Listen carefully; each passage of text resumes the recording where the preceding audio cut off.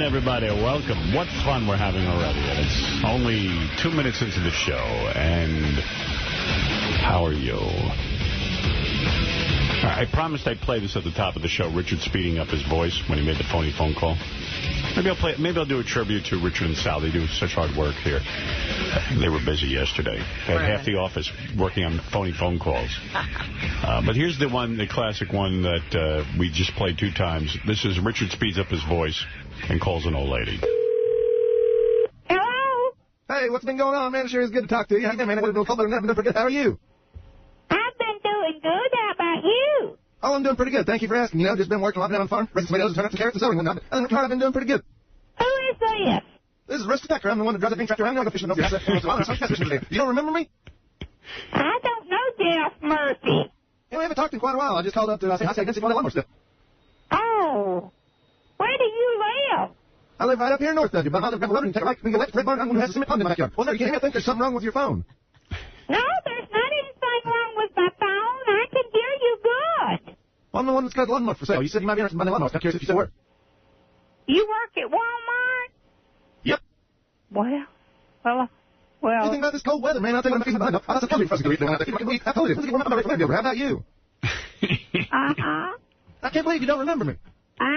Where did I see you? I saw you at the diner in town the other day. I was sitting down at the dinner. You came up to say hi. We talked for a while. We had a conversation. Well, you must be pretty drunk, aren't you? Yeah. I thought you was. Well, let me ask you this. How much higher do you think them gas prices are going to go? What do you think?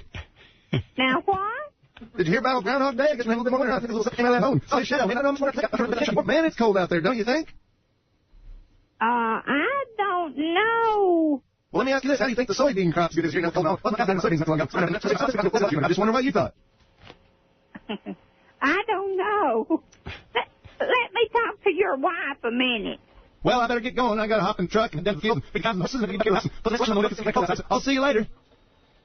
Uh-huh. All right, you can okay, bye. Bye-bye. I come in this morning, Richard, you know, remember that psychic, telepsychic that Richard and Sal prank all the time? He has a public access show, and he slams the phone down every time they call. And curses them, yeah. Yeah, and put a curse on them. I remember that. He put a curse on them that last time. I love that one. So I guess they closed down operation for a couple of months. They were so annoyed. Now they came back on. Now you can't just call in. You have to call. They take your phone number. They call you back. But can't get by that psychic that easy. Well, these guys don't even care. It's like, here's our number. What do we give a shit? Because at some point he gets so pissed he starts giving their phone number out. And Richard was just pissed because he couldn't like pick up the calls. He wasn't near a tape recorder because he was using the in-demand phone. So the guy gets mad and he's giving out their phone number. And those guys don't care. It's like a whole war going on. So all of that guy's listeners. And now they banned, and now they even banned, yeah, exactly. And you know what? They got like 3 phone calls. Right, I was going to say, well, that won't really do anything. Good afternoon and welcome to Telepsychic, and thank you for calling. Morris, how you doing today? Yeah, we talked before. Yeah, it's been about a year or so, I guess, since we've talked. How have you been? Okay. I had a question about my professional life. Yeah. About my job. Okay. I'm a college basketball coach. Yeah, I know you are. Yeah. And you got the mouth to prove it. When are my balls going? It was like the first call out of the box, too, you know, which was pretty... Just them, you know, after all these new security measures, just deflated the guy. Yeah, it just ruined everything. Yeah. Hello? Line 1? Hello? Okay, we're line 1. You're on. Hello, Morris. Yeah. Hey, how are you? Love the show. You do, huh? Yes. I'm glad you're back. I'm sorry. Okay. Maybe we have the phone number for them person. Okay. Good afternoon and welcome to Telepsychic, and thank you for calling. Hi, Morris? Yeah. Hi. That's one of our interns, I think. I'm calling in regards to my Grandma Caprio. What?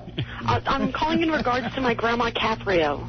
Uh-huh. Yeah. Is she in your heart very deep? Yeah, she is in my heart very deeply, but her health, it's something about her health. Tell me what is going on with it. She's in your heart very deeply at this point, okay? She has a beer bottle stuck in her pussy, Morris. A beer bottle. Okay. You got the number? Can I have it? Uh-oh. Come on, give it to me now. No, come on, give it to me now. Okay. Good afternoon and welcome to Telepsychic, and thank you for calling. Hi, Morris, are you there? What?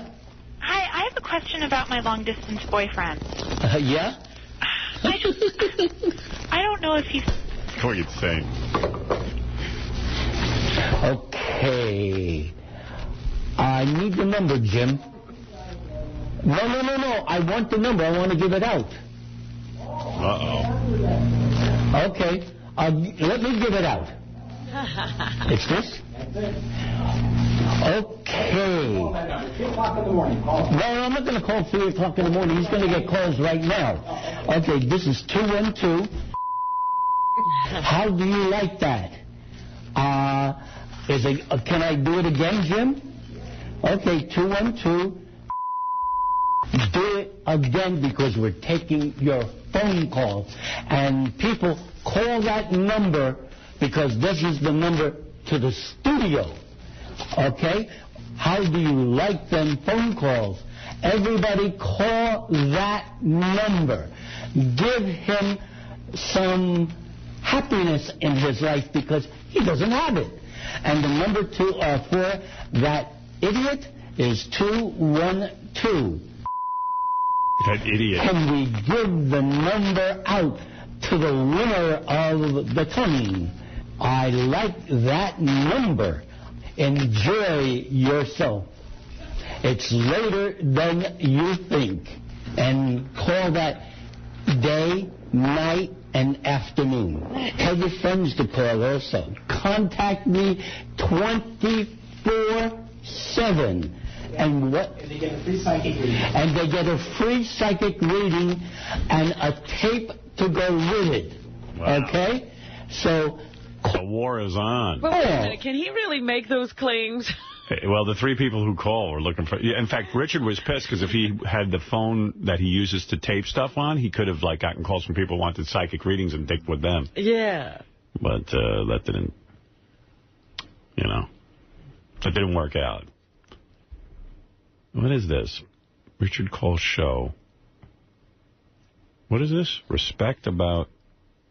I don't know which one this is. This must be a new one, too. 9 to 5, pay the bills, and that's it. Yeah. Hello? Okay, yes, we have a call.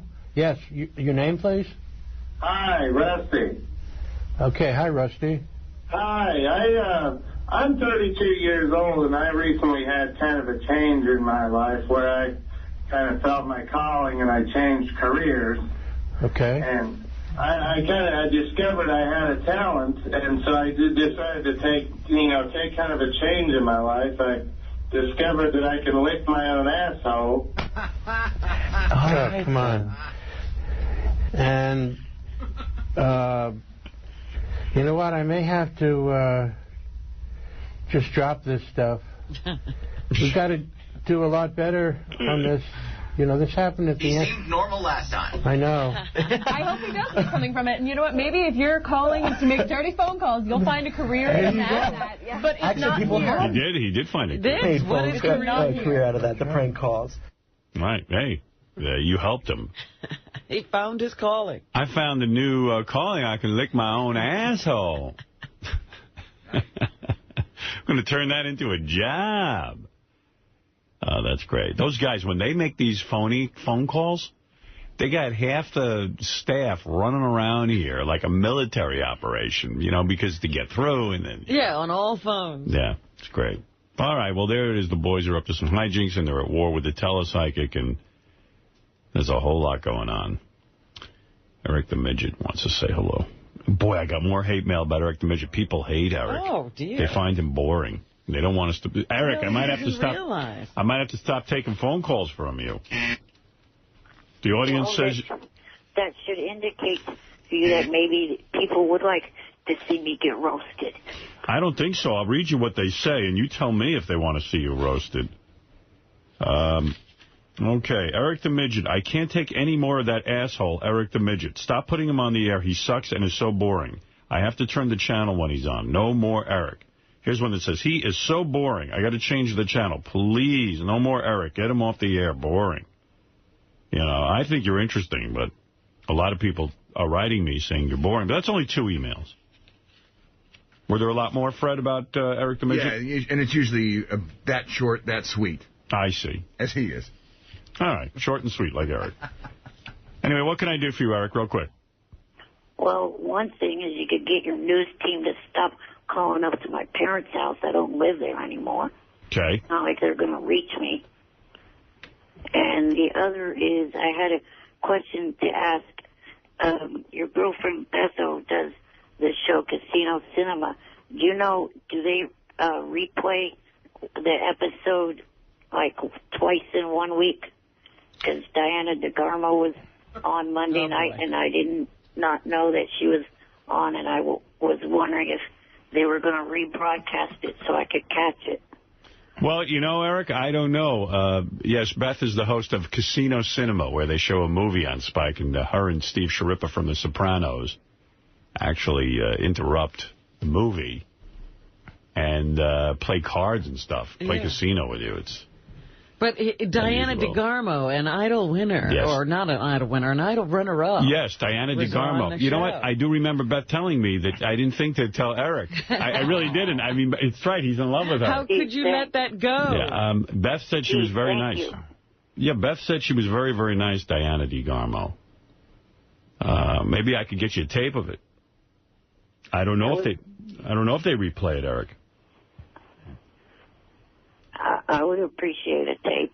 You would like me to get you a tape? All right. I will ask Beth if Spike TV could give me a tape of Diana DeGarmo on Casino Cinema. What else would you appreciate? We've been trying to figure that out for years.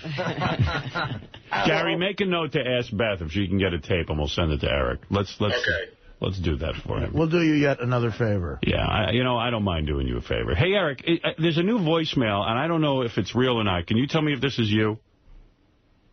Did you leave this on? Did you leave this? It was left yesterday. No, I didn't call at all. All right, well, listen to this and tell me if this is you for real. Because I was shocked by this one. I really was. This message is for Robin and Artie. I'm not that weak person anymore. I take it in the butt. Yep, that's right. Newsflash, I'm the pathetic midget. So give me the opportunity to eat your father's cock. To respond or forward, press 1. Was that you? Wow. You take it in the ass? And you want to eat my father's cock? Ooh. Holy. That was not me at all. Sounded like you. It sounded like you. Exactly like you. It talks like a midget, acts like, what's the saying? It's Sal and Richard's work. Actually, it's Dan the Songbarrier, man. He sent it to me this morning. Whatever. Yeah, he got to work on that. I thought it was pretty funny. If it quacks like a midget is what the saying is, her. This message is for Robin and Artie. I'm not that weak person anymore. I take it in the butt. Yep, that's right. Newsflash, I'm the pathetic midget. So give me the opportunity to eat your father's cock. To respond or forward, press 1. Scary how they can make that sound so real. You don't think that's funny? No. And he wants to be roasted. You don't want to be roasted, trust me. That would be tip of the iceberg stuff. Oh, let's see. Eric DeGarmo prank call on Gary page 1. I should maybe play that. Oh, God. Play that from last June. All right. Yeah, let's see. I got to find it. There's like 20 of them on here. Where is that? Gary page 1. Oh, I see. Give me an hour and I'll find it. Howard, it's in white on GP1. Hello. Hello, Eric. I'm Stephen Lane, Diana DeGarmo's publicist. It's a pleasure to speak with you.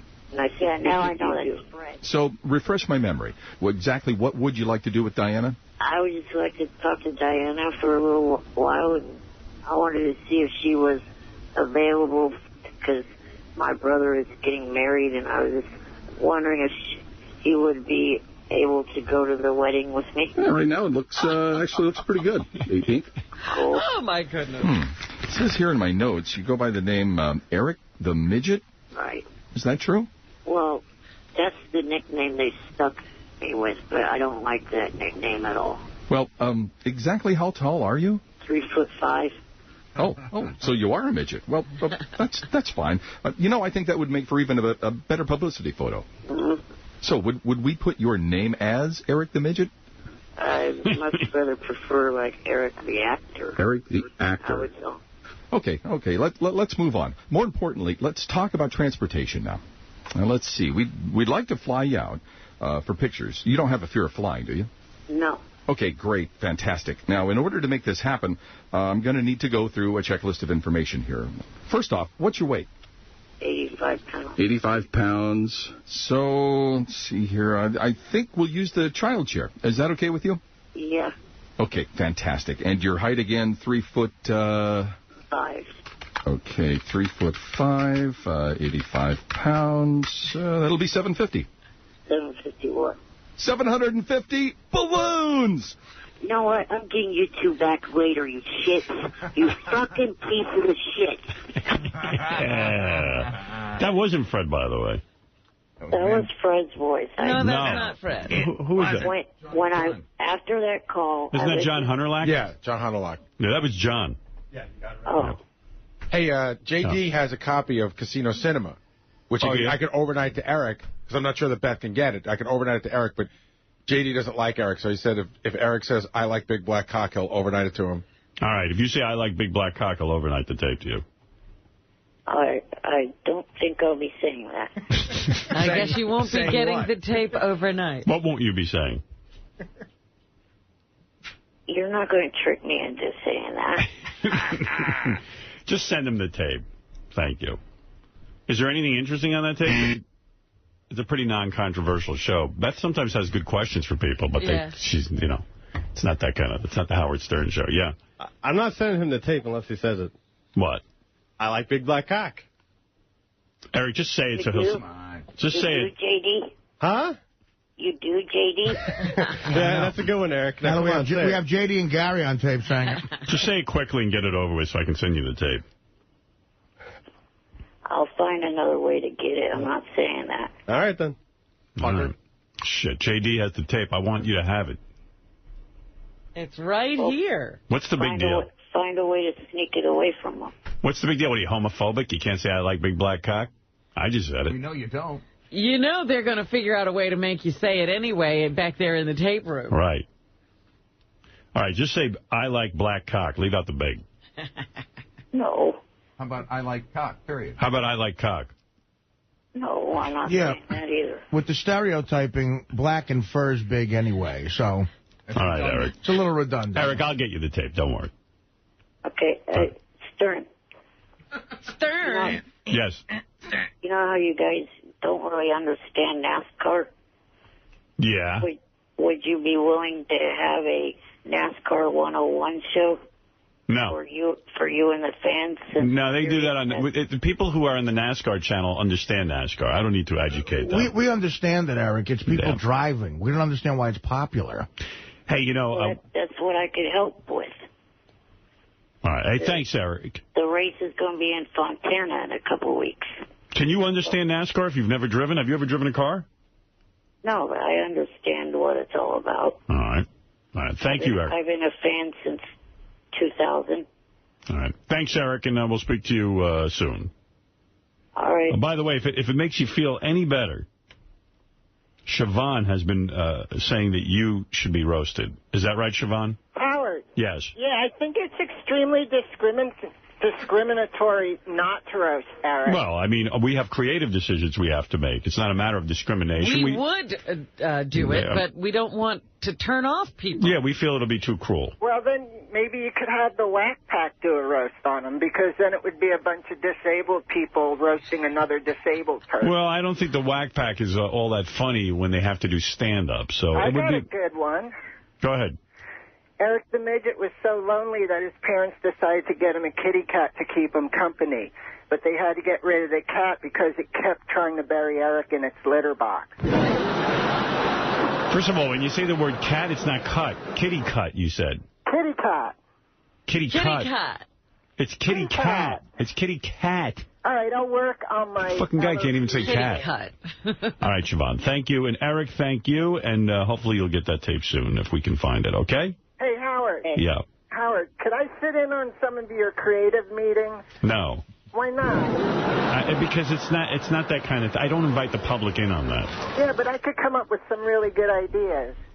All right. Well, send them to us. Let me read them, okay? Well, how do I get them to you? Contact Artie.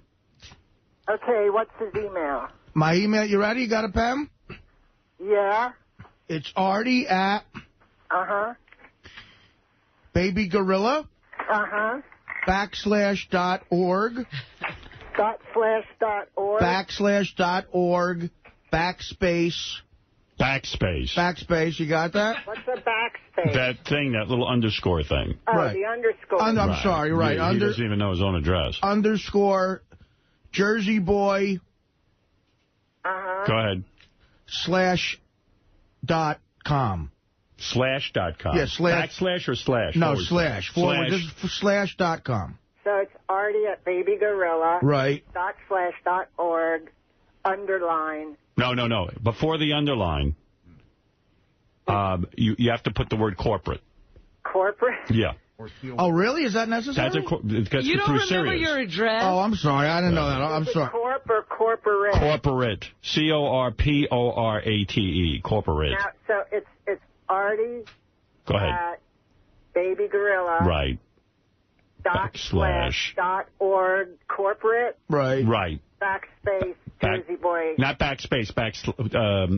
No, whatever. What do you call it? Underscore. Yeah. Underscore. Right. Jersey Boy /.com. Yes, that's it. Is that right? /.com. Yeah, that's not it. .com, just /. No, /.com. She's right. All right. He's right. So just yes, get it to me whenever. Okay. All right. Right. Or just write him at his house if you want to do. Isn't there a number she could call? What's his P.O. box? 1313 Mockingbird Lane. All right, now leave me alone. Just send it to the studio.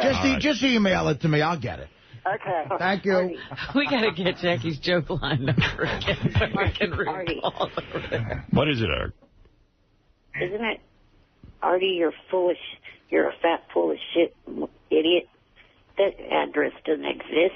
What are you talking about? Well, why would you give out a fake address? I want to get those ideas from Siobhan. Yeah, I mean, Sure you do. I would have Siobhan in on the meeting, but I'm afraid I get nauseous. Well, if I get anything good from her by tomorrow, that's when the meeting is, we'll put it in the meeting.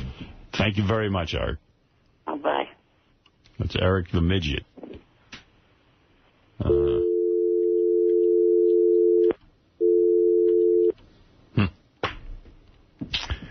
Bobo, you're on the air. Hey, how you doing there, Howard? Hey, now. I got to pull yesterday's wrap-up show. Artie launched a brutal attack on the... By the way, I heard that. I was in my car. I did actually pull it. C-word reference. I never heard somebody... Artie, I thought you were rough on that lady. It came off bad, I thought.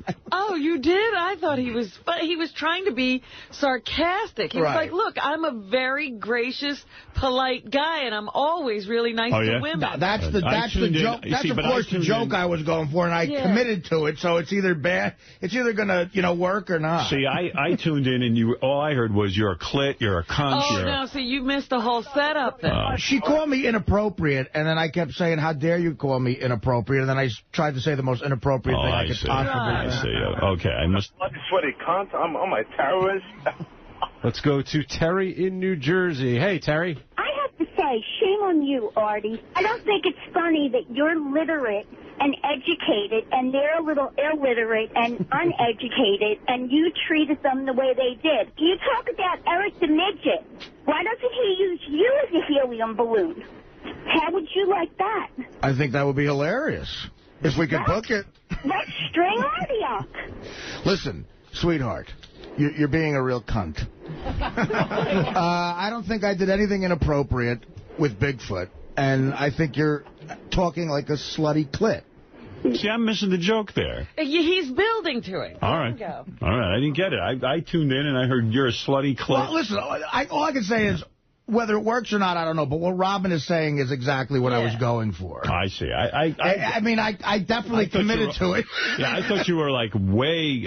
I cut it down. I mean, it was like... It went on for like, what, 7 minutes? Well, I mean, to me, if it was going to work, it had to be that way. Well, I I was going into a tunnel as Artie was, doing this. I was like, oh, no, we're hitting the tunnel. We're going to lose it, because it was just hysterical to me. I was laughing. I have to tell you, I was embarrassed for them with the way Artie was laughing. He could not control himself. Now, listen, I don't think I'm ever inappropriate when I speak on the show, and for you to suggest that, it means you're being just a bloody, diseased vagina cunt. Come on. Oh, please. Have I spoken to you? You're a cunty, bloody, diseased clit for calling me inappropriate. I'm never inappropriate. See, this is about where I tuned in. Right. Always say the proper, polite thing. And for you to suggest differently makes me feel the cum-gurgling, AIDS-having, infected cunt whore. That's all you can respond with. Maybe you're not... No. I'm not... No, I'm intelligent and I'm appropriate. I'm always polite to women, especially. Anyone will tell you this. And for you to attack my politeness towards women and my class makes me want to come over there and kick my fucking dick through your cunt hole. I see. Oh, so when he got to jizz lips, I was just gone. Yeah, I don't have all of it. The guys gave me a clip. But she was wonderful. At the end, she just politely said, okay, thank you. And I said, thank you, goodbye. That was nice. Well, you were appropriate. Right. I see. I tuned in that, and I was like, wow, Artie's off the wall today. That was, again, thank God Robin got that. Otherwise, it would have been hard for me to explain. Sal came in and described how he created magic on the show. Oh, that was the best. Here's Sal saying that during the Vinnie Mazzio bit yesterday, he created magic. He felt it was dying, and he had to make magic. And that he speaks sort of telepathically to me. Oh, yes. Ronnie was the asshole of the day, and he had to get punished. Plus, you also have to read Howard's vibe. There's a certain... Howard's vibe? Yeah, there's a vibe. He told you to do that? No, but you... That's the beauty of it. Hold on. Don't you know that Sal and Howard speak telepathically? Yeah, I know. But we do. You guys are joking, but we all sense that, hey, this is kind of nosediving. Mazzio fucking pushed out. Everything was going downhill. I look at Ronnie. Handcuffs. We'll whisper something in my ear, and then, we just turn it into magic. And that's exactly what happened. He's David Copperfield. Magic. Magic. Uh-oh, it's magic. You know that song, Anytime Robbie. he strips down, it's magic. Sounds like something's open in the studio, doesn't it? Yeah, I hear something. Yeah, like a phone. Oh, is that your printer? That's my printer again. Robin, can you throw that printer out the window? I'm going to do that. Yeah, it drives me nuts, that printer. I was listening to Bubba's show. Bubba's show yesterday. It was so funny. Bubba was talking about... I don't know if anybody else was listening yesterday, but I was listening for a while. What did you hear? I heard when Bubba is talking about now that he hasn't had Ambien for 5 days. Oh, really? I didn't hear this. Is he going through withdrawal? But it's so funny because in the next breath, he's got some new drink in there. He's fascinated by this stuff, and it's supposed to get you super hopped up, and it's only 20 carbs. Right. And I love that Bubba's worried about carbs, and, meanwhile he's weighing like 350, 400 pounds. And then he's, it was just so funny. And then he's talking about how... he's trying to get off the Ambien, but at the same point, he's going to drink this drink that gets him up, and then he takes these pills to keep him up. And they go, well, Bubba, the reason you have to take Ambien is because you take all this other stuff to hop you up. He goes, no, that wears off by 10 o'clock. You don't know what you're talking about. And, it's the greatest conversation ever with Bubba and his pills. That's the Elvis syndrome. Yeah. Something to get up, something to get down. I could listen to Bubba and his pills all day. Well, he's had a few things going on. And, in fact, Scott DePace came in. He said, have you heard Bubba? His latest theory is that the government is opening his mail. Yeah, he's got some conspiracy theory. It's just very funny. When people Bubba's sitting out in Tampa, I guarantee you the last person they're investigating is Bubba. Why would you open Bubba's mail? To find out about the liquid ass? And then I love, too, like some guy called and goes, Bubba, I'm part of the Bubba Army. I love you. He goes, what happened? You were going to get on the air and spill your guts about Clear Channel because, and Bubba goes, listen. I can't spill my guts because they got a lawsuit with me and I got a lawsuit with them and the lawyers are interpreting it differently about what I can say and what I can't say. And I'm sitting and listening to this. I go, what could these stories be about Clear Channel? Because when I sat with Bubba the first time, when we first met, he started telling me stories about Clear Channel. I don't know what the fuck he's talking about. He's telling me about this one and the guy who ran Clear Channel, and he got the goods. He was on fire. Yeah, but he's told me these stories. Believe me. You're not missing anything? You're not missing anything. But it is the funniest thing to hear Bubba rant about how he can't talk about his stories at Clear Channel. It's the greatest. But by the way, he is now in love with Lisa Lampanelli. Really? And she's been on the show at least 3 times. Oh, wow. And, because she was down in Tampa. They had her on before the show. And it was the first day of February. So Bubba says, in honor of the first day of Black History Month, Lisa, do you want to strap one of these black guys to their torture rack and beat them? Oh, my God. And did she do it? And she was like, oh, my God, I don't want to do that. But she didn't want to puss out. So she says, okay. So she picked Chef, I think it is. Yeah. And they strapped Chef to the torture rack. Right. And then they gave her a whip. And she was giving him, like, little love taps. And Chef really likes to be beaten. Oh, man. Wow. Oh, it was hysterical. So then Bubba takes the whip and starts wailing on him. And he gives it back to Lisa. Now you do it. I mean, he made her. It was like a scene from Mandingo. Wow. And Lisa eventually got into it. Eventually, she finally, she had to give it a good whack so that Bubba would leave her alone. Hey, did she ever date or go on a date with 25 Cent or something? Oh, no, that led to a whole other thing. She rejected 25 Cent. 25 Cent got pissed, eventually walked out of the studio. Bubba was thinking of firing him. It was a whole crazy thing. Wow. Well, I tell you, the show's better than ever, and Bubba's on from 2 to... 3 to 7. 3 to 7. Yeah. We have quite the schedule here, so I suggest you tune in, and we have Pharrell, and there's so many other programs coming up. As a matter of fact, on today's show, we are doing a great bit called Porn Stars versus Slow Adults. Now, 3 porn stars will compete against 3 slow adults, Crackhead Bob, Miss Howard Stern, and Bob Levy, in a trivia contest. So it's going to be great. You know how Bob can't spell. Oh, so every one of his questions will be spelling questions? Yes. Evidently, Shuli knows a ton of words that Bob can. I mean, there's a plethora of words he can't say. We only know a couple of them. Yeah. What was the last one? Foot something. Footprints. Yeah. So in Vegas, Shuli kept making him say more. I mean, it's just the tip of the iceberg. Is Shuli here? Because I could use some of those words. It's fun when Bob's here, yeah. Shuli's not here, but Bob is here. Yeah. It's funny just looking at Bob hearing for the first time that he's involved in a competition where he's a slow adult. Well, Bob can't spell, and Bob can't say words, so he's perfect for this. But I wonder who do you think will win? Porn Stars versus Miss Howard Stern, Crackhead Bob, and Bob Levy? Jeez. Porn Stars. You think the porn stars have an edge? If you give Bob any spelling question, he's going to get it wrong. All right. Miss Howard Stern doesn't even know what city she's in some days. Okay. And Crackhead Bob is smart, but you can't understand him. He's smarter than the other 2. Well, it should be good. Did you just tell me Miss Howard Stern got married? Yeah, I think she's already divorced. Oh, stop. Yeah, seriously, it was like a 3-day marriage. Oh, my goodness. So we'll ask her about that. Let's see. Our 3 porn stars, by the way, I should give them a plug. Here, wait, I got some tape of them. Let's see. This is Lila Layoral, who will be Lila here. Layoral? Yeah.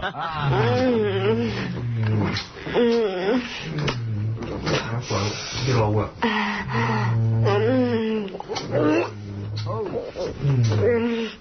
Oh, it's Lila Lay. She's giving oral. I see. Okay.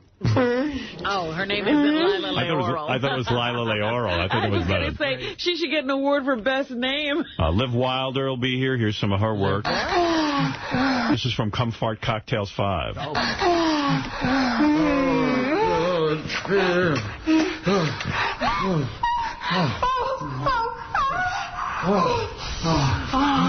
work.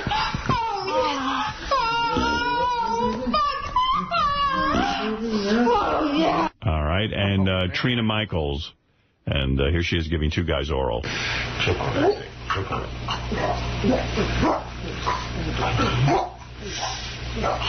So all 3 of these superstars will be here today for the big game. Ron Jeremy is stopping by. Really? Why? And he wrote a book. And actually, I'm pretty pissed off about this book. Why?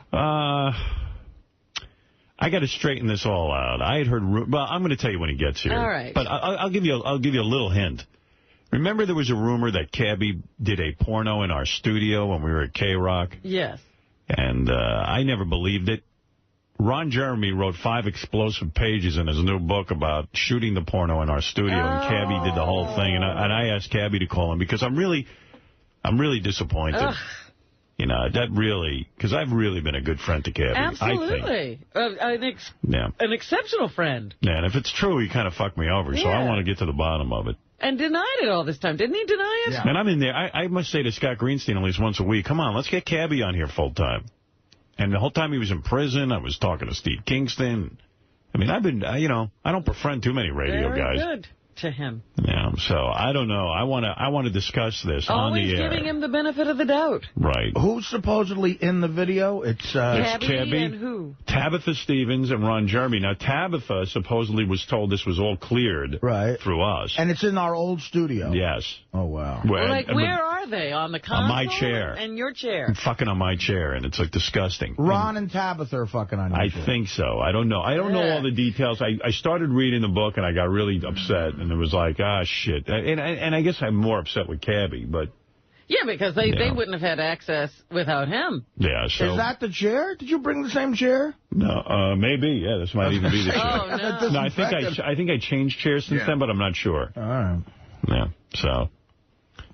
And, it is the same chair. It is, I think. Yeah, we took the chair. I was, like, thinking you like that chair and you don't like to change. Maybe I like it because there was fucking going on. But seriously, I mean, that just skeeves me out. Well, I mean, that's just not fair. I guess it's disease-free by now. Everything must have died by now that was on it. I hope. Who knows? That's some strong germs, I bet. So anyway, I feel kind of fucked over, and I do want to discuss it.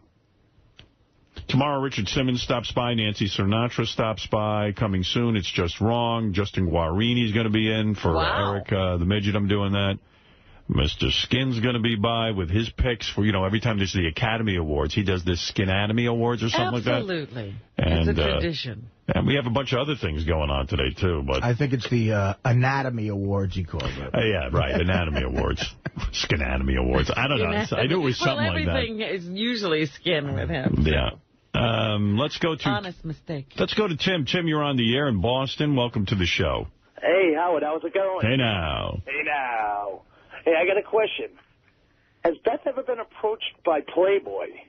Yeah, many times before I met her, one of the times it was very random. She was modeling, young model, and I don't know where she was, but some guy met her and sure enough was really from Playboy, and they offered her like a centerfold thing, and she's really not about that. She never would do it. Yeah, under any circumstances. I said, what if they gave you like $10 million?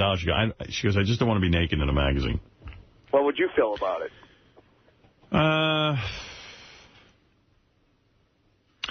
There's a male part of me that, like, wants to have, for some stupid reason, but I'm trying to explain myself. There's a male part of me that goes, oh, wow, look at that, like, hey, it's like bragging rights. And then there's another part of me that's just like, I don't want some nutty chick from Playboy, because that's kind of nutty to me. Nutty chicks are in Hustler. Because I'll tell you what's nutty about it.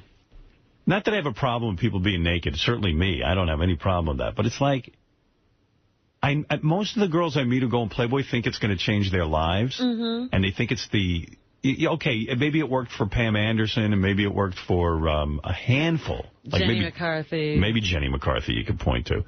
But other than that, it's sort of sad that you think your whole life hinges on getting yourself naked in a magazine, and then they walk around with the Playboy bunny insignia on their necklace. Right, yeah, that the penthouse and the Playboy, the key and the bunny, I always laugh. So I think it would almost maybe ruin the relationship because I think she was a nut. You know what I mean? Like, wow, I really want to be seen naked. I know you have no problem with money, but I'm sure that would be a big payday for her. Yeah, I think so, but... Well, at this point, she would go in as a feature, not a centerfold, I would think. Yeah, I don't. She just doesn't want. It's sort of like how Robin is. Like I said to Robin, wouldn't you do it for like $3 million? And you're like, no. I said, you give me enough money so I can disappear, maybe. Please, Robin, do it. Show those titties. No, thank you. Would you ever do like a? You see, I think she would do something like what Mariah Carey's doing, which is Which is you know, not taking your clothes off right. the Playboy. She's done that in FHM. Yeah, that's FHM. Yeah, she doesn't mind doing FHM type stuff, lingerie. She's done that as a model for years, so you know that doesn't bother her. Right. That's not a big deal. And she's even done some sort of nude thing where she covers her titties and but like you see her but back. you're still really not showing. Right. Much. She's not comfortable with it, and she thinks it's for her. I think she thinks it's a mistake. Yeah. Plus, you get Los Angelo probably just. Plus, if you're a legitimate model, you make a lot of money. And once you do Playboy, that puts you in a different sort of league. A different category, and they're less likely to use you. And when you're making, real good money just hanging out and getting photographed in clothes, you don't want to blow that shit either. The other thing, the only reason to do it is to get your name out there, and her name's out there. That's how she feels. Like, that's the same with Dancing with the Stars. And they asked her to be in Armed and Famous, which is already off the...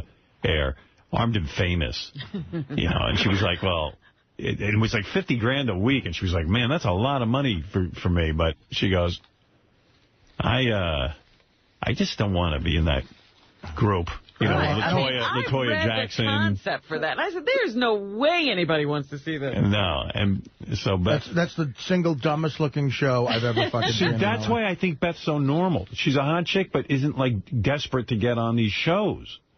Well, I mean, she's also not desperate for money. She makes a good living, Right. Money. But that's, you know what, though? She makes a good living, but when someone throws $50,000 in your face for the week for just hanging out with a bunch of, cops and learning how to be a cop. You got to think about it, right? She said to me, that's like a lot of money for me. She says, I got to go on a lot of commercials and a lot of auditions to make $50,000. It's a lot of hustle. But she said, it's just something that she was even offered, like, the Real World when this is before she met me.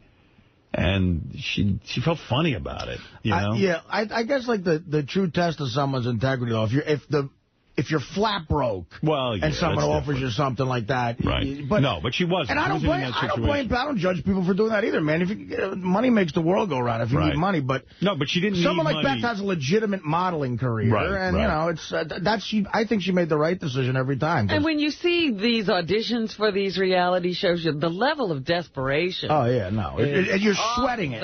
I watched American Idol yesterday. I felt really, I got sad for the first time. I didn't like the way they treated that first black girl. Oh, they're getting... Did you watch the show? Yeah, and they are just laughing in people's faces at this point.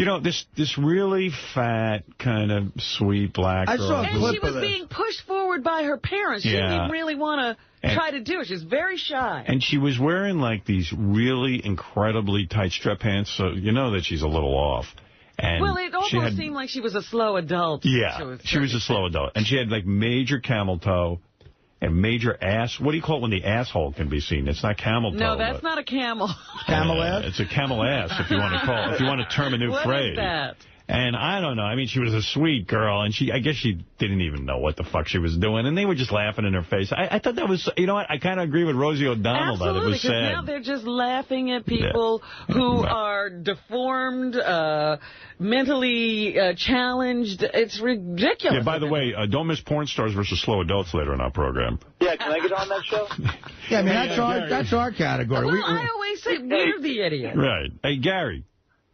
Oh, it's on American Idol page.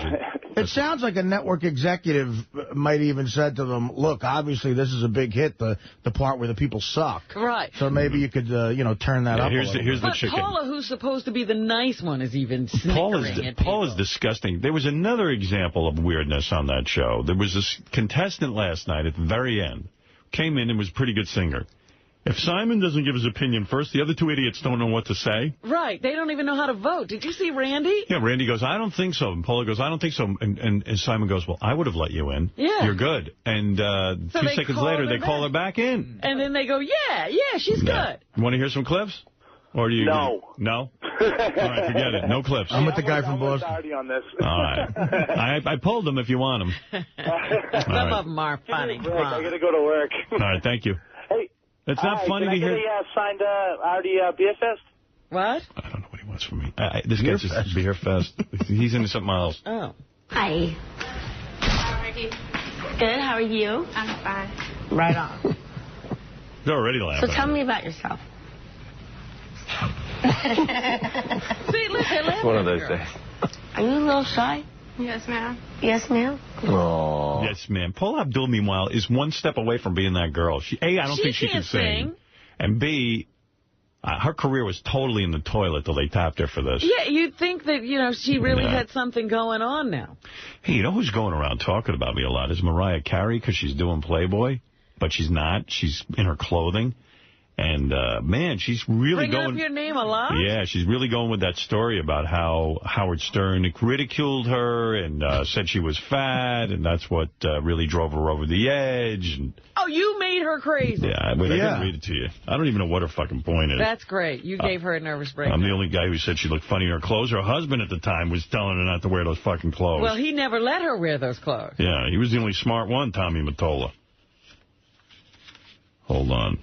Here's another bullshit article. There's a guy who claims that he refused to take a reservation at his restaurant from me. I've never even heard of this restaurant. What is the restaurant? Jeff Diesel was working as a bartender at nightclubs and then at Lower East Side Pan-Latino restaurant Suba. Before the owners of the latter invited him to be part of the opening team at their new joint, Boqueria.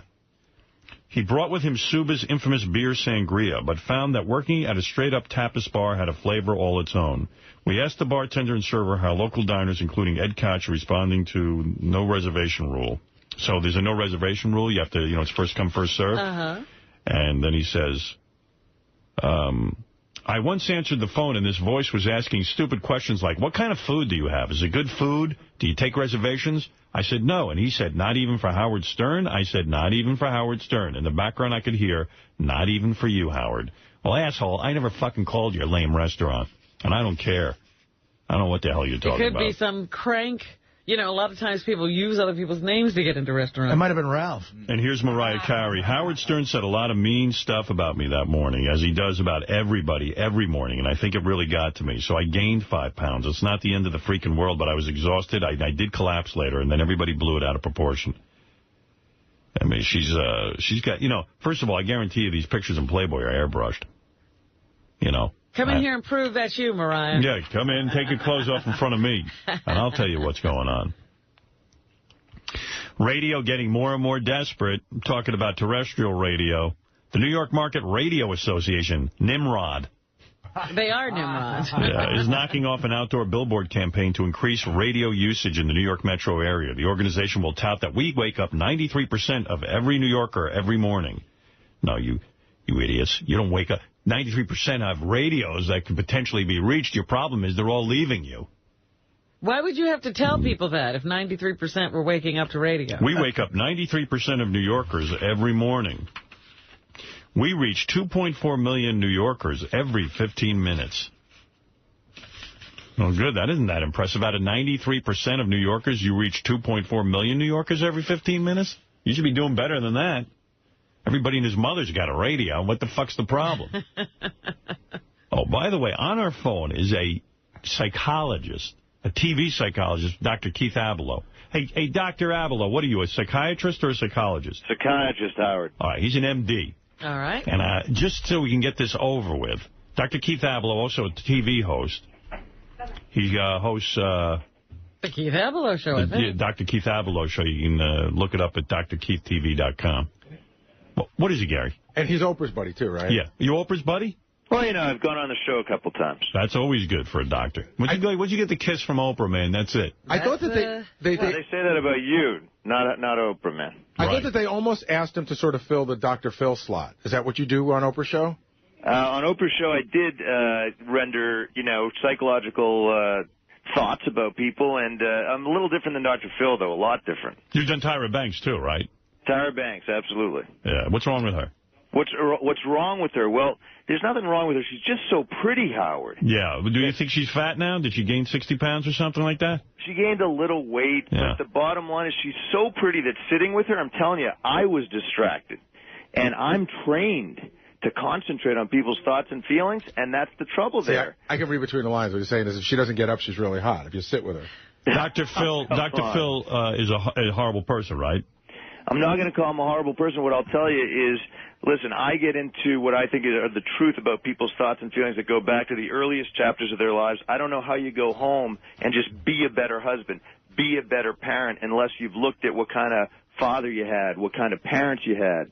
And so I go into the earlier chapters. I think that's the only way to do it. Was it right or wrong for Oprah to have the molested kid on, alleged molested kid on her show? I think it was wrong. I'll tell you why. Yeah. You can't say that, Dr. Keith? Well, no, I can say, look, here's the deal. I don't think it's possible to predict the effects of national media exposure on a recent trauma victim, so I'd vote no. Right. Don't you think Oprah should have kept her off the show? Him, rather. Clinically, the judicious thing would have been to keep him off the show. Yeah. And when you're sitting there with Oprah seems to know everything, right? So she should have known this. Right. Well, look, if anybody could pull that off in a way that would be empathetic and that would safeguard the kid's feelings, it would be Oprah. But I don't think anyone can safeguard the feelings of a young child. Of course not. Who just got out of 4 years of captivity. Hey, Dr. Keith. Do basically what you tell him to do. And if you tell him to go on the Oprah show, he's going. Dr. Keith, why would the parents... Their kid was kidnapped for years. They thought he was dead. As soon as he gets home, they rush to the Oprah show. How the hell does that happen? They must have first gone shopping so they could get clothes for the Oprah. Was there financial gain for the family? I don't know. And even if there was, it would. Why would you do that? What amount is worth it to damage your kid like that? Well, I got to tell you, it's not what I would do with my son. It's not what you guys would do with your children. But would you take it as a booking? Would I take it as a booking? I would. Listen, you know what? He's a doctor. He's a doctor. I'll tell you the truth. My producers came to me and said, do you want us to go after this kid? I said, we'll give him free therapy. Right. But we don't need him on the air. That's cool. And we offered it. You know? Well, you want to know something? You're a better man than I am. I like that. Well, you're also a responsible doctor. Well, I'm here for you, Howard. You can, I'm always at the ready. Yeah, I thought Oprah did the wrong thing on that. I think she should know better, even if the parents don't. She considers herself a child advocate. She's the victim of abuse. She should know better. Yeah, I guess when she was abused, she brought her out on national television. I told you, she got upset when one of her relatives outed her to the tabloids that she had been pregnant at 14. She was in her 30s by the time that happened, and she was traumatized. And now 71 counts of molestation against this guy. So yeah. Right. We know the kid went through hell. So are you willing to say Oprah exploited the child? Yeah, I don't want to use I'll let you pick the words. I'm comfortable with that. What I would say is you can't safeguard the well-being of this young man while exposing him to national media attention, because the truth is his whole trauma is that he was made to do all kinds of things over the past 4 years. Right. So to trot him before the cameras and tell him, look, here, now you're going to be a public figure. Now you're going to be a sideshow act. Right. And there was nothing revealed yet about what had happened to the kid. You don't know what you're exposing him to, because now everybody knows what he looks like, and they know the rest of the story, that he helped hold the other kid captive, that he was raped. I mean, it's ridiculous for a 15-year-old to now have to walk around with everybody knowing what he looks like and that happened to him. What do you think the parents' motivation is? They're just huge Oprah fans and they really want to be on TV? You know what? I think sometimes people hurt each other through omission rather than commission. So bad judgment. Bad judgment, yeah. Bad judgment, a desire. We're in a society now that gravitates toward the limelight. So did they, and at the worst possible moment. Hey, by the way, the reason Dr. Keith Ablow is on the show today is that he absolutely 100% agrees with me in the controversy about Gary monitoring his son's internet. Now, let me make this clear again. I am not saying there's anything wrong with Gary monitoring his son's internet through a spy program. I don't have any problem with that, as long as you tell the kid. The kid has a right to know he's being spied on, which is fine. You're doing it to protect him. It's fine. And Dr. Ablow agrees with me 100%, Gary, and that's it. End of discussion. Well, right, Dr. Ablow, talk. Go ahead, Hey, Howard, listen, you can join my practice anytime. Here's the thing, Gary, because I'm gonna help you out right now. Good. And just roll with me on this. Okay. If your son were to know that you were monitoring his emails secretly, imagine all of the feelings he would have, right? Rage, possibly embarrassment. Certainly he would edit what he says. And so if you say, well, look, these are the feelings that he would have if he knew, that means that that's the humanity that you are depriving him of by spying on him surreptitiously. Right. He's right. Are you with me now, Gary? I don't know. This is like the 1-minute cure. So here's the deal. My wife and I had a conversation last night, and we talked about it. And thanks to Howard's, intervention or badgering, whatever we're going to go. No, we sort of decided that we are going to tell him. And in fact, it's funny. John Hein told his daughter last night, and she looked at him like, What do you bother me for? I knew that. And I suspect my son knows it anyway because we caught him doing something before. So I suspect it will not be a big deal. Saying, listen, I want you to know. Being open with you. Yeah, I just want you to know you're old enough to know that as a child I have to protect you in my house, and I know that this is something you should know. That we have a program where we can read whatever goes on. But the doctor said something very interesting, and I want to say, like, I don't have an issue with my child at all. I feel I'm protecting him. But if my child, even at the stage we're a problem child, he said something very interesting right there, that if the child knows that I'm looking, he's going to edit himself. Right. And if you have a problem... That's fine. So, doctor, if you have a problem child and you know that he's up to no good, is telling him a good idea, knowing that he's going to edit himself and not... And because you're doing it to protect him from predators. Right. I think there's a great message there, Gary, because basically what you're saying is, I care about you, and you're saying it boldly and in a way that he can embrace and hold for the rest of his years, right? And the truth is, you can't possibly monitor your son all the time and keep him safe from everything. Right. Is he going to edit himself? Sure. But are there things a 12-year-old should not share with his father? Absolutely. Right. That's right. And that he has to have his own life. That's right. Even his room is allowed to be somewhat private. You like know what weed. I mean? You can't share weed with your father. Well, that's different. All right. So, hey, Dominic wants to say hello because Dr. Abelo's on. What do you want, Dominic? I have two questions. One, doctor, if the boy was your patient, the one that was kidnapped, and his parents did what he did, as a mandated reporter, would you have reported them to abuse, neglect and abuse? No, you know what? I don't think I would have, because it's too hard to nail down, especially in his case. Because listen, I've reported parents because I've needed to as a mandated reporter, and I can tell you the work that they go through to define, has there been a psychological injury at the hands of the parents? Here's a kid released from captivity where presumably he was sexually assaulted, 71 counts against his assailant. It's going to be impossible to tease out whether the parents putting him in this position caused him additional injury. Yeah, I mean, you could also claim the parents, they could also say, look, we feel we're doing the right thing because at least it gets our son out there. He's been in the media. It gets him a chance to sort of empower him to go out there and talk to the public. No, it doesn't. Well, you can't say that at all. They can say that. Do you think the parents... They can claim that. He didn't speak at all. Right. But you think the parents are acting maliciously or stupidly? I just think that they're... stupidly. Yeah. I think stupidly in the sense that, look, what this kid needs is quiet time, the counsel of people who love him, the time to slowly and methodically say exactly what went on and how outraged he was and hurt and panicked. But you know what? The glare of the lights and the cameras, it doesn't do anything to encourage him to divulge that in an open, honest, sensitive way. Dominic, question number 2. Go ahead. Real quick. I'm going to disagree totally about the right of a parent to listen in by using different devices, and I'll tell you why. The predators of today are so professional at what they do with these computers.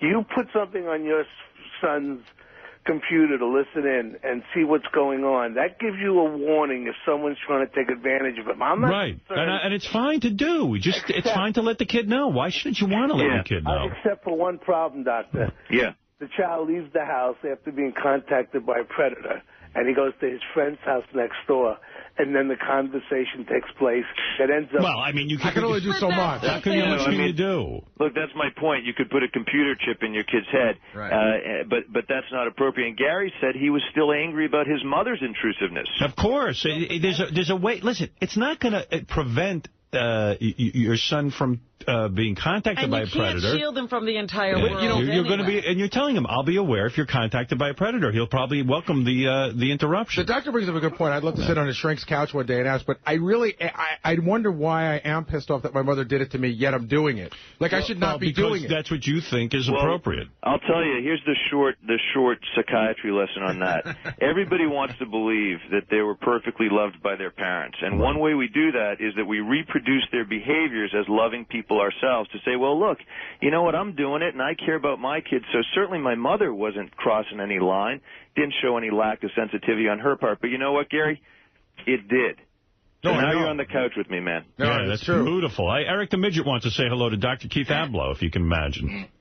Go ahead, Eric. Good morning. Good morning. Quickly, what is your question? Well, I just wanted to say I've heard that Dr. Keith's show Friday is going to have Diana DeGarmo and stop it. other former idols.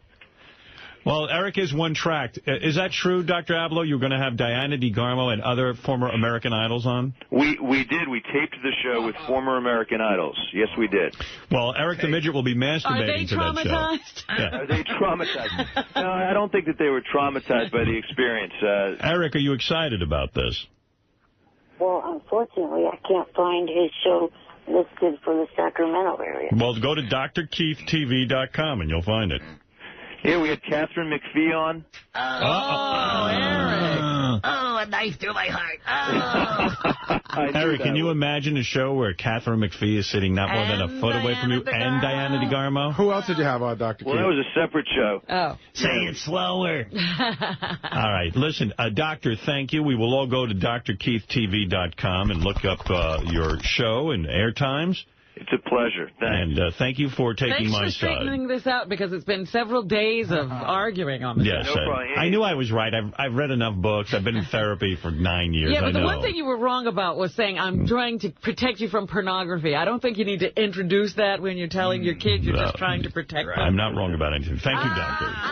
When in doubt, go with Dr. Stern. That's what You're damn right. I got common sense up my ass. Don't introduce pornography when it hasn't been brought up. And by the way, Doctor, thank you for pointing out what a monster Oprah is. I'm not sure I did that. I don't think I did that. All right. Thank you, Doctor. Take care. Bye-bye. Yeah, listen, he's got a good thing going with Oprah. Yeah, he doesn't want to blow that. But he does agree with us that that's an irresponsible thing. He wouldn't have done it, yes. All right, let me take a break. Lisa G is going to come in. We're going to hear from Ron Jeremy. He's going to stop by. We're going to get to the bottom of whether or not the porno was shot in my studio. He has 5 pages in the book about it? 5 pages. That must be some book.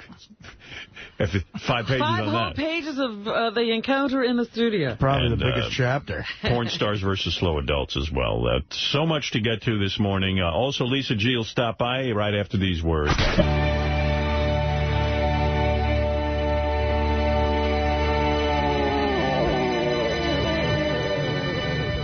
Yeah, what is this? It's you. Oh, what did you just play? Wallflowers version of Heroes. Oh, that's good. Good song. Play it again. I didn't hear it. I didn't know who that was. That was good.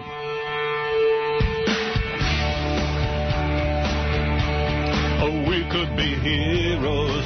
Da, da, da, da. And I could be king. And nothing. That's the Wallflowers? Yeah. That's good.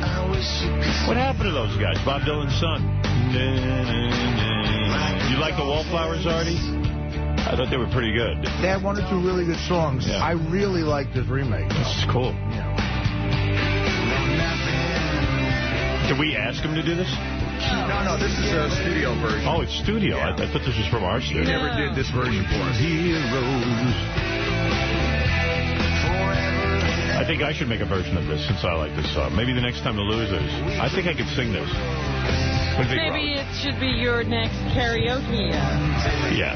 Please remind me that this is my next karaoke because I never know what to do. This is good. It's a good choice. Not a lot of high notes, you know. Do you think it's rude of me to play this for myself while the whole audience just heard the whole thing?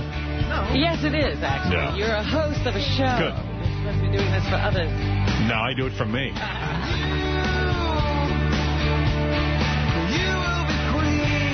Instant replay. Instant replay. They used to do this on WABC. WABC. Good morning, Harry Harrison. Instant replay. The Wallflowers and Heroes. They used to do this. It was considered a bonus. Speaking of musical performances from our show, John Hine and David Height and the whole crew have put together a music spectacular. In fact, I printed out some details of it so that you won't miss it. It is literally a retrospective of every musical performance over 25 years of our radio show. And this is what the fans have been screaming for. They've always said, why don't you put out a CD of every song? Well, you're going to have it Friday, February 16th to Sunday, February 18th. It's going to take 2 days. It starts at 3 p.m. on Friday, February 16th on Howard 101. And John has really been instrumental in putting this together. I mean, how many months have you been working on this thing? About 2 months. 2 months. And you interview people, and you really, it's a spectacular special. Jacob Dylan's one of the guys we actually talked to. What's he doing, did he say? He said the Wallflowers are coming out with another album sometime soon, but he really enjoyed, and we talked about, the birthday show and everything that he did. He said he really enjoyed his time here. And wonderful. Yeah. Well, some of the musical performers, you've got Dave Grohl, of course, and the Foo Fighters, John Bon Jovi, Steven Tyler, Adam Duritz, Tom Jones, Ian Anderson, Jacob Dylan, as you just said, Brian Johnson of AC/DC, Aaron Lewis of Stain, Mark McGrath, the Goo Goo Dolls, and the Gay Dance Party. You've got so many different things here. Cyndi Lauper, Joe Elliott and Phil Collins, Def Leppard, Leslie West, John Popper, Pat Monahan, but it's all put together in reflections from the whole crew and remembrances from the artists. I mean, just every musical performance you could think of. All the birthday shows, Lenny Kravitz, David Bowie, Bee Gees, Sting. We had international shows where we went over to England. And Jack Bruce played, and the Black Crowes did a road show from L.A. for us. And I mean, the Stone Temple Pilots, the Fab Four, the Losers, Alanis Morissette, James Taylor, Joe Walsh, Elton John, Stevie Wonder. I mean, I could list 10,000 names here over the years. Willie Nelson. Over 200 songs will be played over the weekend, and there'll be a lot of new information. So I know this is a great accomplishment. Yeah, I mean, as a fan, I always loved the music on the show, and there was never a compilation of the performances in one spot. And I got to give credit to Steve the intern, because he really helped out a lot on this as well, cut a lot of stuff. This is the compilation you've been waiting for, exclusively for our fans on Howard 100 and Howard 101. So thanks, John. Congratulations on that effort. That's really great.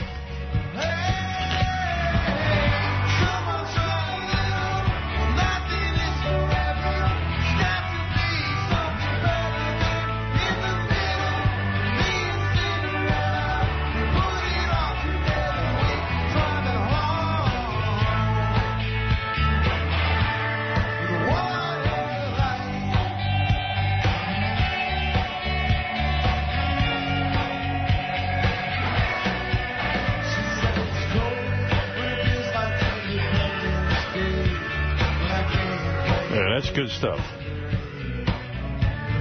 wonder if they have a retrospective of me yelling at Scott the engineer after each performance. Good morning, everybody. Lisa G's here. She's been working hard in the Howard 100 newsroom, and here's what's on tap for today. If you listen all day, you'll be hearing reports every hour from the Howard 100 news team. Hello. Lisa, hi. Guess who I ran into yesterday in the Sirius lobby? You know it is Music Central here. Who'd you run into? Eddie Money. Oh, Eddie, yeah, he's a good dude. He looks good. He misses you. He thinks you sound better than ever. Oh, great. He has a new CD out with his daughters on one of the songs. Is that right? She hot?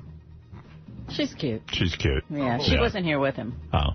And he'd love to come on the show. And Two Fingers in Paradise, of course, a classic, which was on Master Tape Theater. Just weeks ago, yes, I did hear that. Heard that. One of the concert tickets I so wish I saved, just because of the two people on the bill, was Montclair State College in Jersey, 86, Vixen, opening up for Eddie Money. Wow. What a double bill. That was a good show. Vixen got a couple of hot chicks there. I bet. And what else are you covering? Well, we are going to go into detail of the Hukilau song, JD's song. It's got a lot of history about it. I spoke to King Kukulele. He's the top ukulele player in the whole United States, and he's going to tell us all about the history of the ukulele song. Wow. Isn't that great? Yes. And there's this big convention in Florida in June for an entire weekend at the Mai Kai Motel down in Fort Lauderdale, Florida, that if J.D. wanted to go, he could get involved with all that. They have like 1,000 people. Yeah, I don't think J.D.'s real into Hawaii. The Hukilau song. He's not embracing it. The reason we picked that song is because he hates Hawaii and what's going on in there. What else you have? Anything? Well, Blue Iris is back on her feet. Oh, good. She's on some blood pressure medicine to thin out her blood. Ron Jeremy fucked her. Really? Yeah. We got to ask him about that. I kissed her. Yeah, that was intense. I had a shot. I interviewed her. Well, there you go. I grabbed that titty, too. She has some nice titties for that old broad. There you go. Well, you think about that sometime, Art? When he's beaten off, it slows him down. Actually, this is the first time since I've thought of it. And her doctor has ordered her to lose 30 pounds. Oh, she's going to be hot. Howard 100 News will be investigating the Blue Iris diet. How do you stay so thin? Do you not eat? I eat just like you. Oh, come on. She looks like one of those metabolism, like very lucky little broads. fat. I have just a certain amount of fat every day, and I've been eating like this really my entire adult life and Good for you. exercise. All right, there it is, Lisa That's G. it. with We'll some see you all diet day. tips. All right, thank you, Lisa. Ron Jeremy is here. He wrote a book, and the reason I'm having him in is because within the book, he devotes 5 pages to an incident that happened in our studios while we were working at WXRK, where he claims, I think, that he was hired by Cabby. And hired by Cabby? Yeah, he was brought in to fuck Tabitha Stevens in my studio. Here's Ron. He's going to talk about this. Why would Cabby want to do that? I don't know. I'm going to get Cabby on the phone and find out what's going on because I feel betrayed. I don't understand. Hey, Ron, how you doing? Hi. How are you? Good. You wrote a book. Yeah. Would you say you're the most recognizable name in porn? I mean, when they at this point, yeah. yes. People say I am, yeah. I mean, AVN says it. I think you are. And he still fucks hot chicks. You had sex with... Who did you have sex with? Oh, Jessica James, right? Yes. Yes, She's I did. hot. Very recently, in fact. I did. Yeah, and you still feel okay about being in porn. No moral problem with it, right? That's fine. It's funny, too, and I haven't needed any use of any medication, so I haven't used any Viagra or anything else. How old are you now?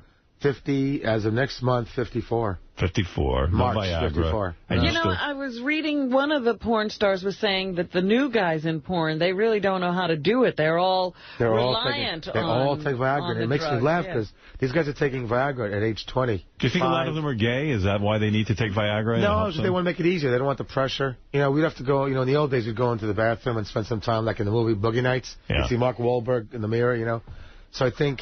Actually, we're on satellite. They go like this and get themselves ready, I don't understand something, though. When a heterosexual man, though, is with a beautiful woman, I don't care if it's on film or not.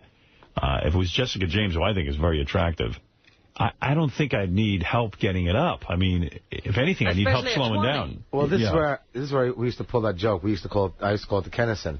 Because you picture, you say that, but picture like a director who's kind of nuts and going, come on.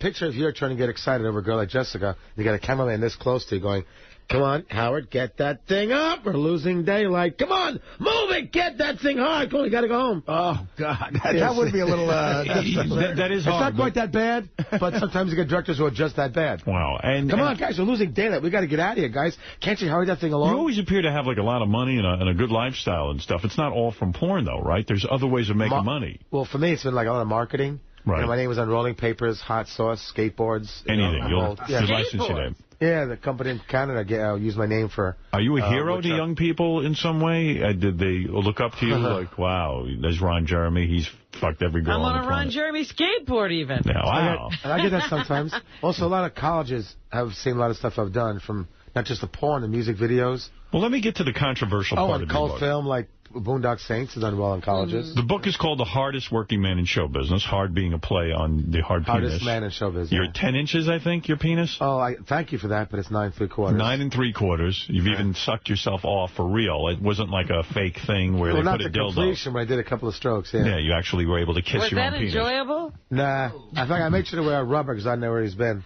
Right. So I couldn't help that. Sorry, Artie. Couldn't help that one. I gave myself a wrong phone number, so I don't call me anymore. Ron, I'm going to put Cabby on the phone now because Cabby is well, I'd say there's about 5 pages devoted to Cabby in your book, and The Hardest Working Man in Show Business. And the book disturbed me because I got disappointed because I considered Cabby a friend, and I would do anything for the guy. He's not the one who let us into the studio. It was some workers. It wasn't him. Yeah, but Cabby was behind it, wasn't he? Well, he actually did stuff that was out. I don't know if he knew about it, but he did stuff that was outside the studio that involved anything sexual. He didn't do anything sexual in the studio. Well, let me get to the bottom of it. It was his partner that actually was on his buddy. Cabby was my friend, that he would be involved in something like this. Why would you wind up in Howard's studio? That's the... We were told by Brett. In fact, Tabitha, I think, might have told you guys this already. We were told that he was 100% into it, that you were totally in on it, and would even be advertising it. We flew across the country. It wasn't so much Cabby's mistake as it might have been Brett's, Wait a second. Yeah, I'm here, man. All right, let me get this straight. Let's go back into Ron's book and the accusation. What Ron says in his new book is that he was hired to by Brett. Who's Brett? Brett's, I guess, a friend of Hal Cabby's, I guess, a guy who makes, some films every so often. And I guess that Brett and Cabby concocted a scheme to get into my studio. Not necessarily Cabby. Might have just been Brett. I'm not sure if Cabby was in. Cabby was an employee of the radio station. How did Brett get into the radio station? Right. I wish I knew. I have no idea. Well, certainly you didn't let him in. No. The only person I don't know who the workers were. It was Cabby. Cabby didn't let us in. It was some workers let us in. But Cabby... Cabby arranged it, man. Cabby works at the radio station. I have no idea. A lot of people work at the radio station. Yeah, but you were in the porno. You were behind it. Not in the studio. Cabby's work was outside the studio itself. All right, so he was involved in this porno. Right, but not inside the studio. He was Understood. Was he there outside. at the time? No, he was not there. He was in studios outside. He was in an area, a factory, like a warehouse, to look like the studio outside the studio. All right, so he was aware. Brett and I... Was Cabby aware of what was going on? I don't know. Cabby, were you? And you always tell me... Obviously, I'm not stupid. Right. But let me ask you this. If Steven Spielberg makes a film, right, and he uses locations, right? Right. Yeah. And he chooses for this film to be made, and, and I'm not saying I'm Steven Spielberg or anybody else is, but it is what it is. I mean, it happened, and So you actually said it. Actually, at one point I told you, Howard, I want to make a porno in your studio, and you said yes. No, I said yes. But in a joking way or in a serious way? I asked you.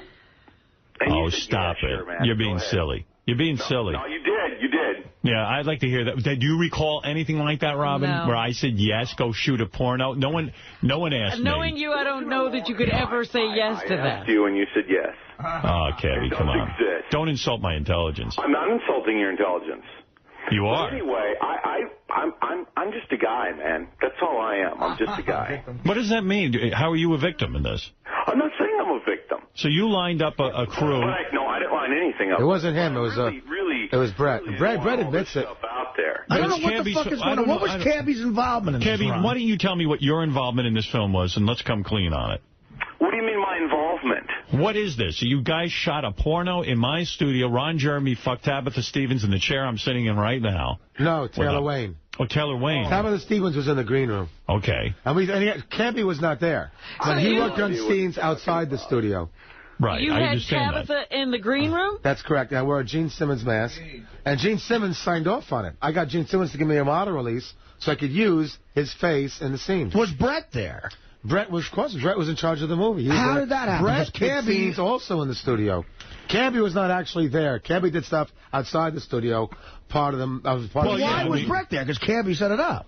Well, it wasn't Cabby who let us in. It's Cabby's movie, though, right? Cabby was involved in it. He owned it. There actually were two films. One was called The Crazy Cabby Movie, involving scenes that were not in the studio. Right. And then there's called the Shock Jock Studio Movie, which was scenes in the studio. So, Ron, what are you telling me? We were told you were absolutely not on it. You were told that I was You were going to support it. You were in on it. And that's why Tabitha and I and Taylor Wayne actually did it. Understand that you're... And Christy Lake. We figured Howard... And Brett called up companies like Jill Kelly's company and had them lined up to buy the product. I understand. And he said three prices. Here's a price based on Howard knowing about it but not endorsing it. Here's a bigger price based on you endorsing the film. Because everyone knew that if you mention it on the radio, the film's going to be worth probably about 8 times the value. Right. So they had two different price structures. I understand that you're innocent in this. You were hired to do a film, and you were told that this was acceptable to shoot on location. We worked for a lot less money because it was Can I ask what exactly was done in the studio as well? Go ahead. Tell us what was done in the studio. Hardcore scenes. I was involved in 2 scenes. Brett did a scene in your studio. I did a scene on your chair.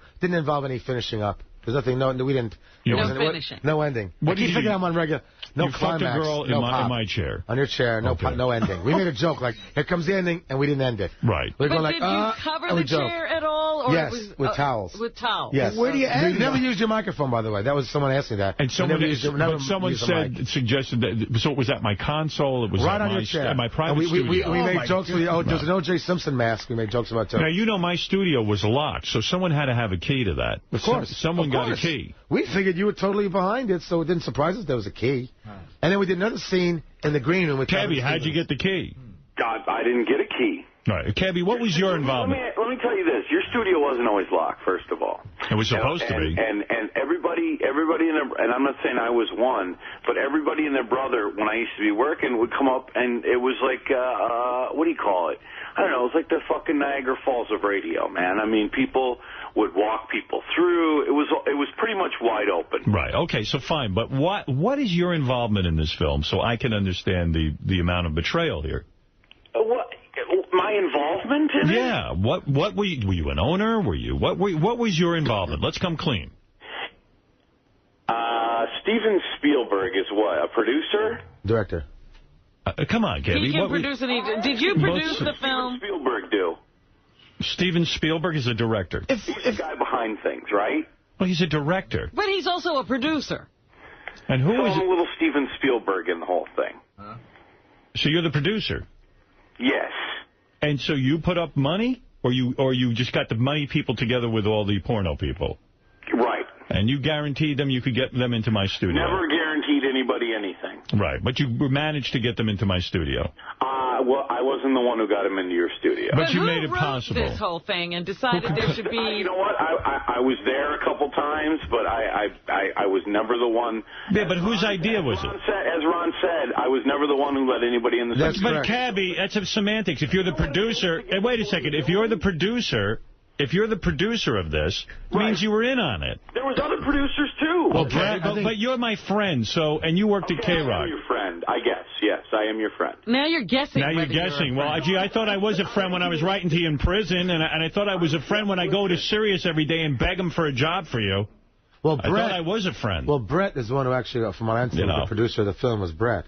I don't. But Cabby was a producer too. Who is Brett? Who is Brett? He's a guy. He's a guy. But can I say something? Wait, can I say something? That people, I don't know nobody, but sometimes people latch on to that fact that I have a connection to you and a connection to the radio, and I'm a fucking name. Hold on, Lee. I'm a producer. Lee, I'm going to talk to you straight. It's Gary. Because I just want to get a straight answer. I'm not throwing you under the bus. Oh, you're not? No, I'm not. I'm going to ask you a straight question. Just like when you called me, or no, was it Will who called me and said that there was, you guys want to talk to me on the air Wednesday? You're digressing, and then I called you yesterday. I told you exactly what we're doing. So I'm going to ask you.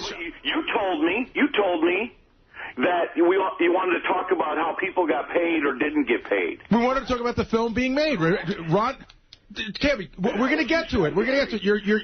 You're deflecting. Is that what you said? Yes, I said we're going to talk about how the film was made, and that Ron said in his book. Shut the fuck up. That Ron said in his book that people weren't paid, but we haven't gotten to that point yet. We're still at the point how the movie was made. And the question is very simple. People had to get into the building, okay? Whoever Brett is doesn't have the ability to put people's name on a list and get them in the building. So who facilitated getting people in the building to shoot the movie? I don't know. But of course you know. You're the producer. Of course, and the whole point of the film is to have sex in Howard Stern's studio. Who's involved in making this movie that worked at Infinity besides you? And the answer is no one, I'm guessing. Hey, Gary. The answer is I'm not going to say. How about that? So you're saying that there is someone else. I might come in and talk to Howard as he calls me a friend.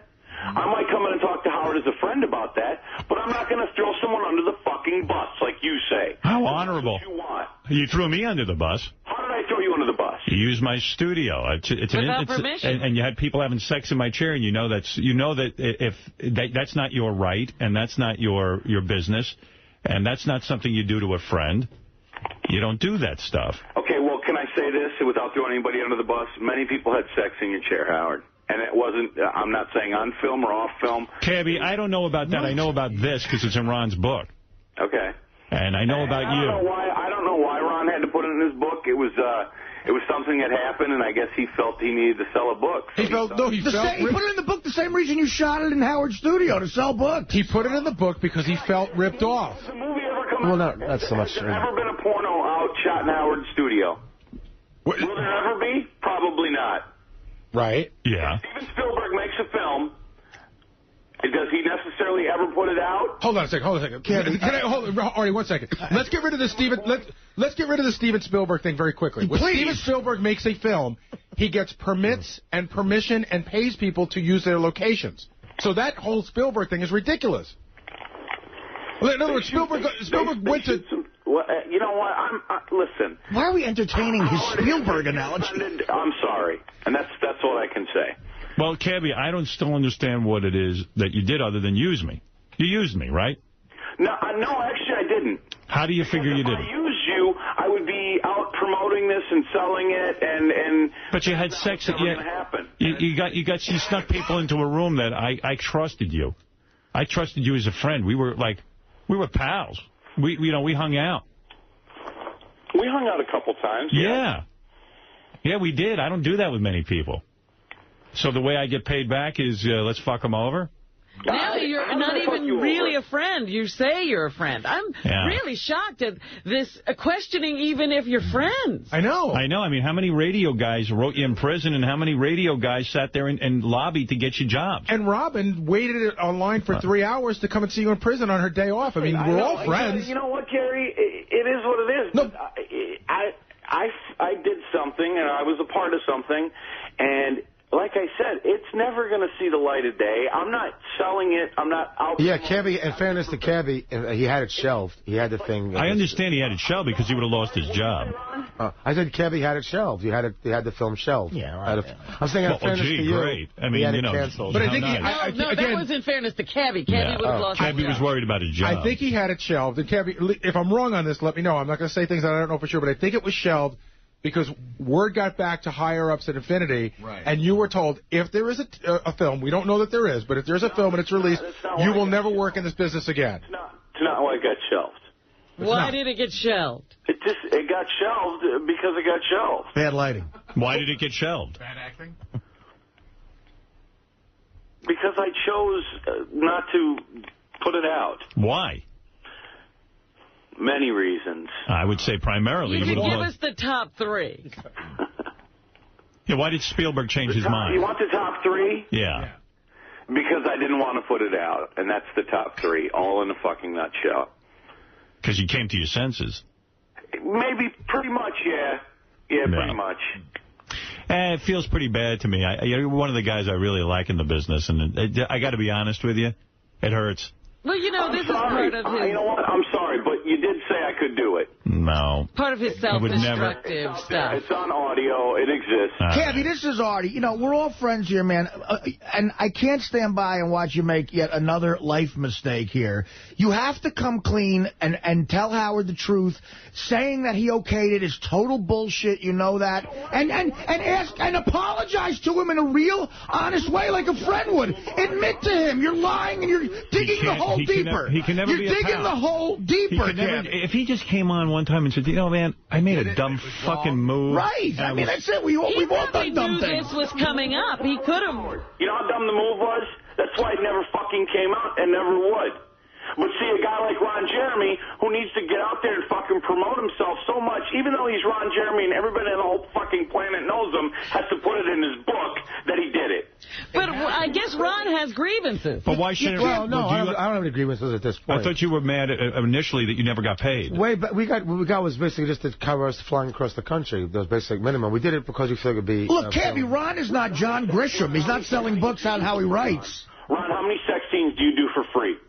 It sounds like Ron was lied to also. Yeah. I wasn't lied to. Well, just the fact that, not by you, Cabby, but by Breck, that Howard would be in on it, that's all. In fact, it wasn't just me. He called up Jill Kelly's company and giving her different prices based on Howard being endorsed. Would you have been in this movie had you known that I had no knowledge that this was being taped? No, not a prayer. Would not have, you wouldn't have gotten on a plane. Tabitha wouldn't have done it either. Right. No. Right. That's what I mean. It was all done behind my back. But in fairness to Cabby, he's not the one who made the promises. It was Brett. Yeah, and Howard, and Brett admits it, by the way. Howard, can I just say, and I'll say it again, I am sorry, and there's a reason it never came out, and it is because I fucked up. Yeah, I wish you'd come to me, man. At least I could have cleaned my chair. I let anybody in the building, but I was a part of something. I was a part of something that I regretted being a part of, and that's why it won't see the light of day. Brett fully admits it, that he was the producer of it. Brett has no problem. I don't know who Brett is. But Brett was there. You guys know him. You know him, I think. I never heard of him. Well, Brett admits full that he produced it. Yeah, I don't know who Brett is. I know Cabby. Cabby was a guy I considered to be a good friend. Like, I knew I could call Cabby if I needed something. And he could call me. And I'm not saying that I'm the closest friend in the world to Cabby, but I do care about the guy. And that just shows he doesn't care about me, or at least... That's not true. It's not true. I was young, dumb, and stupid. All right, well, that's exactly what it was. And that's why, you know, I put it away, and it was never going to be fucking an issue. And then Mr. Ron Jeremy felt he had to put it in his book because he needed to get on your show and so forth. It's his story, too, Cabby. But, you know, it is. It is. Let's take some calls and see what's going on. You can't blame Ron for putting it in a book. No, I don't blame Ron. Ron is innocent. And in fact, I was very specific in the book saying that Cabby did not, was not there in the studio, and also the fact that that doesn't make a difference. I mean, Cabby, if God forbid Cabby got caught in the studio with this, his job would have been right out the window. He knows that. I mean, he had a good gig in radio. And others would have. Yeah, I did have a good gig in radio, and I went to fucking jail for my gig in radio, and I got out, and I still can't get a full-time job. I know, and I'm one of the idiots who's trying to get you one. You know what? And you've been good to me. And I have. And that's a big reason it was never going to come out, Howard. Well, thanks. Gee, good thing I wasn't. Good thing I was good to you. Yeah, being good to you, he just made the movie. Yeah. He never released it. And fucking say I'm sorry 100 times, because sorry once or sorry 100 times is still I'm sorry. Hey, Rick, you're on the air with Cabby and Ron Jeremy, the new book, The Hardest Working Man in Show Business. Good morning, Howard. How you doing? All right. All right, I just got some real quick things to say. First off, Ron, I like your work on VH1, man. I think you're the funniest fucking guy on those shows. Thank you. Now, and Artie, I'm looking forward to seeing you in Boston in March. Okay. Cabby, you're the biggest fucking scumbag in the world. Howard has helped you so much, and you backstab him every fucking chance you get. You are a douchebag. You're not even a good cab driver, motherfucker. I backstabbed Howard. Just now. Dude, he wrote you in prison. Shut the fuck up and let me answer, dude. I get. Shut the fuck up and let me answer. Oh, eat a dick, fag. How many dicks did you suck in prison, faggot? What now, bitch? The whole in the world is satellite, isn't it? Yeah. Yeah, you're surprised, right? I'm trying to be radio. All right, let's go to Rick. Rick, go ahead. You're on the air with Cabby and Ron Jeremy. People think that you made my career, Howard. Did you make my career? Absolutely not. I knew you. No, you did. I did not have anything to do with making your career. I just was a fan. I ride your coattails all over the place, or that I fucking I was just beg for jobs. I am a fan of yours. Okay, thank you. That's how I came to know you. Also, I want Cabby to know that when Brett was contacting a bunch of companies in the industry, he was saying full on that we did a film at Howard's studio, and we're trying to sell the movie. Would you like to purchase it? So control other people. No, Cabby, I'm saying in fairness to you, it was Brett. How is that fairness to him? Because Brett was one who was already telling people about your studio. But was Cabby in business with So Brett? I'm not ratting Was Cabby in business with Brett? I don't know. He was in the movie. Cabby was in another movie that was shot outside. Cabby, were you in business with Brett? Yes or no? I know who Brett is, and that's... Were you in business with Brett or not? Yes or no? When you say in business, Howard, I mean, you're... If you were a producer and he was a producer, it sounds like you're in business. Were you in business with the guy? Yes or no? Was I in a business partnership? Were you in business with the guy? Yes or no? No. You were just an employee. I'm an employee. Were you at all involved? Then you're not Spielberg at all. Were you at all involved in getting Brett and Ron into the studio on any level? Did you help that happen? Did I help what happened? Get Brett and Ron and Tabitha and the other girl in the studio. Did you at all have anything to do with that? Someone else did that. But did you know about it? I knew about it. I was there. Fucking A, Artie. I mean, don't be stupid. Were you the reason they said they had permission? That doesn't mean I did it. Just because I knew about something doesn't mean I did it. Did you know Ron Jeremy was shooting in the studio, a porno in my studio? I knew, yes. You knew, okay. For years that it happened, and I never talked about it. And, Cabby, one more thing. Were you in a discussion to let people into my studio? Was I in on this? Yes. No. You had nothing to do with it. Let those people in your studio. There's one other thing here, though, Cabby. Are you the reason they were running around saying that Howard was okay with this? No, I wasn't. You're claiming that Howard gave permission. He did. It's on me. Cabby, if we were joking around the... Don't you think... Okay, so you were joking around. You know when we're joking around. I don't even know that I don't even remember this discussion, but let's say on the air we're talking about, let's go shoot a porno. You would come to me afterwards and say, hey, Howard, do you think it would be okay if I shot a porno in your studio? Number one, you know it's against the rules of K-Rock to shoot any porno in a studio involving penetration. Cabby, your claim that Howard okayed this is the dumbest fucking thing I've ever heard a human being say. Well, yeah. You're acting like a retard. When the audio comes out, you'll say what? Oh, Cab. Yeah, okay, I can't even. That sounds so stupid. You're just being dumb, and you're going to be dumb your whole fucking life. Honestly, dude, you wouldn't go to Howard in private and say, look, on the air you said I could do a porno. I'm going to make this happen. Everything cool with that? Yeah, I think at the very least you'd offer to cut me in. You know, I mean, yeah, I mean, I think you might as well tell me. Using your name. You might as well tell me when you're shooting it if I'm so for it. I've never used your name for gain ever. Okay, ever, yeah. not once. You're digging your hole deeper, Cabby. I'm trying to help you. You're just digging it deeper. Fred, go ahead. I didn't think deeper. I already fucking. What am I supposed to say, Artie? I fucking said I'm sorry that it was never going to come out. What do I keep? What do you want me to say? What the fuck do you want me to say? Where is this porno now, by the way? Shelved. It's gone. It's gone. I think the masters went to somewhere. Brett. I think Brett destroyed them, I think. The masters are destroyed. The masters went to Brett, and he destroyed them. Mm-hmm. Ron has a VHS copy, correct? I don't think I do anymore. In the book, you said you did.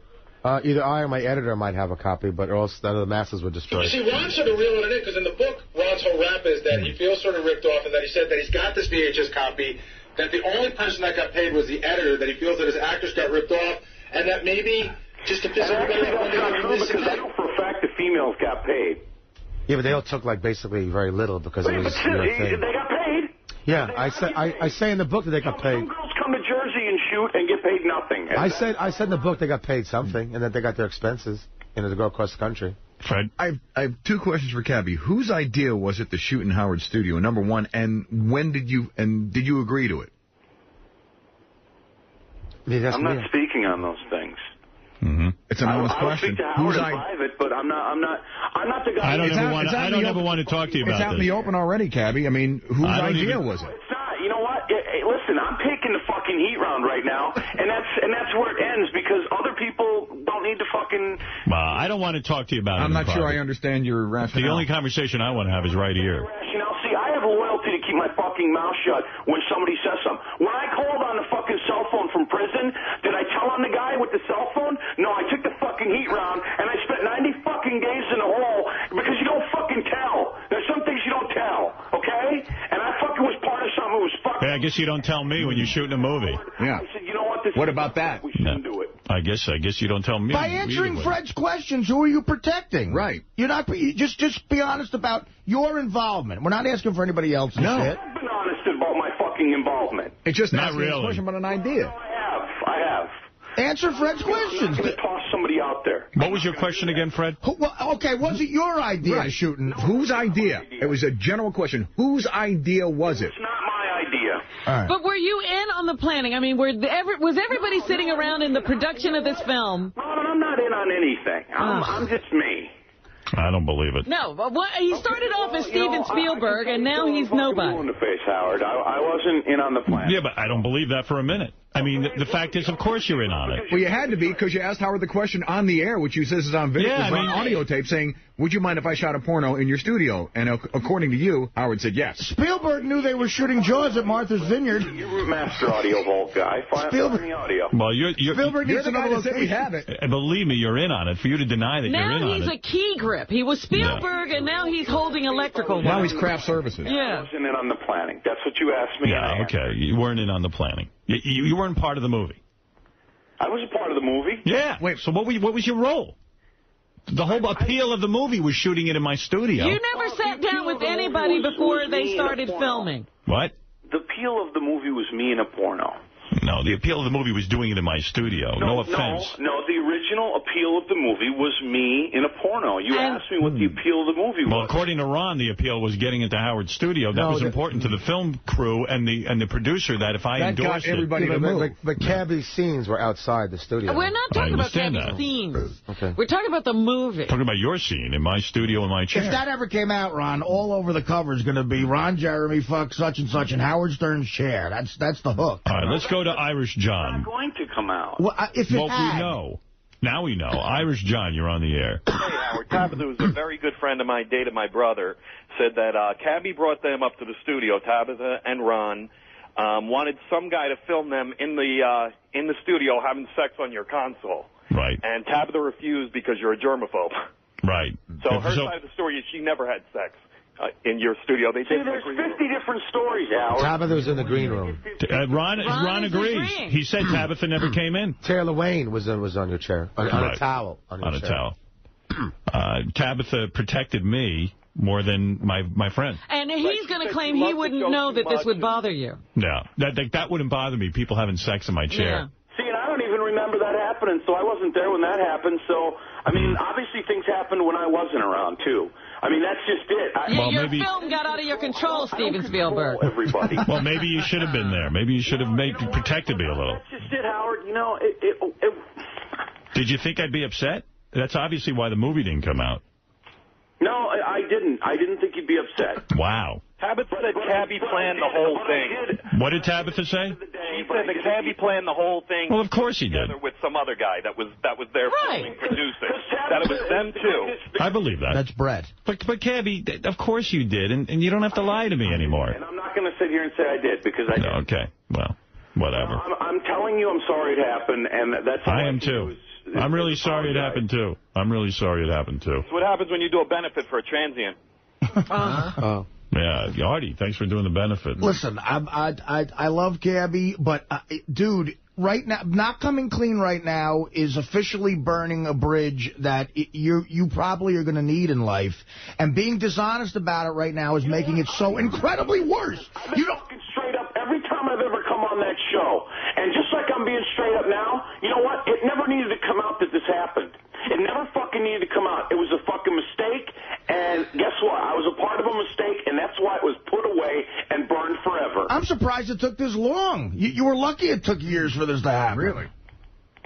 Exactly. Cabby, one more question. Yes or no? In fucking New York City radio, and I made a mistake. I was part of a mistake, and that's why I put it away. I put it to fucking rest.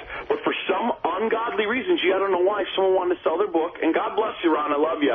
But, you know, you didn't have to put that in there. But you did. You can't blame Ron for doing that. No. Yeah, you should have waited for Cabby to write a book so he could put it in there. So many companies, so many people knew about it. So many companies knew about it. I have more to talk about than that. And that's why it was put away. It was fucking buried. Ron, what time of the day was it shot? Was it in the middle of the night? Late night. Cabby, were you doing your overnight show in another studio while this was happening? No. You were not in the building at all? I wasn't doing my overnight show. I wasn't on overnights yet. Were you in the building at all? It was a long time ago, Artie. It was a fucking long time. Were you in the building when the sex scene was happening in Howard's studio? At one point, yes. He was in Howard's studio banging another girl. He snuck a bunch of people up, according to Tabitha. He had to be in the studio when it happened. He wouldn't let that happen without him being there. Way out of line. That's bullshit. You were in the studio while this was happening? He just said he was. How can you say it's bullshit? You keep saying it was a long time ago, I don't remember, but you know everything I say factual is bullshit. No, you know, I'm telling you, I was not in the other studio banging some girl. That's not what he asked. He wasn't. He was in my studio banging some girl. And say you know everything that's happened? Brett was. I don't know if Cabby was. I'm trying to wake Tabitha up. She'd call in 2 seconds. Were you there? No, I wasn't. Exactly. All right, let's go to Ralph. Nobody touched my chair, did they? Ralph, what's up? I'm like, my cubicle was okay, wasn't it? Calm down. Hey, you know, it's so obvious when, Cabby, when you're lying, man, because, you know, when Howard's asking about Brett and if you were in business and stuff, you go, what? Or you repeat the question, like all of a sudden you can't hear. Because everybody's yelling, Ralph. All of a sudden you can't hear, you need time to think. But anyway, in a way, wait. Cabby, wait. You should talk about lying and stealing from your friends. Go ahead. In a way, you shut up, because in a way I want to defend you. Okay, go ahead and defend me. The guy is called Crazy Cabby. He's not. Yeah, I know. That would come up. I know, Ralph. I know all about it. Ralph, that's a bad argument. You know, the relationship with Howard and him went deeper than that. It wasn't just some crazy guy you ran into. I really like Cabby. You know, but I mean, he was always crazy. I mean, always like this intense, wacky guy who could go off at any minute. And we know that, Ralph. But I just want to know the truth. That's all. Yeah. And Cabby, you're not going to get it. Ralph, the thing about this is it's not going off. This is planned. Yeah. This takes time to put together. This wasn't so crazy. And I've got one thing to say about that, Ralph. You can ask 10 people, crazy or not smart. 10 out of 10 people will say it's not a good idea to do a porno in Howard's studio. God, no. Period. I mean, obviously, and he's still... So he can pull that crazy card if he wanted to, which I don't think he is. And how am I pulling a crazy card, Fred? No, Ralph just did it. Right. Ralph just pulled it. I said that you're not pulling it. Ralph is pulling it for you. trash can. And Artie is trying to help you by saying, stop digging the hole deeper and come. He's trying to fucking get me to toss someone on the bus, and I'm not going to. Oh, God, Cabby, you could not be more wrong, man. I don't give a fuck about Brad, whoever you're protecting. I'm trying to help you. He's not listening. Howard, he's not listening. The move here, Cabby, is to get very humble and apologetic and try to at least salvage your reputation by being honest a bit. We're letting you do it. You're the one weaving the circle. And I've got another question. Cabby, listen and learn. Ralph, you have no idea, dude. You know, all right, let me go to... I'm the guy who's been fucking sober 9 out of the last 10 years. You don't know about making amends, okay? I know about that shit. All right? I know about making my wrongs right. What do you want, a fucking prize? Could you do the right thing? No, what I'm saying, Ralph, is, I know how to make things right, okay? You don't, to come on the air and be fucking badgered and hammered is not the way to do things like this. I fucked up. Ron wants to sell a book. Fine. Ron sells his book.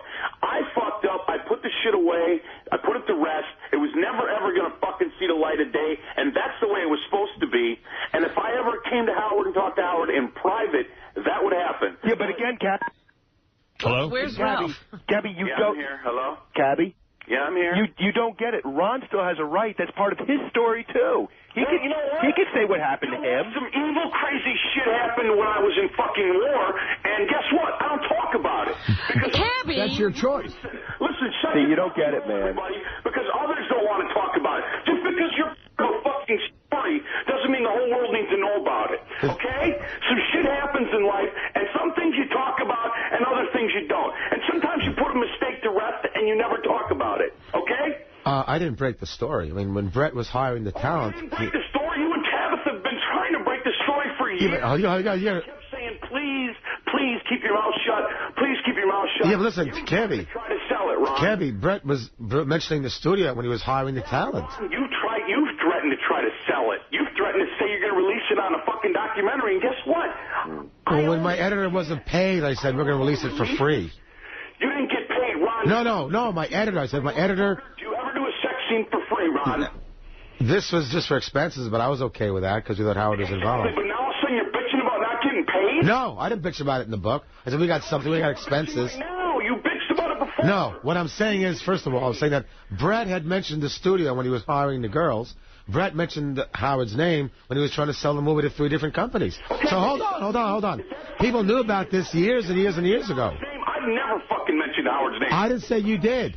I don't sell myself off Howard's name. Look, let me go to Angry Black. I didn't say other people to hold do on. it. Let me go to Angry Black. I didn't say he did. All and right. second of all, I said you were not in the studio when I was in the studio, so I'm pretty much defending you on those points. Yeah, but you could have just defended me by not ever bringing my fucking name up again. Well, everyone knew about the movie because Brett was mentioning it to sell it. Yeah. All right, listen. This is real simple. Cabby and I had our fight in April of '01.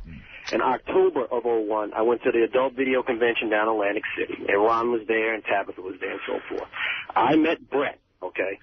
He took me back to a suite, and he showed me the porno. And what did you see? Yeah, I'm sorry? And what did you see? I saw the scene with Ron, and Cabby, I'm not throwing you under the bus. I'm just saying, I could be wrong. I have been wrong before. It looked like you were banging a chick in Howard's studio. Now, let me finish. Brett said to me, Cabby and I were going to make a lot of money off this because he was trying to get me to do a spanking video with this Asian chick, which I heard that. I heard that story from Brett about that. Okay, yeah, exactly. So I'm telling the truth. I don't lie. Cabby, bro, I'm not throwing you under the bus. This is what Brett sex with a girl in the studio. Cabby, listen to me.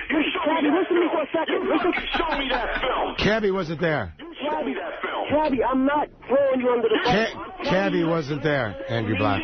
It's just like, oh, dude, whatever. Cabby was not there. Cabby was not in there. You can beat this to death. Howard, I would like to talk to you off the air in private about I would rather not. I would rather not. It's too much good radio. Why would he? Why would I talk off the air? I mean, I am thoroughly humiliated by this. But also, Cabby, you're talking about going through your programs and knowing what contrition is. It obviously sounds like you don't, because you don't get to control how the world works. You just have to deal with the world you made when you were making stupid decisions. Yeah, and you know what? You're right. I might never talk to Howard again because of it, and all I can do is apologize. Howard. Let me tell you how I feel. Howard, I'm sorry, man. Since I'm the victim, let me tell you how I feel. All right. I really do like Cabby a lot. I really, really do. I think Cabby's made a lot of bad decisions in his life. But yet, as a radio talent, I've always been behind him and always done whatever I could for the guy. I have a weird personality. We certainly know that. And when I feel betrayed, it's not that I don't even, it's not even like I don't want to be friends with Cabby. It's just I get so hurt that I don't know how to even like look at this person anymore. Right. You know, I've been betrayed by 2 or 3 people in my life that were close to me, and even a lot closer than Cabby. And, you know, I do get this thing where I go, like, this sucks because, in a way, Cabby, I really like this guy. I want to just only have good feelings about him. You know what I mean? I really like the guy. And it's like, it just kind of sucks for me because I know I have a hard time getting past it. You'll never be able to look at him in the same way again. No, it's not. And it's not that he's not. I can't explain it with me. It's just. Well, you're not any different than other people. I mean, Cabby was there with Cabby, and I used to invite Cabby. Cabby was there the night I met Beth. I know, but everybody who is betrayed gets really hurt and disillusioned. It's a disillusionment because you thought he was somebody he isn't to you. And I'm one of those people that, of all the people I open up to, maybe Cabby's one of them. Mm-hmm. And what sucks in this for me is that you lose that. I lose that. Right. That I'm the one who loses, not Cabby. Cabby will be just fine. Too, man. You can say I don't lose, but I do lose. I do, because like I like having you on. And you a friend, and I fucked up, and I'm sorry, and that's all I can. All right, well that's fair enough. Yeah, well, I mean, now you're going towards the right direction. Right, I mean, he was totally off the market first. Before, man, but you guys just fucking won't let me. Well, you're having a hard time being honest. You're not really. I'm having a hard time talking about certain things that I never wanted to talk about. Is what it is. Yeah, but I mean, you can be honest and say, look, here's exactly what I did. What I did was I came up with an idea to produce this. I got people in the studio. I arranged for things. I thought I was going to make a lot of money. And I wish the fuck I could take it back. And that's fine. And I've said that. That wasn't exactly what you said. Right. And that's why it was all put away, Howard. Right. And that's what I keep saying. But I'm not going to sit here and throw myself further under the bus on the air. I do appreciate people under the bus on the air, as Gary said. Well, you got to stop blaming others. It's not going to help me or anybody else. But you can't blame. Those others didn't have a relationship with Howard. Right. You can't blame Ron Jeremy. It's his story. You don't know that. You can't blame. No, you can't. You can't blame. You can only blame yourself because you and I are the only ones who have the relationship. Anybody. And if there's some other asshole out there who's a friend of mine that betrayed me in this, well, then you know what? Then that's his story. But this is my story with you. I understand that. And you know what? I've always been straight up, and I've always been honest about my shit. And I'm being honest here. And I'm just, there's certain things I don't want to say to fucking cripple myself even more than I'm being crippled as we speak. Do you understand what I mean, Howard? No, but what's the difference? You don't? No, I don't. You don't? Okay. No, I don't. Well, like I said, I'll shoot you an email, and if you care to respond, you'll understand more. I'm not going to dig my hole deeper. You want to know something, Cabby? If you want to help me out, don't shoot me an email about this, and let's not talk about it anymore. All right. Because it hurts too much. I understand completely. I'd really rather not hear it. I don't want to beat the dead horse. You don't want to know the whole truth? No. Just know that I'm fucking sorry, dude. And if there's more guys that I consider friends who are involved in this, don't even tell me because... Right, that's the question, Cabby. Is there anyone else who Howard knows who was involved? Without mentioning... See, you keep fucking going there, bro. I told you. Don't mention any names. My nuts over a fire, and I'm not going to say because I don't fucking tell tales. I don't have to go out there and fucking kick people around. This is very CIA. I mean, I would take that as a yes, then. There's other people involved, Howard knows. I take the ownership, and I walk away with it, okay? I don't have to fucking bust somebody else down and put somebody else out there. And that's what I've been trying to fucking say from the very beginning. I'm not asking you to, Cab. I just asked if there's so... asking me to, Artie. And I told you. I am not. I ain't the fucking guy who's going to tell. Well, by the way, thanks for... I've never told on anybody my whole fucking life. Thanks for letting me know there are people out there I shouldn't trust, but I am trusting them. Howard, see, that's... Maybe you should tell me. Maybe so I... Why is it more important to protect them than Howard? Why protect them over me? What if they're dangerous to me? We have in private, Howard. No, I don't want any conversation. Okay, well then I'm sorry, but I'm not going to fucking sit here like all right. he wants me to do. Well, protect them. I'm not going to fucking do that to somebody else. Protect them. I hope they're as good to you. I hope they're good to you. No, see, you know what, Robin? Robin, would you tell on somebody? You wouldn't. I wouldn't be doing this. Okay, you know what? If you did make a mistake, Usually it's just my mistake because I don't work with anybody else. Somebody else down with you. I don't play well with others. You know what this is like? This is like when... well, I'm glad those people will be protected, and I won't know who they are. He's got some good friends. He's taking care of them. What? If you have a conversation with me in private, you might feel different. Well, that's all right. And if you don't want to, I understand that, too. Yeah, it's embarrassing to me. Okay, well, I'm sorry you're embarrassed. I feel like a dupe when I trust people and they're my friends, and then they screw me. Yeah, it's ridiculous. It's a horrible feeling. Cabby, this is like when Ron Lundy let Linda Lovelace into Harry Harrison's studio for a porno. Sort of the same thing. Harry and Ron never talked again. Well, what can I tell you? Bobo, what do you want to say? Hey, I know for a fact that Stutterman John knows about what happened because him and Cabby were going at it in the studio, and John slipped. And you guys never picked up on it, but I remember this. He goes, why don't you tell me about the porno that you guys made in Howard's studio? And it blew over, but I always remember that. So John knows fucking what happened. Well, maybe John will tell me what happened. This has been a rumor for a while. Yeah, well, we've heard that there was a rumor, and Cabby said it didn't go down. And when Cabby told me it didn't go down, I believed him. Put it away. I would never even ask a second time. If Cabby tells me it didn't go down, I believed him. I asked him about it a long time ago. And he said it didn't happen, so I believed him. Well, for what it's worth, I know all the footage, and Cabby never had sex in your studio. Well, that's not the issue. I understand it's not, but let me just go on record as saying Ralph, that. you're on the air. Angry Black was wrong when he said that. Hey, Cabby, quick question. Yeah, I'm here. Yeah, I'm here. If you weren't in business with this guy, then how do you own the releases? Because Steven Spielberg owns the releases, doesn't he? All right. I mean, you can keep twisting it and turning it, Ralph. No, I'm not. I'm just saying that you're not being honest. Ralph, you can't polish a turd. I never stole from Howard or whoever you stole from. I don't even know. He's never stolen from me. Cabby, so don't try and turn it around on me. I'm just asking a question, and you start yelling. Fucking thief. All right, keep yelling. All right. Well, listen, Cabby, I appreciate you calling in. You know what? Listen, I told you, and I would love to talk to you off the air, and I'm very sorry. Let's not bring it up again. Okay, well, Howard, I mean it. I'm sorry. I'm sorry, too, because you're one of those guys I trust. And it's... Well, I'm sorry that you feel betrayed, and I mean that. I would like to speak with you off the air. Please don't. Okay. Not about this. Thank you. Did you see the same, on a whole separate note, did you see the Sam Kinison stuff in the book? I thought you might like some of that. About the car crash. He flipped the car on me. We were in a car once together discussing the Lord. Yeah, you were as crazy as I was. I drove in a Sam Kinison car, too. Discussing the Lord. Yeah, no, he was driving with his belly while he was taking pills. Oh. Well, no, he never looked at the road. No, it's a true story. He says to me, we're discussing the Lord, and I'm saying, well, I wish I had more proof sometimes. I'm a Jewish boy. You're a Pentecostal minister. He slides off the embankment on the way to the Catch Rising Star. Car turns upside down. We're rolling down a hill. And then we actually had missing the trees miraculously. He hitchhikes to Catch Rising Star to meet Robin Williams. We're taking glass off of our bodies. And not one piece of blood, not a scratch. Catch a Rising Star where? He was doing a show here in New York. In New York Jersey, yeah. So he says to me, well, you believe in God now?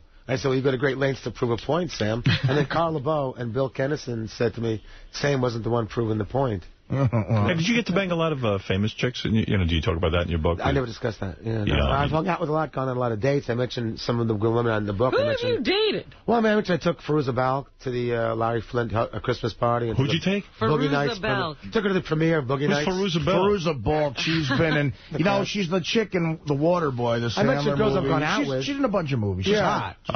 Recently, didn't you claim in your book, too, that you showed your penis to Paris Hilton? Yes, that was in the paper the other day. We did a flash for flash thing with Bijou Phillips at Val Kilmer's rap party for Wonderland. Bijou showed you her titties? Yes. Oh, those are nice, I bet. They're lovely. And the thing is, she said she whispers in my ear while I'm playing the piano next to Sean Lennon, she goes, can I see it? And I said, well, you just give a flash. I'll give a flash. So we go into the woman's room, and they trade flashes.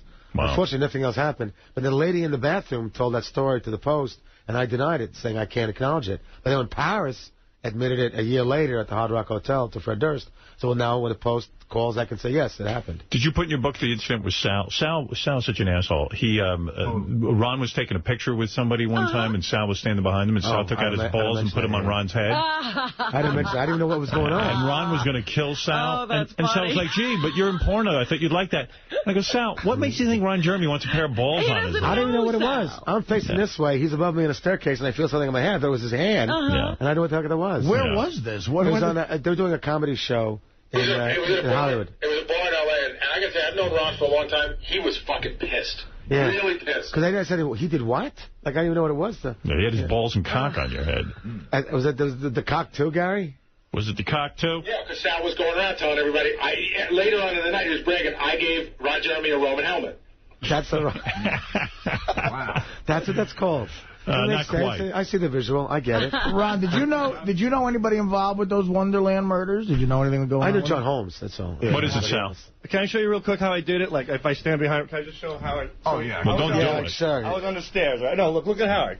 And we wanted to take the picture. Stop it. What is he doing now? Get out of here. Oh, my God. He wants to do it again. Leave Ron alone. You're not strong enough for this. You know I can kill you. Let me just show you real quick. Let me show you. Do it for Make it happen. Get out of here, Sal. You know I can kill you. You know that, right? Could you kill him? Crazy. Yeah, of course I can. You do karate? Yeah. Wow. Could you kill him? Go ahead. Go ahead. No, he's a nice guy. Ron almost did yesterday. He's actually a nice guy. He was drunk, too, wasn't he, Gary? Yes. I was almost holding him up. Did you was that for real that you dated Kathy Griffin recently? Yeah. She mentioned it on The View. Did you fuck her? You really went on a date with her? Yeah. Went to a nice little date to the Rainbow Bar and Grill. Yeah, but it was for publicity purposes. No, actually, well, she's single now, so it was kind of like a combination of both. She was saying we're going to videotape it. Nah. What was it like when you banged Blue Iris? Was that horrible? I think it was just oral. I think. Oh. There I go again. I'm radio savvy. She just blew me. It was an actual screw. That was it, huh? Yeah. She blew you. You didn't blow her. No. And you could get it up for her? Well, I did the old grip routine, which I describe in the book. You know, if you like quite hard, you do 2 fingers and a thumb, and you squeeze and you yank forward. You actually make like a fake erection, kind of. Wow. It's like a cock ring effect. See, that's a professional. I've taught a lot of guys that. There's a guy who knows what's going on. It's good to know how to do that in case you're not totally, you know.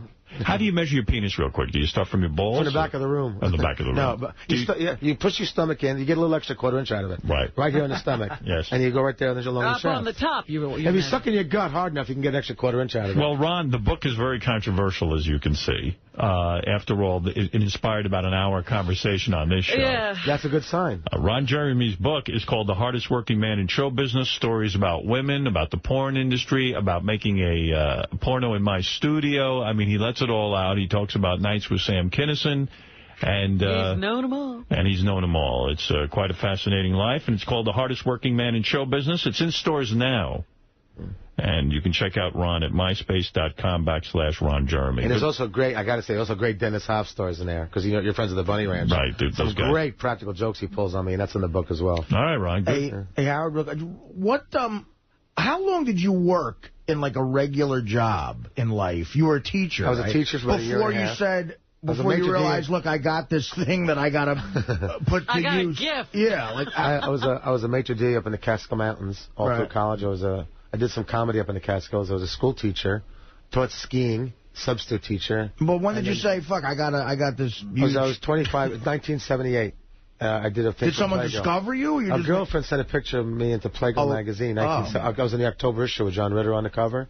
And they had a picture of me inside as a guy next door. This is when I was real skinny. Now they want me in Field and Stream. I was skinny. And then they published it, and then I got into adult films late 78. What was it like banging an 87-year-old woman?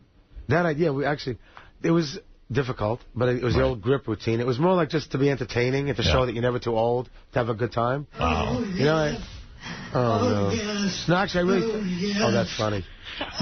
Here's Kathy Griffin talking about her date with Ron Jeremy. She's on the show The View, and she describes bringing Ron home Thanksgiving to her parents. And I think you're single again, right? Yeah, exactly. I'm single, and also I have been dating a little bit, and I decided that when I got married, I married for love like a fool. This time, this time I only want to date guys that will get my picture in a magazine. Yeah. So I went on a date with Ron Jeremy. He's a film actor. Okay. Excuse me. Nice defense. And I even brought him home for Thanksgiving. No kidding? Yeah. So here's my Thanksgiving date. There. Oh, my Lord. And was Mom happy to meet him? My parents know that he's in the film industry, and they know he's made a lot of movies. Right. But they haven't seen any of his movies at any this of time. his work. Right, his work. Yeah. And my dad did want to see his reel, which I thought was a bad call. So I said, no, he forgot his reel. Yeah, good. Yeah. I'm on the market, ladies. Yeah. You're on. Well, there you go. There you go. Very, very funny bit. Now it's the E-list. Right. Max, you're on the air. Go ahead, Long Island. Hey, what's up, guys? Hey, now. 2 quick questions. One for you, Howard, one for Ron. Ron, Tracy Lords, where is she right and your all-time.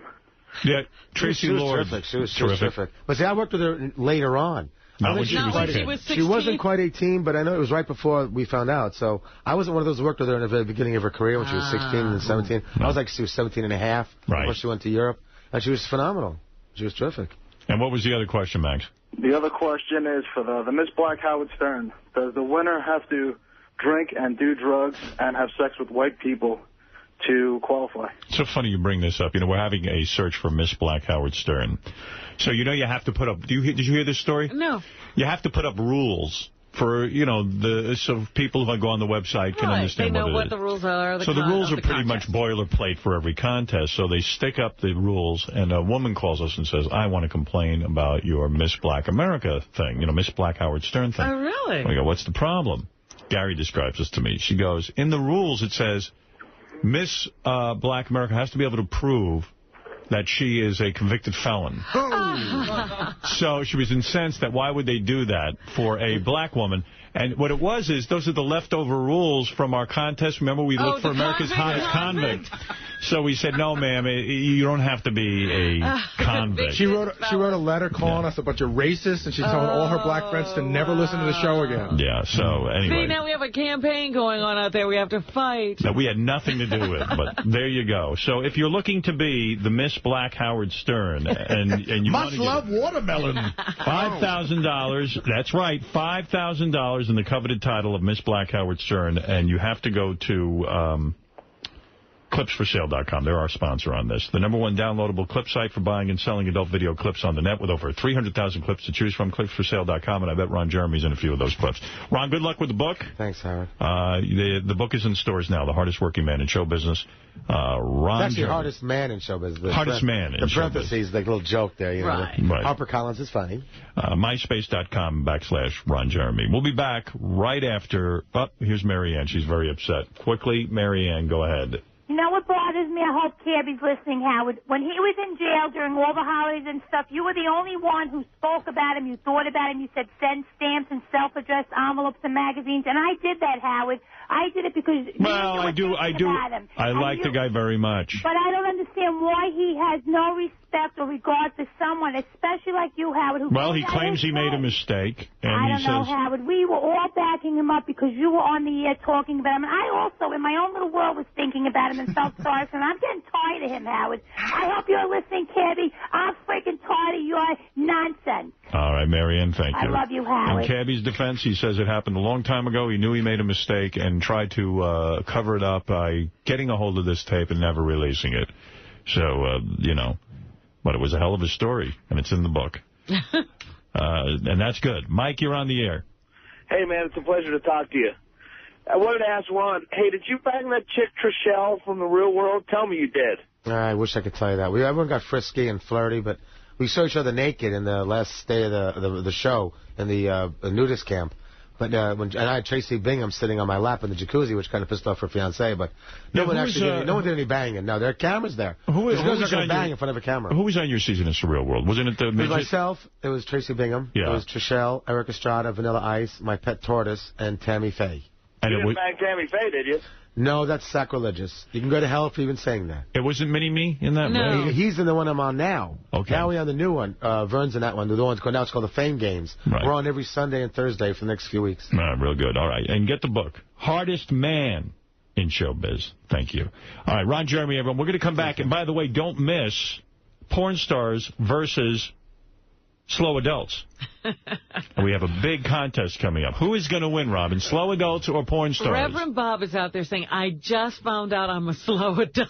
We didn't want to break the news. Slow he is. Can you be a slow adult and a porn star? I'm both. Well, there you go. Robin, you could be in the next one. How about the one girl on the other team who just found out she's a porn star? We'll be back right after. Part of the next bit. I asked her if she had... What's this? Oh, there's Andrea, yeah. I was asking Andrea if she got new boobs, because the boobs look real... Big. Real big. Yeah. They're wow. You know, looking at that first team with Andrea and Levy and Crackhead, there's 4 boobs there. Andrea, those aren't new boobs? No, they're the last ones, but I got off the cocaine and I went to rehab. But why? I did not go drinking. You're still drinking? Are you drinking now? Yeah. You know what? This is the worst thing to say to a chick who just got off coke, but you look heavy. Oh, Artie, what are you doing? Oh, come on. Why would you say that? She looks good. Jesus. No, but you were real thin before, so you. Too thin though. I wear a size 0 now, and my size 0 pants won't even fit. And my dad got a court order to send me away. Wow. So you want to do a line, Fatty? Yeah. So listen, Howard, seriously. Yeah. My best friend, the hairdresser, is here to sing a song she wrote about me, and I want her to sing it before I leave because I paid a lot of money. Yeah, well, first let's do the game, and then maybe we'll do the song, all right? Okay, thank you. If you win. Yeah, if you win. If you win. What if I don't win? You still have to do it, please? We have a great game for everybody. everybody. I take off my glasses because, you know, I had to get glasses because I had like 13 car accidents. You had 13 car accidents? Yeah.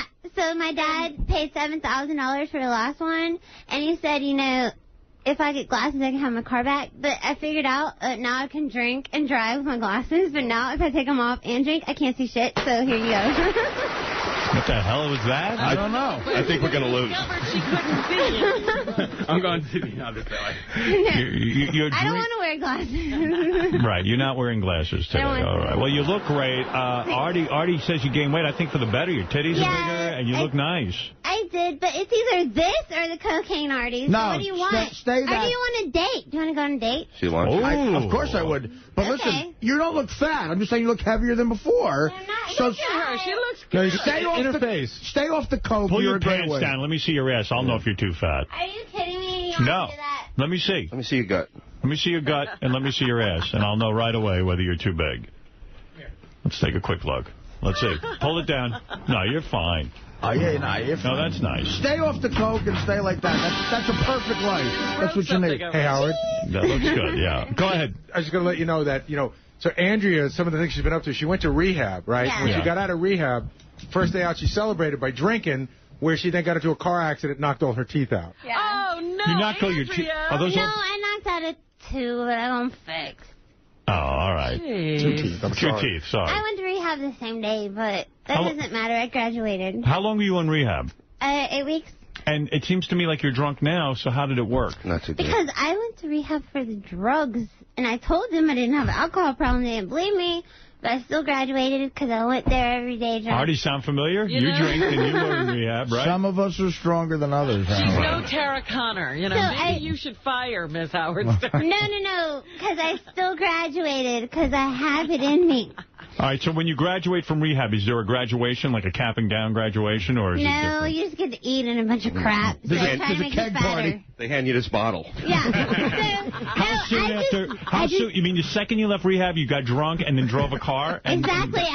Every day I left rehab. I you're went for single? 3 hours a day in outpatient. Every day I left, I went and got drunk. Oh, God. And because I went there for cocaine, not for alcohol, and they were trying to tell me I have an alcohol problem, but who cares? But anyways, yeah, and I married this complete mental Oh, yeah, you got lunatic. married and divorced since we last saw you. Well, actually, I filed for divorce yesterday. How long were you married?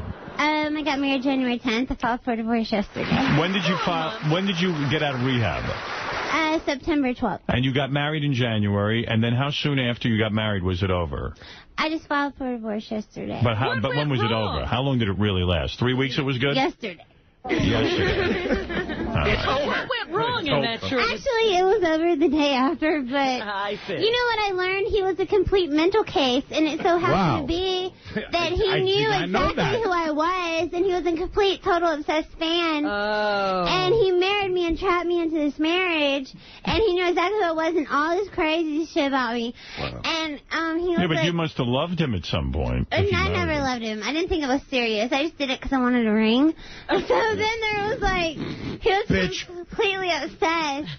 So I was like, You know what they say? I want a divorce. You know what they say about marriage? That the third week is the toughest. If you can get past that week, sometimes it really The lasts. 7-week itch I've heard about, Yeah. but they didn't even make it there. So I just wear my ring until I get someone to replace it, like you, Artie. You got your eyes on me? What do you think I'm going to get you?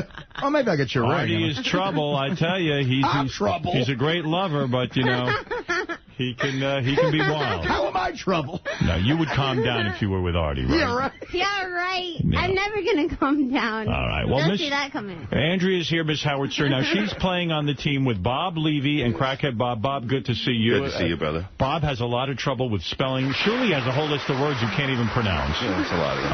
Andrea's a little bit slow. Bob's a little bit slow. And Crackhead Bob, you're a little bit slow, right? Yeah, just a little bit. All right. Now, the three people you're competing against are these three beauties. They are all porn stars. All of them lead wild sexual lives. But they're ready to take you on. First, let's meet the very beautiful Trina Michaels. Hello. Trina, how are you? I'm doing great. Good. And Trina, I don't know anything about you in terms of your intelligence level. Do you feel confident that you can beat Andrea, Bob, and Bob? I think so. You do? I think so. You know a lot of stuff. People think maybe porno stars don't know stuff, but they do. Now, you guys will be playing for plugs. Every time somebody gets a right answer, you get a plug, which is very, very important in your business, in all of your businesses. And Trina's made over 200 films, Robin. How long has she been in the business? 2 weeks. Wow. No, How long about you been? 2.5 years. 2.5 years. You've done double anal. I noticed that in your notes. What is double yes, anal? I have. Only done, well, I guess it doesn't matter. You've done it once, you've done it once. But I've only done it like 4 times. What is double anal? It is 2 in the same hole at the same time. Wow. How does that happen? I mean, is one on top and one you're sandwiched in between? Yeah. I see. So it's 2 guys entering you in the ass. Yeah. How do they do that? That's 2 fags fucking her in the ass, basically. Yeah, that's what it sounds like. Wow. Were you nervous doing a bit like this, or you just kind of you were? Yes. Did it hurt? I imagine it must be painful. There's one position that hurts that I personally don't like. The other one is okay. What's that? Called the asshole. Well, how much am I allowed to say? You can say whatever you want. Okay. The regular cowgirl style. That one, in my opinion, hurts. The other one doesn't hurt as bad, but it's not something I want to do a whole lot of. That's why the ones I've shot have been for directors that I know really well and like. Do you like being a porn star? I do. I love it. But when you have 2 guys in your ass, do you stop and say to yourself, maybe this is the wrong career? No, you're all right. No. You don't call grandma, do you? It's for the right. I understand what you're saying. It's for the right director. It's like De Niro will only do certain things for Scorsese. You know? Yeah. But Andrew, why have you never done a porno with double anal? What, would you ever consider doing porn? Well, my deal is. What? Deal is, my dream is to do voiceovers. Maybe I do voiceovers for porn cartoons, but you know what? I actually know I don't think I'll ever do actual porn. I have dreams, and I don't want to give it all up, and, you know, if I don't make it, I don't make it. All right, let's meet the next porn star. star. Wait a minute, I really have to know what the cowgirl, cowgirl position is. All right, what is a cowgirl position? We're not really sure. When you face the guy, sit on him and face the guy on the bottom. That would be cowgirl. And reverse would be when you're turned around and your back is to the guy on the bottom. Well, that sounds unbelievable. Crackhead Bob, have you ever done it with a girl in the cowgirl position? No. I have. You've done that? You did? I did. You ever make it with girls, Andrea? I mean, not with girls. No, have you ever been with a girl? I've kissed girls. You haven't gone down on them? No, I've just kissed them. All right. What about you, Trina? You've done lesbian films, too? I have. Do you like that? I like it very much. You seem like a very nice girl. Thank you. Well, there you go. And let's go to Liv. Liv is here, and Liv's, well, she's got a great story, too, Robin. Yes? Yes, Liv is a porno star. And Liv Wilder, of course, because she is living wild. Yes, I am. She shot several films where she blows complete strangers through glory holes at adult bookstores. Tell me about that. Right. Isn't that kind of weird to, like, just literally have your mouth on the other side of a hole and you don't even know whose penis is coming through the hole? I guess it's a little bit weird, but it's, I don't know, it's kind of a rush and a turn on, and I enjoyed it. Now, do they do that with condoms? No. Whoa. Where's this bookstore? It's in Tampa. Now, is that how you met your husband, Gene Wilder? You've got a beautiful, beautiful body, and you don't mind being naked and being on camera at all? No, It's not at all. Never been an issue. I love to run around naked, so I'm very much an exhibitionist. When I read your notes, it said you shoved an umbrella handle up your ass. Is that true? Yes, that's true. Well, that's Is gotta that be how you painful. carry it on a rainy day? Yeah, you know, it's Did you get a wet? good storage spot. What was that like for you? Was that painful? Actually, that wasn't for video or anything. I was just home one day and bored and horny. You know what? I actually heard that's bad luck to open it in your ass. I didn't open it. It was the other. And I'm always losing mine. I'm going to try. Now, are you a married woman as well? Yes, I am. And your husband doesn't mind you sticking umbrellas up your ass? No. And you were working at the Bunny Ranch as well as a prostitute. Yes, did my first trip out there in December. Did you? And your husband doesn't mind sharing you with other guys? No, well, we were swingers before I started doing this kind of stuff. I see. And how much do you charge for, let's say, around the world, blowjob and anal and regular intercourse? Well, I think it's actually legal for me to talk about the prices anywhere except for at the ranch. I see. Oh, So you can only say it at the ranch. Wow, I didn't know that. Yeah. I had no idea. All right, well, congratulations on your career at the Bunny Ranch and pornos. And you are playing for plugs. We will get to the plugs in a minute. Do you feel confident that you can beat the slow adults? Yeah, I think we can handle it. All right. Finally, I want you to meet Lila Lay. Hi, Lila. Hi. We were listening to some of your clips. This was a great scene that we played earlier this morning. This is from your movie Interracial Action. I guess this is you banging a black guy. Is that right? All right. Oh, yeah. Ooh. There you go. Ooh. Oh, my God, it's so cheap. Oh, fuck. Oh, yeah. Ooh. Now, Robin, you have something in common with Lila. You both use cucumbers and bananas. You like to use meat and vegetables? It's just like, like when I stay home back then with my parents, we don't have toys. You don't have an umbrella? We don't have no umbrellas either. We're Asian, so all we have is like fruits, veggies, so we have to use fruits and veggies. Well, our own Robin, it's funny. My date's been at the salad bar for an hour. And you say you're a nympho, that even though you're in porn and you get plenty of sex that way, you pleasure yourself twice a day. I do. I have to. If I don't please myself, I'll be really grouchy. Wow. And how do you do this generally? With your fingers or a dildo? What do you use? With a finger, with a toy, anything that vibrates, I go bzzz. How about an old Jew? She's not interested in that. And you believe in ghosts. What's that all about? I do. Have you ever seen a ghost? I have. And where do they appear? At Arizona, at my old sister's house. Yes. They have talked to me. I see. What did they say? And what do they say? They must have something important to say. You know, I don't know. I just really ignore them. I don't really talk much to them. I just tell them to get away. Or sometimes I pull down my pants and moon them because my mom said if I moon them, they probably run away. Well, that's really? good. They get scared. Yeah. Has a ghost ever tried to have sex with you? No, they haven't. But I have masturbated to them. You have. Yes, I have. And Lila, how long have you had a problem with angel dust? Angel dust? What's angel dust? You don't have LSD. drugs. You don't do drugs. No, do you? I don't do Oh, very good. Only weed. Well, I mean, you're mooning ghosts, and that seems to be a side effect of PSP. I used to do LSD when I was a teenager. No, I don't do that. No. Thank you, Andrea. What is it, Gary? I guess the guys found it sort of interesting that Lila has like a thick accent, but she grew up in this country. But she sounds like she grew up in Cambodia. Is that right, Lila? You grew up in America? Yeah, Rhode Island, Providence. I would have I guessed. still have accent. Yeah, why do you still have accent? Because at home, my parents speak 3 or 4 different languages, like me love you long time. Oh, Like I see. sucky, But sucky, fucky, fucky. did you go to school? I have. You've gone to school. I have. Yes. And I'm John Adams High School Uh-huh. up in Florida. No. I graduated, got a diploma, and I went to West Covina High School. Yes. Oh, good. Well, you know what? I must be a slow adult. I've lost all my questions. I don't know what to do. I was about to get into the Chuck, game. you're right. No, I lost them all. Oh, dear. I have so many. Oh, here, maybe this is a... That's not good for the game. No, I have so many papers, I can't keep track of them all. We might have to make you a contestant. Move over, Bob. They're here somewhere. Well, I'll find them eventually. Well, who do you think's going to win here? You've heard all of the porn stars. You've heard the slow adults. We don't know how informed the porn stars are. I don't know what the questions are. All right. I'm going to go with our slow adults. All right. Now, let me tell you the rules. Slow adults, let's start with you.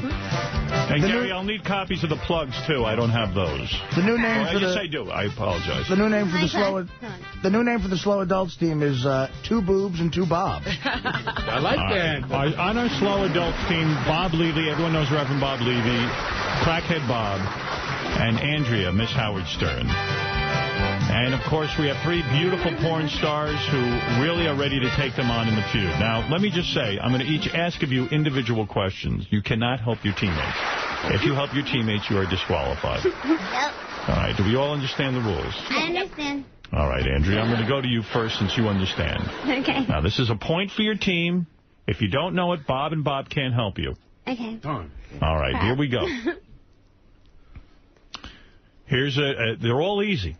Yeah, okay. Name a fruit that begins with the letter L. And let's not help Andrea. No whispering. All right, think. A fruit. Liberace? That's a good joke, but it's not a fruit. Well, lemon? Did you just say lemon? Yes. Is that your final answer? Yes. Correct. One. That's fine. The slow adults are on the board. I beat Levy to the shitty Liberace joke. I my glasses off now. Maybe I can see. Good for you, and you get a plug, too, by the way. Thank you. You're going to do it, Howard. I love you. I don't see a plug for you, though. No, wait. My plug is my hairdresser sings her song she wrote about me. All right, you will get that then. Thank you, baby. All right. Now we're going to go to the porn stars. We're going to go to Trina first, all right? Trina, you ready? Yep. All of these are easy questions. Remember not to help. All right. What does it mean if an animal is nocturnal? What does it mean if an animal is nocturnal? No help. They're awake at night. They're awake at night. That's correct. Trina, Very you're on the board. That was a fucking easy one. Of course. They're all easy. All right, Bob. And let's just say that Trina deserves a plug. She's at Trina Michaels, XXX.com, and AssassinPictures.com. All right. Let's go to Reverend Bob Levy. Okay. Bob, as you might imagine, this is going to be a spelling question. All right, here we go. Reverend Bob Levy, famous comedian. Slow adult. Spell the word prophet, as in person who is a visionary. Prophet, not the... Oh, not the... Not the money prophet. Not the stuff you Prophet don't make. Muhammad or something. Yeah. Okay, go ahead. P-H... Go ahead. O-F-E-T. P-H-O-F-E-T? Oh, fuck you are. It's my fucking plug. Take it easy, Whiskey. We stayed here for 15 years. He'd never Prophet, that wasn't an easy fucking word. What? Say it again. What? Say it again, just to be sure. Yeah. Prophet. Go ahead. P-H. Go ahead. O. What the fuck? P-H-O-E-T. You're a dodo bird. O-T. All right.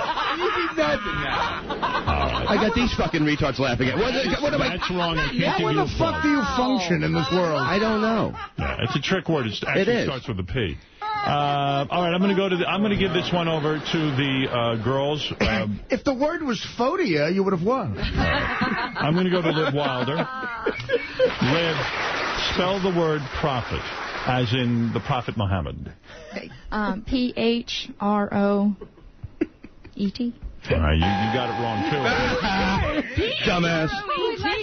All right, you don't get a plug then, Liv. Yeah. I'm going to go over to Crackhead Bob. No, come on, Bob. We can do it, baby. We can do it there. Come on, spell the word prophet. Let's get this over with. Go ahead. What? Spell the word prophet. Prophet? Yeah. Prophet. Give him a chance. If I had Brooke in here to make me come, girls, don't. What does that, Liv? If I had Brooke in here to make me come, I could think better. I know. The only thing Bob can spell is jets. Go ahead, Bob. Give it a shot. I know it's a tough word, but go ahead. If you can try. Give him a chance, everyone, please. One more time. Prophet. Topper. Yeah. Give him a chance. Give him a chance. Anything. We're acting like the American Bob Idol Harvey. You can't even take a guess? No guess at all? Oh. So your answer in Spelling Prophet is Bob Harvey? Yeah. Okay. All right. Can we go to the judges? I can't give you a plug. Okay? That's all right. Let's go to Lila, who is so beautiful over there. Lila, of course. Lila Just told Ray. us about her education. She did have some schooling, so she should have no problem with this one. Lila, I'd love to give you a plug, so spell Prophet, as in Prophet Muhammad. Let's see. P-H-R-O-F-I-T. Oh, boy. Say that again? We all have a... You will not say it again. So let's see. Is P-R-O-F-I-T in there? P-R-O-F-I-T would be profit if you make a profit in the stock market. All right, you've all gotten it wrong. Andrea, do you want to take one stab at this? I'll try it. All right. P-R-O-P-H-E-T. That's right. I can't believe she did that. You're a genius. Thank you. Thank you. And let me just say that I knew it. You for sure were having your friend in to sing then, I guess. Exactly. Wow. Well, I knew it. At the end of the second round, Robin. She's so excited. Keep jumping. Hey, Howard, you know if there's one thing I can do, I can spell. 2 points for the slow adults. Only 1 point for our porno stars. But let's keep going. We have a lot more game to get to. All right, this one goes back to the porno stars, and I'm going to go back to Liv, because we're up to you in the thing there. Liv, now I need absolute quiet. There's no helping. Who is Wolf Blitzer, Liv? Reporter. That's correct. There's a point right off the bat. Well, who knew that? All right. And we're back to Bob. Well, first I want to say, check out Cat House, premiering this Saturday at 11 o'clock, and then every Thursday night at 10 o'clock on HBO. That's Liv's all our friends at the Bunny Ranch, and you can go to livwilder.com, LIVWYLD.com. All right, it's Reverend Bob Levy's turn now, because Andrea got the last one right. Come on. Spell Prophet. Bob, spell Prophet. I couldn't. Let's hear it. P-O-O-R, I heard it, F-I-T. All right, that's wrong. Thank you. You can't give me the same words. I'll get it. All right, you want a different word? You just gave him the same fucking question. No, what you think? Give me a drink of that. He is a slow adult. You are really a slow adult. Have you ever been tested? No, I think we should. I want to know if I'm retarded or not. I really do. Let's go over to Lila. Let's not do it. Lila, it's time for yours. The slow adults didn't get that answer right. I even gave them a break and gave them the same question. They got it wrong. All right. Here it is. It's an easy one. It's for plugs, and it's for your team glory. Lila, who played in this year's Super Bowl? Name the two teams. Ooh, what is the name? Let's see what happens. No one give Tony something. Say again. Tony something. Tony, go ahead. I don't know his name. Take a guess. You're running out of time. He's like bald-headed, dark, he has a mustache. I don't know his name. Oh, my God. Name the two. Listen to me again, because you really got to understand the question, all right? Name the two. I'll make it even easier. Name the two teams that played in the Super Bowl. Chicago and the Bears. Chicago and the Bears? That's a wrong answer. It's the Bear and something. All right, but that was closer than Tony. The Chicago Tonys was close. Let's go now to Andrea, Miss Howard Stern. If you get this one right, you steal another point. Okay, it's Manning. Go ahead. And? Name the two teams that played in the Super Bowl. Manning and who else? Quick, Andrea, you're doing so good. Damn it. Wrong. God damn it, Manning shit is not right. They didn't play. All right, let's go over to Trina, who is now going to steal, I think, for... The Colts and the Bears. The Colts and the Bears. That's simple. Trina stealing those plugs. You got to check out Trina Michaels at TrinaMichaelsXXX.com and AssassinPictures.com. Well, Bob, it's up to you. Okay. All right, spell profit. Oh, come on with that fucking word, please. I wasn't listening. I was looking at her tits when she was saying it. All right, here we go. We're going to give you Okay. You're good. You know there are months of the year. Spell February. Go ahead. No, just move on. Go ahead, spell February. F-E-B-A-U-R-A-R-Y. Say again, please. February. F-E-B. Go ahead. A-U-R-Y. Jesus fucking Christ. All right, Bob, you didn't get that right. He's a goddamn retard. I think that shit now. The fucking crackhead's giving me shit. All right, let's go over to Liv. Liv looks confident. Liv, how do you spell February? Febuary. Oh, that was wrong. I'm so sorry. Now we go to Crackhead Bob. Let's give him a chance. Bob? One more time now. All right, February. The month February. February. You know, go ahead. You've seen that before. Give him a chance, please. Spell February. That's... Go ahead. Is that this... That's this month. This month. Yes. Okay. All right, let me make it easy. Okay, no, there. Right. Okay, listen. How about this? There and look at what he's drawing. Count to 5. How's that? He drew a camel. 1, 2, 3, 4, 5. All right, you did it. There you go. All right, you get a point. You have to give the guy a chance. That's the only thing you Bring the plug. All right, let me give you a... Yeah! Crackhead Bob, you got any... You don't even have a plug. I'm putting them on my show this Saturday. You are? Thank you. Have to now. All right, then see him at Bob Levy show this Saturday night at the Comedy Shop in the Sheraton, Woodbridge Place, New Jersey, and Saturday, February 17th at the Broadway Theater in Pitman, New Jersey. All right, let's get back to the hard question at hand. Let's go over to Lila. Lila, spell February. You can do this. F-E-B-U-R...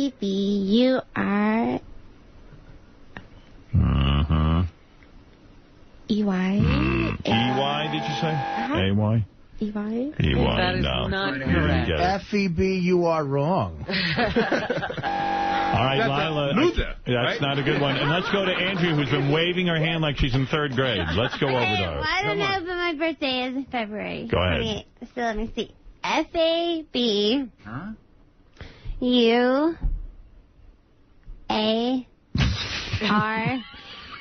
All right, look.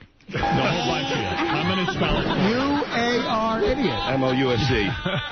I'm going to spell it for all of you. But that's the month. That's the month of your birthday. I know it. But how do you spell it then? Come on, you know. F-E-B-U-R-A-D-A-Y. D? Yeah. Wait, February. Wait, I got it wrong. I know how to do it now. Maybe you were born in March. Yeah, why not switch your birthday? Well, using just... I don't want to switch my birthday because I'm a Pisces. You know what? Using just digits, spell 28. God damn it, I got it wrong. Let's move on now. All right, let me give it to you all so you learn from this experience, all right? Okay. F-E-B-R-U-A-R-Y. February. Now ask Bob to spell it. No. Please don't do this to me. All right, I'm going to go to Trina. Trina, you've been really on fire today, showing off your skills. Thanks. I don't think you've gotten one wrong yet. Okay, here we go. When you look at a map, what direction is towards the left? You're staring at the map, and you look to the left. What are you staring at? Let's go to Trina. Let's see how she does with this. Let's not give any hints. West. West is right. Boy, you steal it all, don't you? All right. You must have some college education. You didn't have to take it in the ass twice. You could have went to same school. You've taken in the ass twice, but I'll tell you what, you know your stuff. Yeah. No one can accuse you of not knowing your stuff. Go to Trina Michaels at TrinaMichaelsXXX.com and AssassinPictures.com. Not only a beautiful lady, but a smart lady. Thank you. Obviously showing off a little bit today with her abilities, Robin. Yes, she is. Well, Robin, I don't know if you've been keeping track, but the score is 4 for the porn stars, 3 for the slow adults. It's a very close match. All right. We're screwed. All right, so now... We're winning or we're losing? Trust me, I got it. All right. I don't even know if they're winning or losing. Bob, you're losing. I know. I don't like that answer. No, all right. Don't worry about it. All right, here we go. I'm going to go to Reverend Bob Levy. Okay. All right, here we are. I'm going to give you an easy one. Okay. All right. Come on now, baby. All right. Do it. I got it. You ready? Mm-hmm. All right. I'm afraid to ask him a question. I don't want to embarrass the guy too bad. I'm going to give you a spelling question. I'm going to give you an easy one. Hopefully it's my name. My name. I'm going to make it easy. Okay. I'm not even going to give you a spelling question. I don't think that's fair. No, it isn't fair. All right, all right. I want you to name 3 continents.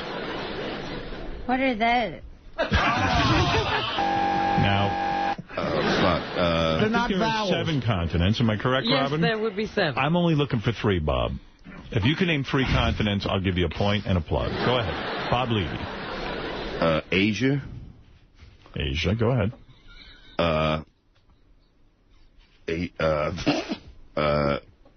Asia. Asia is one. Okay. This is hard to believe, but Bob eats cream out of girls' asses on stage. Blue cheese. Blue cheese. Asia, Europe. Go ahead, Bob. And Germany. I don't fucking... Germany. My son was telling me them yesterday. That is wrong. Let's go to Liv. Bob, honestly, all joking aside, I don't ever want to see you again. I don't think I can ever talk to you.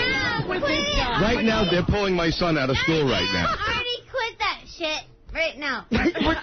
Bob, you're retarded. Liv. He's nothing now. All right. Liv, you're very beautiful. You're wearing almost next to nothing. But, he said Germany. You've missed a few, but now it's a chance to redeem yourself. Can you name 3 of the 7 continents? Yeah. Asia, Europe, and North America. Well, there you go. Yeah, what about the one we're on, Bob? I was going to say United States, but I didn't know that wasn't the United States is in a continent. I know, but that's why I didn't say it. You didn't want to seem stupid. Yeah, exactly. All right. Germany was much better. Thank you. All right, porn stars way ahead now, 5-3, pulling ahead. Slow adults. We'll get him. We'll get him. We have to. It's white. All right, I'm going to go to Crackhead Bob. This is a chance to get back on the board. Here we go. There's only 2 questions left. Come on. Okay. Bob, divide 75 by 3, and you'll have the right answer. Divide 75 by 3. Guys, you can't help them. No one can help. More time. All right. Take the number 75 and divide it by 3. And what do you get? Your IQ. Work it out loud. I don't like you today. Work it out loud. Work it out loud, and that's always the easiest way. If you can work it out loud, Bob, you probably Do you can. remember math, Bob? Let us in on your thought process. No. You don't remember No, math? because I was doing all the wrong things. Is this too tough for you? Want me to give you an easier one? Yeah. All right. The answer was Germany. The answer was 25. 25. I knew that. Let me help I him out. knew it. Oh, no. Give him 3 into 3. All right, wait a second. Let's see if we can't help you with an easier question. I'm going to really give you a break, because I know, you've got a problem. You're challenged. You're challenged. You got a problem. He was talking to me, Bob. I know I have a problem. Right. Neil Armstrong, what is he famous for? Andrea, don't say anything. Not even Olton. 4 away. Now, you got to be clearer than that. And they have the guy. Now, you got his answer. Come on, you can do it. Let him give him a chance. You can accept that. You got it. Bob. Come on. With Neil Armstrong, what is he famous for? Go ahead. Nobody's allowed to talk. All right, we know you know it, Andrea. Good. Yeah, Einstein. You waiting Go, to... What? Now, you can't grunt like an animal. You've got to talk. It's a little bit hard. All right. But, 5, 4, 2, 1. All the way up. Up. Up and away. Up All right, I'm going to give you that one. Yeah. Thank you. Moving to the moon, that's right. That's where I'm going to send all of you. Come on, I'm waiting. 5, 4, 2, 1. 5, 4, 2, 1. You're going down there, baby. I don't know about that. Nice one, Bob. Congratulations on another right in. I'm going to go now to a very beautiful porno star who's yet to get one right, and I got a feeling she's going to get this right. This is her time. So let's give her a chance, and let's not cheat or She anything hasn't got like one that. plug. All right, Lila, you with me? Not today. I'm still here. All right, Lila. Here we go. Easy one. A great game. The term feline refers to what? Feline.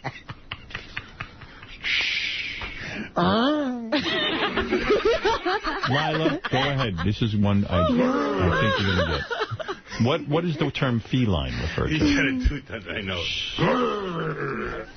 Much like Bob, let us hear your thoughts. Let us in on what you're thinking, please. I was thinking about money because fee is like money or right, extra. fee is money, that's true. Line is just like Wow. Miss Howard Stern, you've got to be quiet. I'm going to take away all your points. Okay. All right, go ahead.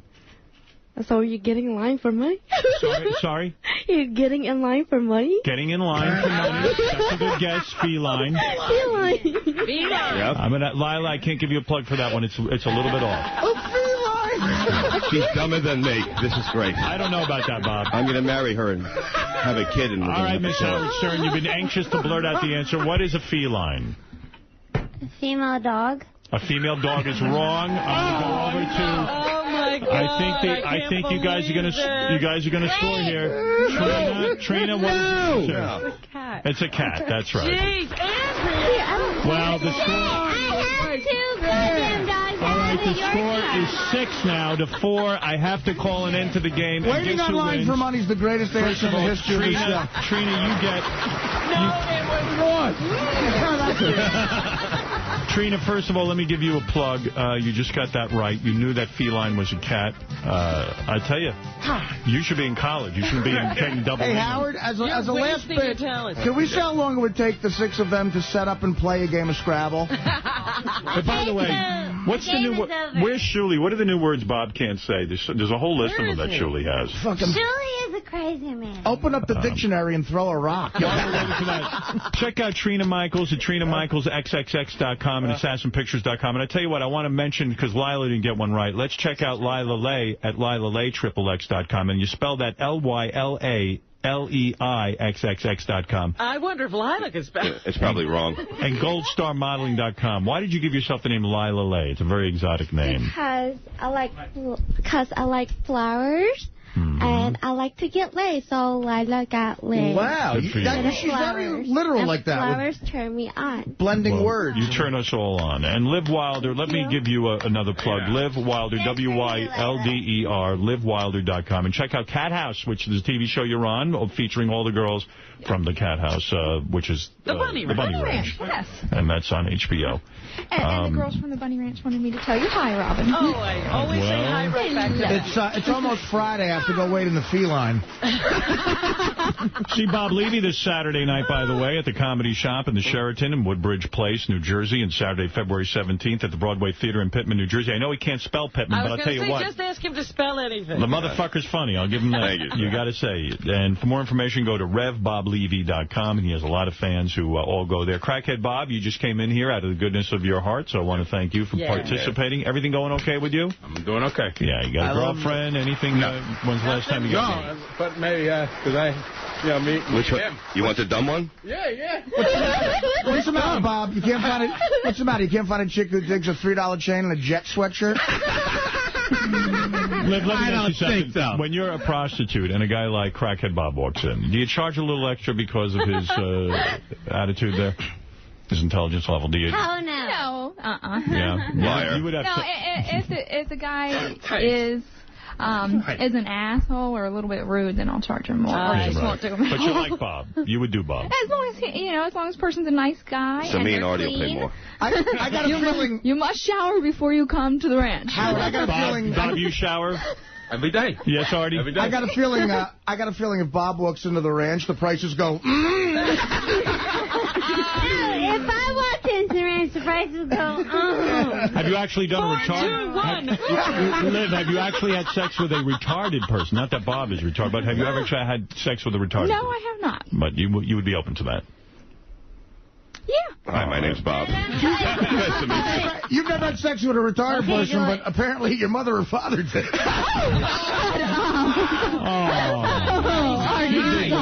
I'm kidding. I'm paid to make stupid jokes like that. I just realized that Levy doesn't know the continent this gig is on this weekend. I know. He doesn't know it. I so want him to spell February now. Andrea answered a lot of correct questions. I told her prize would be, you want to bring your friend in to sing a song? Singing a song about me because I love you so much and I love you. You guys are my family. Who is this friend? Give us a quick background. Okay, she is my hairdresser since I was 13. All right. And she's the best friend of mine. And she's been playing and singing guitar since she was for 13 years. All right. Do a little of this. So don't do it all the way through, Letitia. Well, if you like it, you might like it. Howard, you're going to love it. It's the Are you going to sing on it, honey? Wireless A&D. I can sing Willie Nelson if you want. You know what? Why don't I just sing a little bit of it and you decide if you want to figure All this right, out? that's good enough. Okay, here we go. I know we're on radio. You want to? Well, how could she stand? She doesn't have a guitar strap, asshole. I've got many skills here. What's the matter with Ganji? Ganji, give her a chair. Or a stool or something. You're on our team. Get over here. Very high budget here. I like this. All right. That's good. Yeah, I made this for playing on one leg. I've got skills here. Tell them how long you've known me. 3 years. Yeah. There you go. All right. Put her microphone on, Scott. Andrea. All right, here we go. What a bunch of slow adults. I like it. Do you drink whiskey? Do you pop pills? Not bad. Would you get drunk and kiss me? 'Cause Andrea will. That's a little bit. I dig it. Keep going. It wasn't bad. All the boys want to know if I fucked her. All the girls want to know I love her. You want to know this. There's no crazier bitch. You can search the whole world. You won't find one like this. She's the reason the Xanax exists. And I guess I just get her. So we'll stay on the phone all night or until she feels better. Wow. You're not bad, honey. The beginning and the end. Nice job. What with you? You wrote that about Andrea? Yeah, it's about me. Isn't that nice? Well, She calls me in the middle of the night all the time and it's like, I'm going crazy. Sing the whole thing over again. Sometime. I don't know if we have time for that. we don't have a lot of time. With the out-of-tune guitar. Please sing the whole Honey, thing. you're pressing your luck. Yeah. All right, listen. Letitia is Andrea's hairdresser. I am. And Good singer. Good singer. Where do you work? My name's Letitia Wolf. All right. If you heard the whole song, you'd love it, though. You'd die it for sounded it. pretty good. Anyway, I loved it. You quit while you're ahead in this business. That's very good. I like that. Why hasn't she tried out for American Idol? All right, anybody want to ride the Sybian or want to end with that? I'll do it. Who does? Liv? Liv wants Oh, my to? goodness. All right, Liv, get on that Sybian, for Christ's sakes. Never such enthusiasm. Wow, no one's ever wanted to do that before. Lila does, too, but she didn't raise her hand fast enough. I'm short. You look good, honey. All right, a real quick Sybian ride from Liv, who's here from the Bunny Ranch and from Porno, and she's going to get on there and tell us how it is. You ever ride one of these things before, baby? Yes, I have. That's why I was so excited. All right. I really like it. There you go. Get yourself on there. Get comfortable. All right. Get it right. All right, get on there. You want to take anything off, or are you going to ride it just like that? All right. I can take it off. Go ahead, take it off. Yeah. What the hell? This is television. It's Howard TV. We need shows. It's showbiz, baby. That's right. All right, here is Liv. Liv Wilder. You need a name like that, Artie. That's a very catchy name. Yeah. All right. And there you go. Okay. Looking good. All right, Liv, get on there, baby, and tell us how it feels, okay? Don't hold back. And don't even lie. If it doesn't feel good, you tell us, all right? Okay. We want the real deal. Honest. All right, go ahead. Here we go. Ready? All right. Give it to me. What do you have her on, Gary? 10%? 5%. All right, go ahead. Really low. Higher. Give it to her all the way. This girl's obviously a player. How many guys a day do you do at the Bunny Ranch? It depends. You know, maybe like 4 or 6. 4 or 6, okay. Feeling anything? Uh-huh. All right, you want it higher? Uh-huh. Want you to shut up so she can get into it?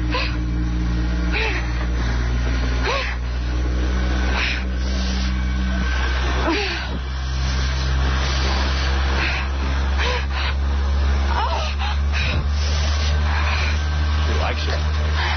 I fucking love it.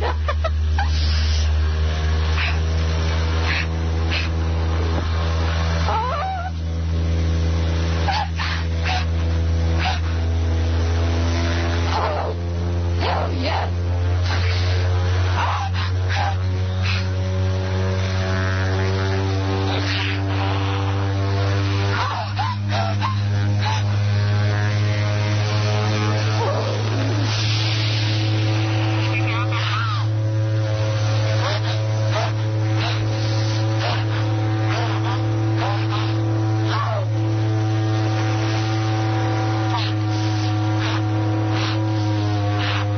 Robin?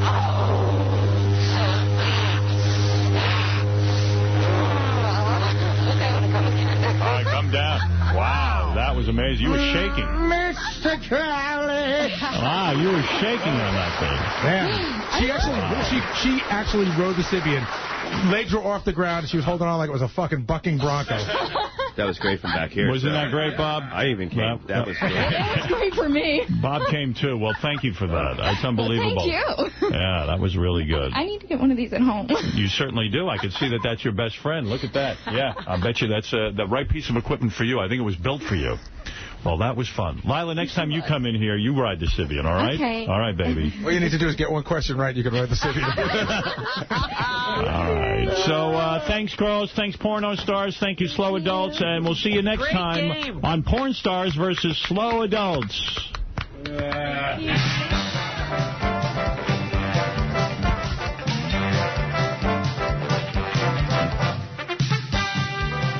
Okay, I'm back. What'd you play? Incubus. Oh, yeah. Incubus, wish you were here from the show. Benji swears that Miss Howard Stern just asked him for coke. Oh. How could you? Where is she? Why don't you ask stop? Benji? Does he look like a coke dealer? Looks like something's wrong with him. He can get it. Yeah, he looks like he could get coke. Let me ask her real quick. What kind of rehab is that? That's the kind you have to return to. Yeah, I think she needs to be admitted immediately. Why would you ask a fat guy for coke? Probably doesn't have it. Were you really thin on coke? Yes, absolutely. Wow. Were you ever thin? Yeah, he's been thin. When he came here, he was thin. Yeah, a short period of time. Yeah.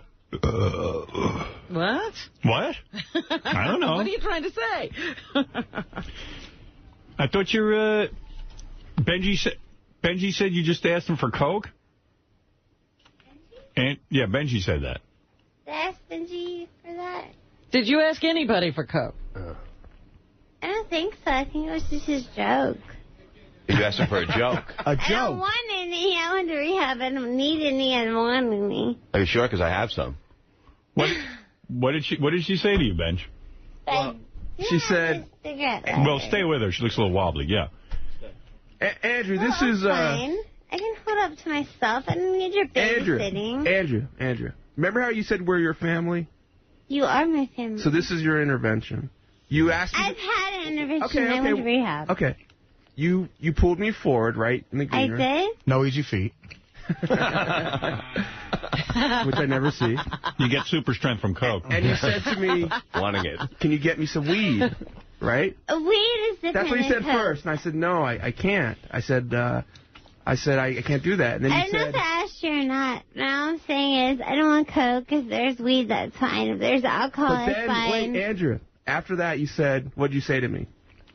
It's okay to admit it. You know what? You can admit it. I really don't know. I'm drunk. You do know. And it's okay. And then you'll get it out there, and we'll help you, I guess. We'll get coke. No, we won't. Yes. I can be back in. Are you not allowed to say it because of the rehab? You have to go back in then if you say it? I really don't know. Okay. She's all right. Don't worry. The truth is I have it for you, Andrea. Andrea, are you going to be able to stay off the coke, you think? Yes. You do. All right, good. You haven't done any since rehab? Yes. What? Yes. Yeah. Yes, you have, or no, you haven't? None since rehab. All right, I'm proud of you. I think. Things are looking up. Yeah. All right. Things are looking... You're really loaded, and it's very early in the morning. Right. How did she get this loaded? She wasn't this loaded when she first came in for the game. Are you out there drinking? Well, that's because I drank. Yeah, well, you shouldn't be drinking that much. Yeah. You're a little tipsy. Yeah, so what? Are you attracted to Bob Levy? I see you giving him the eye. I thought you were after Artie. You're looking at Bob now. No, I'm not attracted to Bob Levy. I'm just... He's very fickle. Yeah. Tipsy. Is the room spinning? There goes my... You know what? The room spins... Watch your back. Without my glasses on. Nothing to do with the liquor, huh? All right, Andrea. You know what? I got these long thingamajigs to smoke like Krella milk, so it was like really hot. And so I put a long cigarette in the end of it, and I smoked it like... Wow. Hey, Andrea. And that's like really hot. Andrea, you are Miss Howard Stern. I am. And no matter if you get a new about Miss Black Howard Stern. I'm sorry, but I am Miss Howard Stern. We know that. I represented for a very long time. You're Miss White Howard Stern. I am Miss Howard Stern, not Miss White Howard Stern. I have represented this show for a very goddamn long time. And done it well, by the way. Yes. And I've done it very well, and I love you all to death. You are my family, Thank you. I will never give that up. So no matter what you do besides me, I am the original, and I will be here to stay. Thank you. Miss Howard Stern, everybody. Andrea. And I love you, Howard. I love you, Robert. And Can you walk a straight Artie. line? Can you walk a straight line? Yes, I can. Let me see. Hold on, Wait, we're right here. Here's the straight line. She's going to try and snort it. Stay with her. She's not walking straight. Whoa. She's falling over. Wait, she's dragging something. Let me see you walk a straight line. She's dragging. Now, you're not going to be driving, I hope. Headphone wires. Yeah. She's connected to the headphones. She's dragging a drug dealer. Andrea, you're not going to be driving, I hope. Are you? No, I'm not driving New York. All right. Let me see you walk a straight line. Go ahead. No, that's the wrong line. The white one. The white line. The white one, yes. Okay. All right, try it again. Go ahead. I can do it. Watch, I'm an actress. No. Oh, look at that. She is. Not bad. All right, you got through the test. Can you see your boobs? Backwards from 100. Can you count backwards from 100? Andrea. Can you know what? Britney Spears, when she showed her pussies to the whole world. Her pussies, yes. That gave up the fantasy for every man in America. And you know what? That's not something I'm willing to do because I have something every man wants to see. But I'm not going to give it up just for that for free. I'm sorry. I have a 7-year-old daughter. If I'm going to do it, I'm going to make money off of it. You hate me or you don't. I don't really give a fuck. What are you saying about Britney Spears? I'm saying I could show it. Yeah. But I want to get paid for it. Right. Britney Spears showed it for free. Yeah, exactly. And she gave up her fantasy to every man in America to mark her off their to-do list. Do you think every man in America wants to see your pussies? A lot of them that your fans do, yeah. Can I they want to see my pussy. Just show me one. Show me one pussy. Please. No, I can't do that. Unless Come you on. pay me. How much? I'm sorry, I'm high maintenance. How much money you got on you, Bob? I got But like I'll about show you my 500. boobs if you give me $1,000. $1,000. No, who cares? Artie, give her the money. Artie, that's nothing for you. That's chump change. Oh, my God. All right, no, that's fine. You don't have to show us your boobs. You're inebriated right now.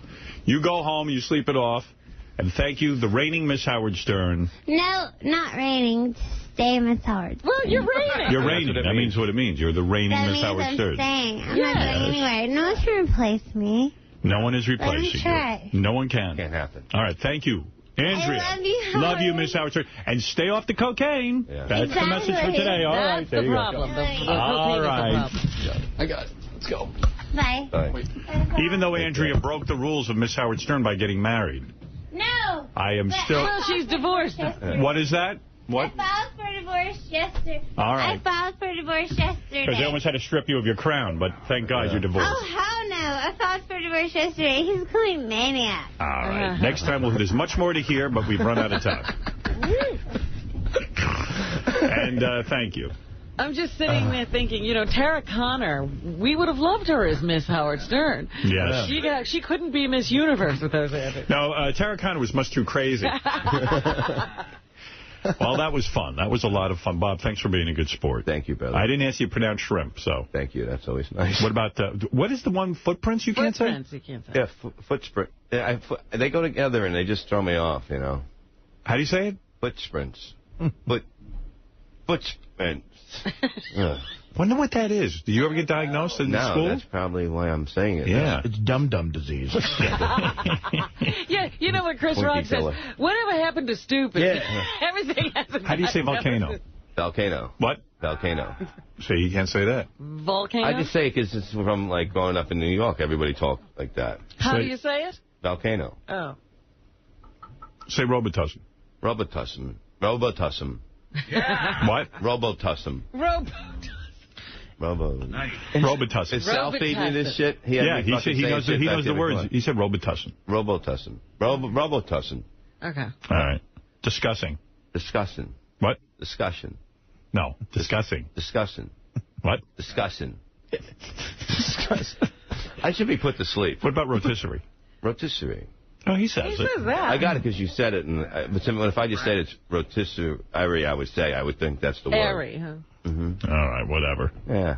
Leave him alone. Yes. What about hedonism? I've been practicing that one. Go ahead.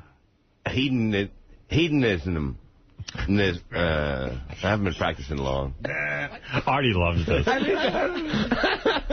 Volcano should be your porn name. That's what it will be. Hey, Steve Langford and John Hein are here, in addition to the great Reverend Bob Levy, who is here with us. He's sitting in for the news. I invited him in after his stellar performance as a slow adult. He was only kidding. I'm sure he could really do all that. It's all an act. You're such a bright guy and a funny guy. It's funny you have this one block with learning. I don't know. Mm-hmm. Doesn't make me any money, so fuck it. Fuck it, right? Yeah, it's a shame you can't make money with it. It's such a skill. Come see the stupid guy. Let's go to Steve Langford in the Howard 100 News Department. Steve? Rectal itch. Just some of the stories we're working on in the Howard 100 newsroom. Can you keep up with Robin Quivers? Can anyone? Now's your chance. What are you talking about? Now's your chance to race Robin in the 2007 Toyota Pro Celebrity Race in Long Beach, California, April 14th. What? An online auction now underway to win the opportunity of a lifetime to chase Robin in a race car along the Grand Prix circuit in Long Beach. The bidding to race Robin starting at $50,000. Go to longbeachgp.com. What the fuck is going on over there? I don't know anything about that. I know I'm going to be at the race. Are you racing? Yes, I'm in the race. But I don't know anything about this auction. Wow. I guess someone's going to try and race you. Black people don't like auctions. Does that add more pressure, Robin? You know what you're doing? Yes. All right. I'm racing out at Long Beach. I'm worried out of my mind about you. I don't know what this other stuff Honestly, is. I'm worried about you. Why are you worried? Something going on here. Are you insane? Yes. What if you get killed? With everything that goes on in here, you're asking. What if you get killed? Then I'll be dead. You're going to feel so silly. I will be dead, Howard. I won't feel anything. All right. Go ahead, Steve. You're teaching me things I didn't even know. Jackie Martling loves to smoke pot. No secret about that. But is the joke man completely high? There's a video of Jackie on YouTube appearing to smoke a joint. Howard 100 News probing into the proud pothead's puzzling personal portrait. A sign of the apocalypse. Page 69, reporting that Ralph Cirella overheard saying he's considering hiring a personal assistant to help with his workload. Oh, my. What? To help with his workload? What workload? You mean the load on his chest, probably. Oh, my goodness. What the fuck? What have you spawned, He's got the money to hire a personal assistant? Didn't he rob it from Artie? Wow. Maybe he's using the 50 G's you gave him. But he doesn't have a job. I mean, his job is to basically buy clothes for me. You must be paying him very well. I guess I must be. I didn't know he'd be able to hire an assistant and now do the actual work for him. Yeah, well, I mean, yeah, so I guess the assistant will just do the job. Yeah. But Ralph really knows how to live.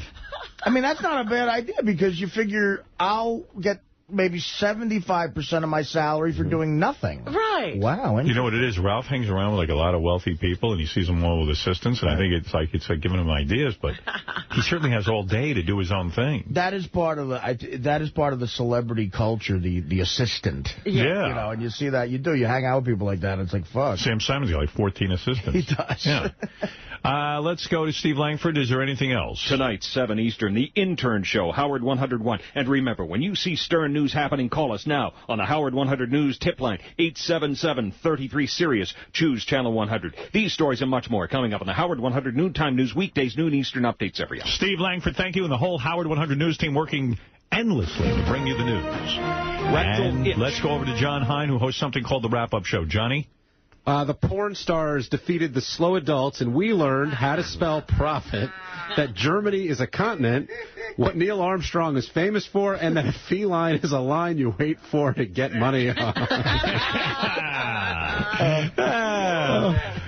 We'll talk about how Miss Howard Stern is holding up, if Bob Levy is actually retarded, and how this matchup of wits actually came together. Plus, Ron Jeremy recalled a porn scene that was filmed in Howard's chair at the old studio, and Cabby compared himself to Spielberg as he tried to defend his actions. We'll take calls on who was telling the truth, discuss why Cabby ignored Artie's advice, and find out who this Brett guy is. And last but not least, I have no idea. Me neither. And Dr. Keith Abloh called in and backed up Howard and saying Gary was wrong not to tell his son about the tracking. By the way, you went home and told your kid that you do, in fact, read the Internet stuff, and the kid took it well. I told her that there was software on their computer. She said, I know. I'm like, what do you mean you know? She said, well, you know when I download stuff on iTunes. And I said, well, I get emails about that. I said, but she goes, oh, you also know my instant messaging. I'm like, yeah. She goes, and you know when I'm on the web.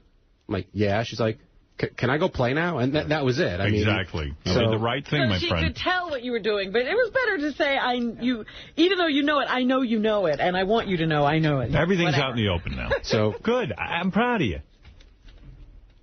Thank you, Howard, for teaching me. Thank you, Howard, for teaching me. That's right, of course. How to be a creepy dad. Dr. Stern. It's creepy not to tell the truth. That's right, he was a creepy dad. Now he's not a creepy dad. Now he's a good dad. Bob, do you monitor your children on the computer? We don't have one. No. My son doesn't. How can he monitor anything on the computer he can't read? My son's actually smarter than me. He wouldn't know what the kid was writing. What are you playing on? What is that? I am now worshiping the Prophet Muhammad, the Muhammad? Paper hat. No, but seriously, I'm glad I said something, John. Thank you. I do feel good about it. I feel good that I said something. I felt good that she actually felt that way all along, but my conscience is clear. Good. So we're going to talk about how Dr. Keith fared, his thoughts on Tyra Banks and Oprah Winfrey. Right. And take calls to finally settle this privacy issue. John Hein hosts something called The Wrap-Up Show at 11 o'clock. If you haven't heard it, you're really missing out. It is a freewheeling discussion. I realize on that show, everybody lets their true personality hang out when I'm not around. So, John, congratulations. Thank you. John Hein, everyone. Hey, remember that Reverend guy who they found out was gay? Yes, I was going to do that story. Oh, you got that on America or AOL yesterday. He's a fag. Now saying he's completely heterosexual. Yeah, I love this. The Reverend Ted Haggard emerged from 3 weeks of intensive counseling, convinced he is completely now heterosexual, and told an oversight board that his sexual contact with men was limited to his accuser. Yeah, he only did it with that one guy several times. Isn't that great? It's a very tough addiction to After get. 3 weeks, he's ready to go back to his ministry. He's completely cured of his homosexuality. These guys can't... There's something about the power of that pulpit that, they can't let it go. I mean, this guy has completely failed at the job. You stupid cocksucker! But he's ready to get right back in the saddle. The people he worked for, however, don't want him back. He is completely heterosexual. That is something he discovered. It was acting out situations where things took place. It was a constant thing. So he wants his congregation, I guess, to believe that after 3 weeks of intensive counseling, he's fine. But do you know what they said to him? Yeah. Move out of town. Yeah. Get out of town, cocksucker. Remember all that homophobia you were spreading? Well, guess what? It worked, because now they want you out of town, you asshole. What a shithead. Well, that's great. Let's go to Rob, and then we'll go right to Robin, who has lots of news for us. Rob in Chicago, Reverend Bob Levy with us as well. Rob? Hey, Howard. Hey, now. Loved Richard's dad yesterday. Yeah, I bet you did. Got to get him on more often. What are you guys doing? He's gold. Well, I found out something, too. That Artie, who we figured out a way to get him down to go hunting with Richard's dad. Right. We got the official ruling. According to the law enforcement agency at the Kansas Department of Wildlife and Parks, by federal law, if you've been convicted of a felony, you cannot use a gun, even to hunt, but you can use a bow and arrow. So he could go with a bow and arrow. If Artie's record has been expunged, which it has not, he can use a firearm to hunt. Wait. How do you know it hasn't been? Because you have to go get it expunged. No, it might have been expunged. Oh, really? How'd you get that done? I got the lawyer, it was weird. The lawyer told me, if you're good for 18 months on his probation, it'll be expunged. Oh, that's what he said. But I've never checked to make that official. Oh, okay. So you're going to check? I guess if it means a bow and arrow or a gun, you bet I'll check. Yeah. Artie can still get a hunting license. He just can't use a gun if his felony conviction is still on. Then you can go scare the animals. You can go up to a squirrel and go, I have a hunting license, just so you know. Don't sit on this, guys. Come on, get him down there and do it. Can't do it if he's going to go to jail. Yeah, we don't want him in jail. Yeah, but, he could shoot a bow and arrow or something. Well, whatever. Well, the bow and arrow's not as fun, I don't think. Sonny, you're on the air in Middlesex, New Jersey. Please make Artie go hunting with a bow and arrow. I'm begging you. See, I think that would be fun. Actually, yeah, I wouldn't totally mind doing that either. I don't care. It'd be fun just to go hunting with the guy. Yeah. Well, Well, I wanted to say that bit that you just did, the stupid people versus the porn stars, it was fucking great. And, you know, you should do, like, more, like, games with these porn stars, because that was just funny as hell. Yeah, we loved it. That's a lot of fun. We do that every once in a while, you know. We don't burn anything out here. Yeah. That's Ain't no ring toss coming up soon? Anal ring toss. God, when are we going to get that going? When is that going to happen? Gary, what's happening with the anal ring toss guy coming in? He's got some hot girls to play that. Love to play some anal ring toss. Artie? I guess we've been sort of sitting on the fence waiting for it to do celebrity, and we just haven't found the right person to put in. That's where I thought we left it. What about Ross Zapin? He's a celebrity. He's right here. He said he'd do it. Yeah. How are you? We need him to hold the stand for the anal ring toss. Yeah, he'll be the host. Didn't we have a celebrity the other day? You mentioned the name of a celebrity who we said would be good for something. We you know what I mean? There was somebody we were thinking of having in. And then I don't know that we could get him to do that. I think that was the consensus. I said it about Jason Biggs. Jason Biggs, you think he'd play anal ring toss? Gary? I'm listening, you know, because I'm listening to something else, too. We also had trouble getting the anal ring toss guy to come to New York. He had canceled on us a couple times. Oh. And, you know, he's got the holders. Yeah, he owns the rights to anal ring toss. He's got the patent. You can get the patent. Exactly. That's where we were having trouble as well. So far, my title is unchallenged, and I have beaten Steve Guttenberg. I have beaten Dave Navarro, Stuttering John. Wow. A lot of biggies. All the big names. And, yeah. Name dropper. I think the fact that that Carmen Electra assistant guy held it in his ass is not covered enough. All right, he says he's not gay. I mean, I think that might be gay. Let's go to Ralph Cirella, who could explain the Page 69 story that was just leaked. That Ralph has been considering hiring an assistant. Hey, now. Hey, now. What is up with this? Taking applications. No, seriously, you know, I said, I don't know who I was, I don't know what little rat over there overheard this, but they didn't get it right. What I was saying is, I would love to have an assistant because there's a ton of shit that I need to get done, and I don't feel like doing, and I end up just not doing it. It's like menial crap, you know. Well, who's going to give you an assistant? I'm not looking for anybody to give me an assistant. But I'm saying, what menial stuff can't you get done? I mean, it's like, there's just stuff in my personal life. I'm not going to get specific. But you got all week to do it. Yeah, oh, please, I could get it done. I just don't fucking feel like doing it. It's like, and I don't have a wife or a girlfriend. You get an assistant. You know what it costs an assistant? So, Ralph, what is the answer? Are you going to hire somebody to do this? I would hire somebody like one day a week to help me out with some shit. What are the tasks that you can't get done by yourself? Feed the gerbil. I'm not going to get yeah, I mean, give me an example. One example. What is something you would want your assistant to do? Pretend your assistant's waiting for his day of orders. What is it? Yeah. Imagine being Ralph's assistant. Oh, what a nightmare, right? He would just be brutal. So, Ralph, you could afford an assistant. That's pretty good. Well, I don't know what that costs. I mean, like, I wouldn't pay somebody like $1,000 a week, but you know, pay him a couple of bucks. What's a couple of bucks? Like $200-300 a week? Yeah, something like that, depending on what they get done and how much they. Well, name something they need to get done. How much you got done?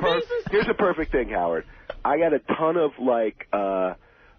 Stuff I need to put on eBay, like stuff I can get a lot of money for, but I just don't feel like doing it. It's called Howard stuff. Yeah, stuff I take from Howard's apartment. No, all right. Fucking moron. All right, thank you, Ralph. Well, I just don't. Most Americans, I don't think, could afford a few $100s a week. No, it's a lot of money. I mean, I think that's pretty good. I don't know. Well, I'd be getting money back on the stuff. You know what I'm saying? I wouldn't say a few hundred. I don't know. It was. So they could organize your Star Wars figures, and then you could sell them. All right, thank you, Ralph. Now I understand. That went through my mind. It wasn't like I was like, you know, everybody makes it sound like, my God, Ralph, you know. All right, thank you. I don't feel like hearing the whole story.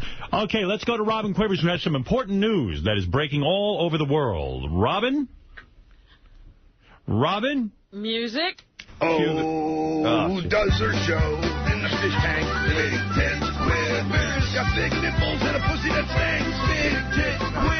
It's news and big breasts. By the way, you are the worst song parody maker ever. Thank you. I was vying for that title. All right, let's go to Robin. R&B singer R. Kelly, remember him? Yes. The guy who was charged with pornography and was also questioned as to whether he was having sex with underage girls. There were all these charges, but there's never been any trial. He won't be attending a status hearing today, in fact, in Chicago for a child pornography case against him. The Chicago Tribune reports that Kelly was in Miami to perform at a Super Bowl party when he had an emergency appendectomy performed. He must have gotten sick during the performance. His appendix suddenly burst during the party. He remains hospitalized in good condition but will not be able to appear in court today because of his medical condition. His lawyer says he did not get permission to perform at the party before he left the state, which is a violation of whatever his bail is at this time, but I don't know what they'll do about that. Anyway, for those of you who don't remember R. Kelly, here's some of his work, 2-4. R. Kelly. Hold on a second, Robin. Takes me a second, you know what I mean?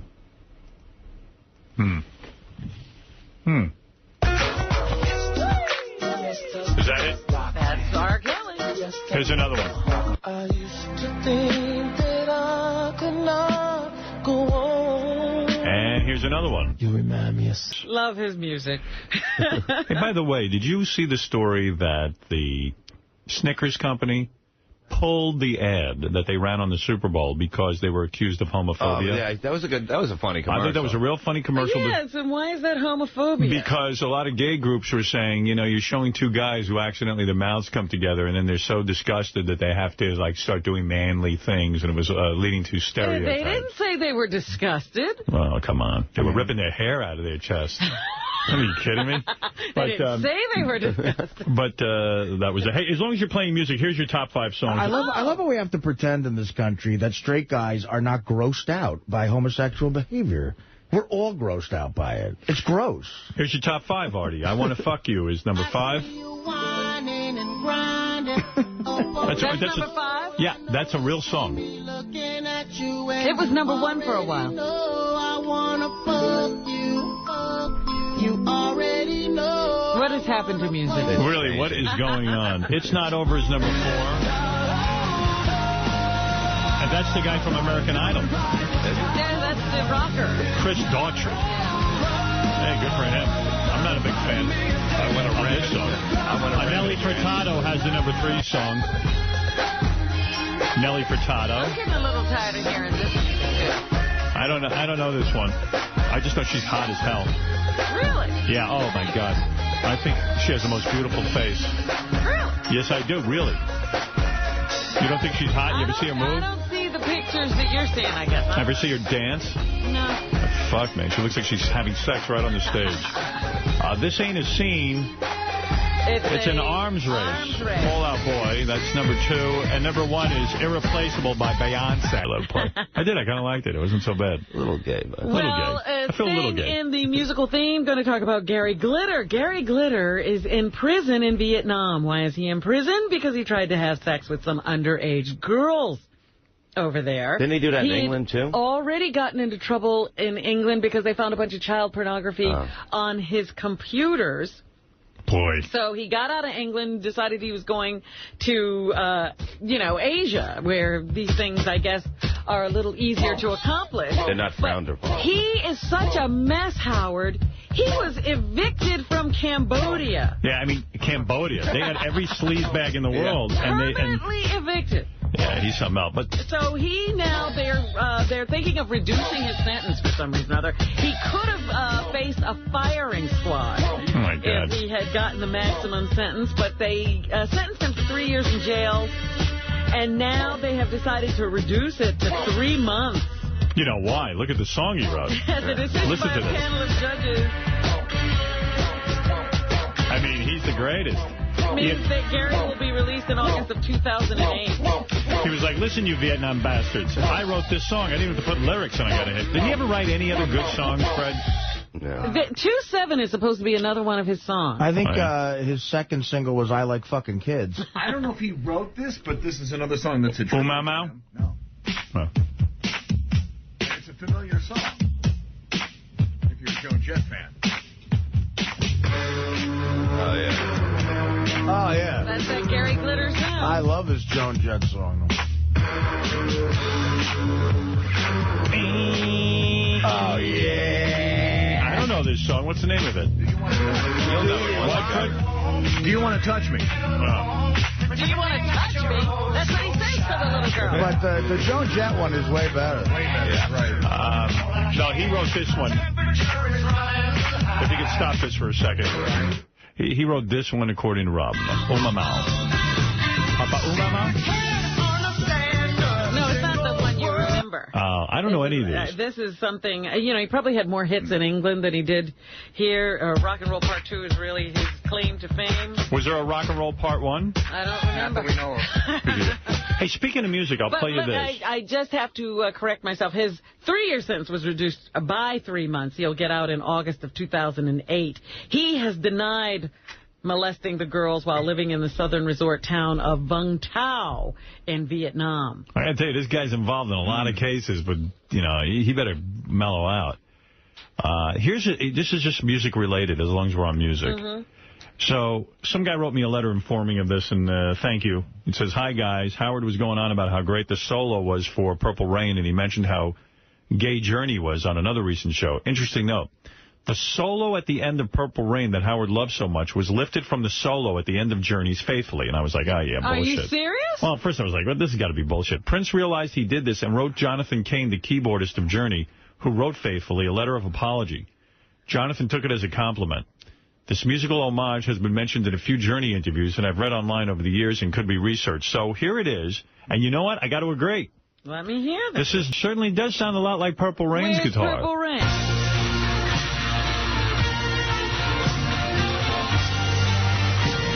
I see the similarity.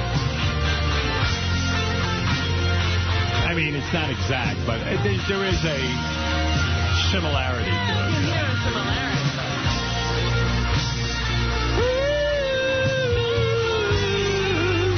It's not as blatant. So they're arguing over 2 gay songs. It's not as blatant as when Chappelle stole Levy's joke. Oh, here we go. What was that joke again, Bob? That beat your dick like it owes you money, Doug. I don't want to go into that. That was many years ago when I couldn't spell. All right, what else, Robin? We've been talking about music, and we were also talking about Justin Timberlake a lot. How did those two get the same conversation? He is a musical star, and he will be on the Grammys this coming Sunday. I'm really starting to get pissed off with that kid. He's becoming known as, like, the most versatile performer ever. Well, that's what I was going to say. Wait a minute. A couple of weeks ago, I was telling you I heard this crazy song, My Dick in a Box. Yeah. I'm going to get you this gift. And he did that. He and a friend of his wrote that for Saturday Night Live. Right. Dick in a Box? Oh, I see that, I think it should be over there somewhere in my... Here it is. They put it in. I got it. Dick in a Box. I hate this. Can't let it keep going. It comes up now. Yeah. Take a look inside. It's my dick in a box. Is it Dick in a Box on Saturday Night Live? Yeah. It's my dick in a box. It's on YouTube, too, the whole video. Well, yeah, but he did it for Saturday Night Live.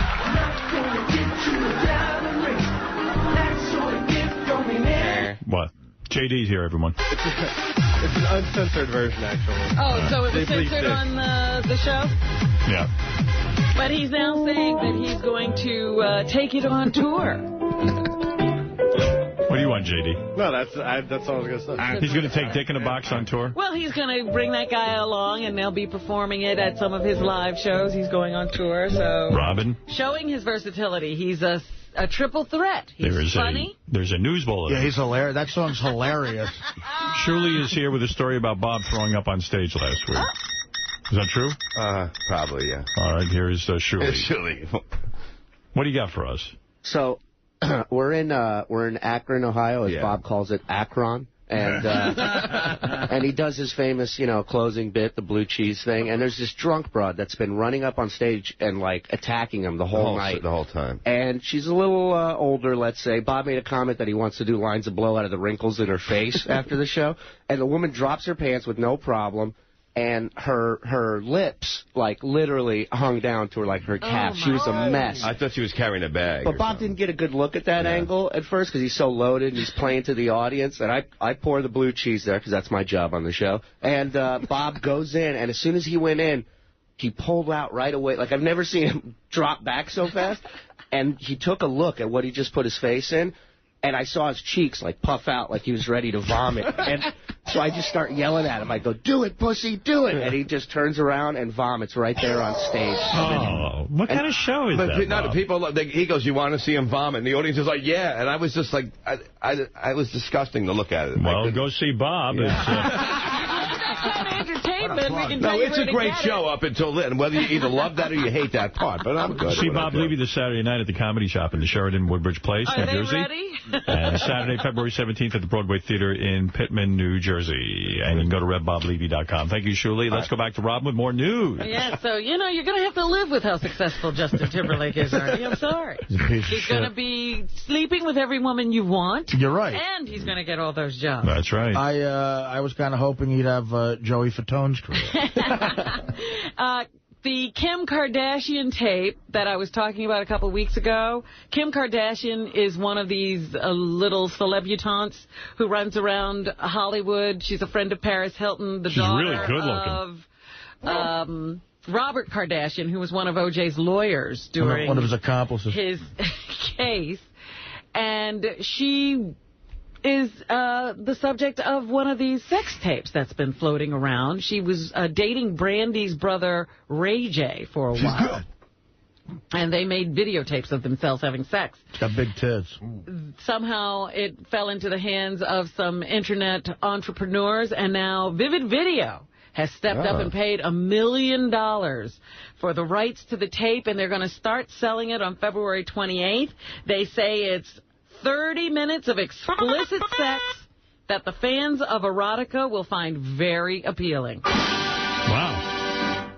So she doesn't get any money off that? She's claiming she doesn't have anything to do with the sale of it. She'll get money she's from going it, to be you know what, taking legal action. Yeah, I don't get, like, I mean, if she's getting money for it, fine, but if she's not, I don't get how somebody's just private film can be taken and sold against their will. That seems like a crazy law to me. I don't understand it. All right, Robin, I'll take a break, and we'll come back and we'll wrap up the news right after these words.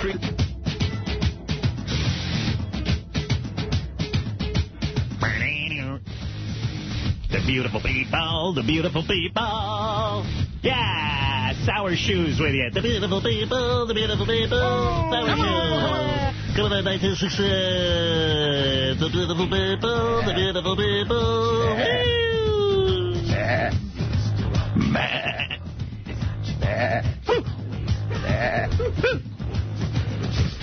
Hey now.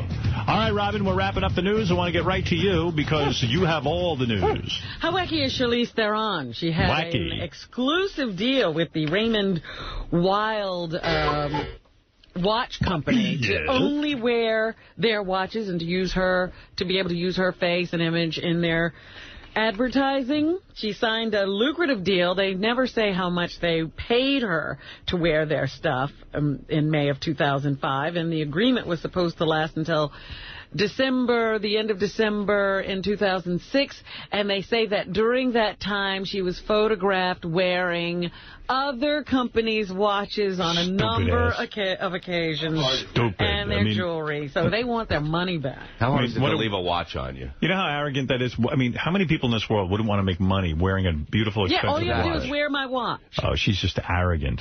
Hey, by the way, Baba Booey to you all. Here is Baba Booey Baba Booey mentioned during the Deion Sanders show. Oh.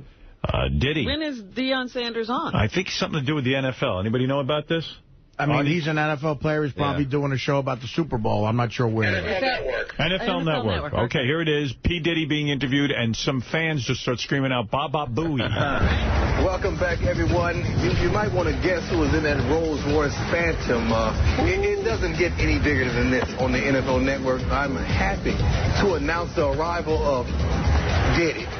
Future Hall of Famer. Future Hall of Famer. Yes. Let's cut right to it then. If you were a football player, what position would you play? Oh, man. I mean, I was a football player. Baba Booey. Baba Booey. Baba Booey. Yeah, anyway. Getting crazy out here, ladies and gentlemen. Baba Booey to y'all, and we love all that. Robin, anything else? Yes, Baba there's Booey. a pervy professor who has been arrested.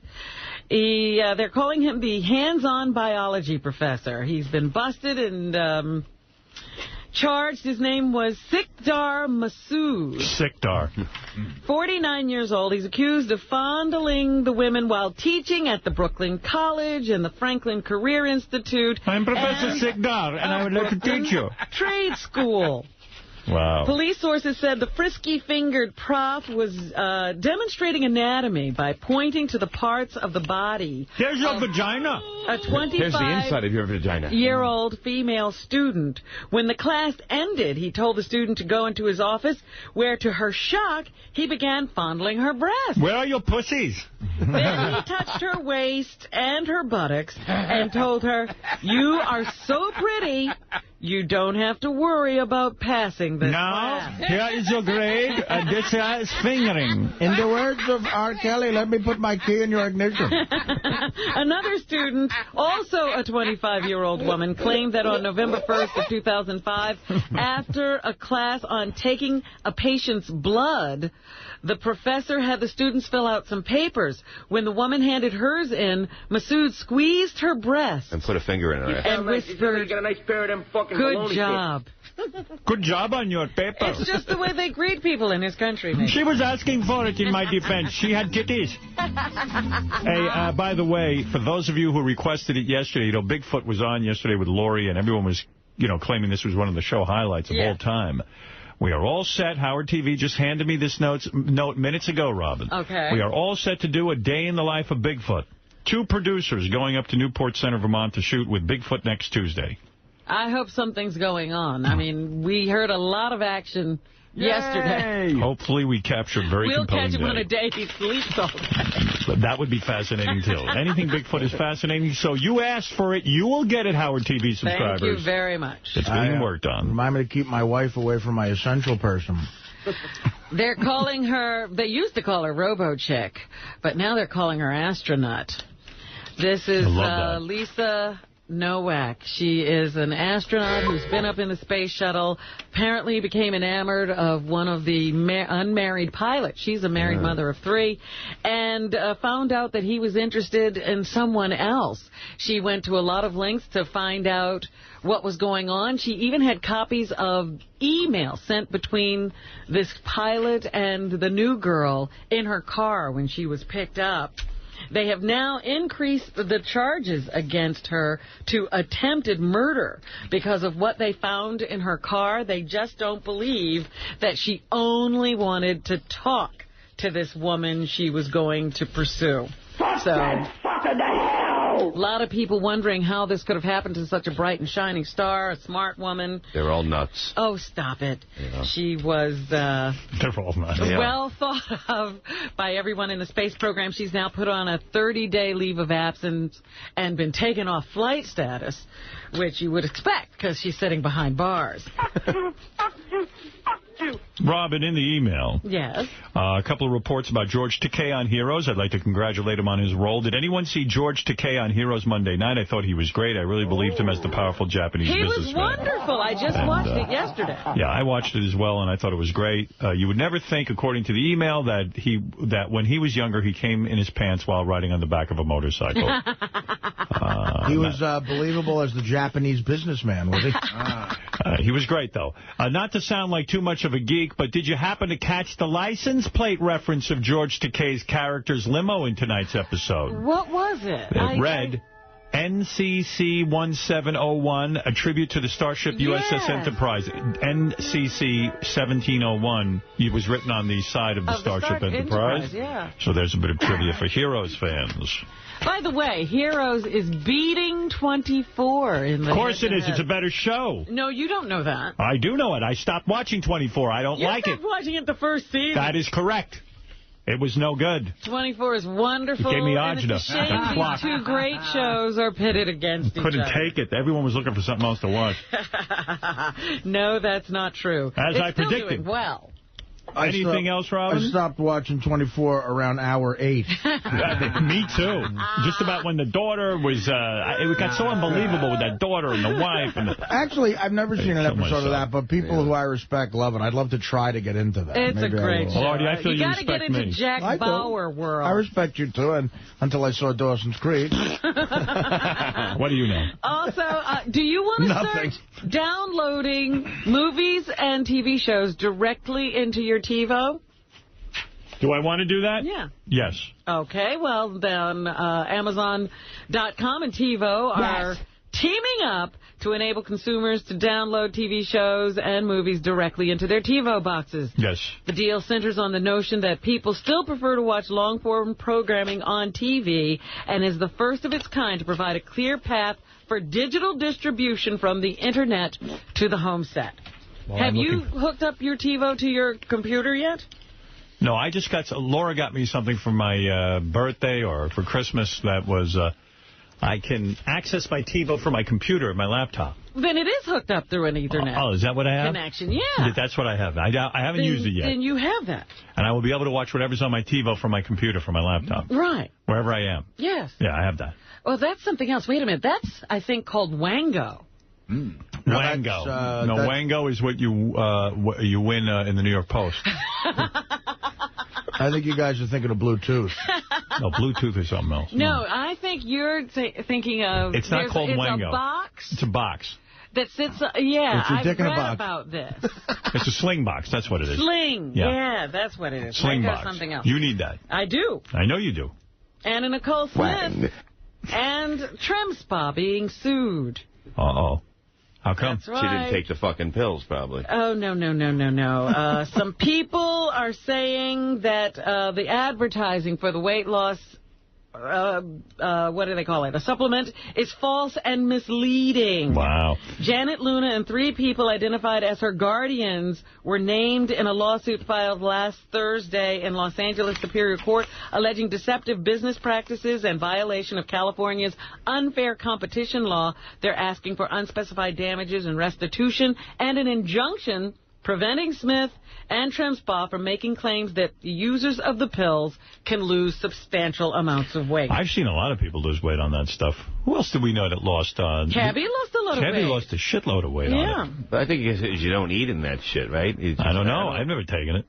I don't know. I think it's in your mind. You don't eat and that shit and you lose weight. No, I think there's something to it, but I don't know. We've had a lot of people come in and show us their Trim Spa bodies. Yeah.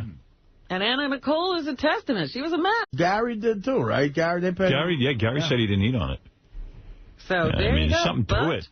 There are people who are saying they didn't lose weight, I suppose, so they're suing. So they're suing. Also, her boyfriend, Howard K. Stern, is now I hate that guy's name. Out. I really need him to change his name, or I got to change mine. You got it. I mean, every time I see that guy. Invested a lot in building your name. Yeah, I mean, I should sue him. And he just added a fucking K to it. Right. If Mary Carey is being sued by Mariah Carey, well, he was born. Why aren't you? Because he was born 42 years ago, and I guess his mother had the same great idea to name her son Howard Stern.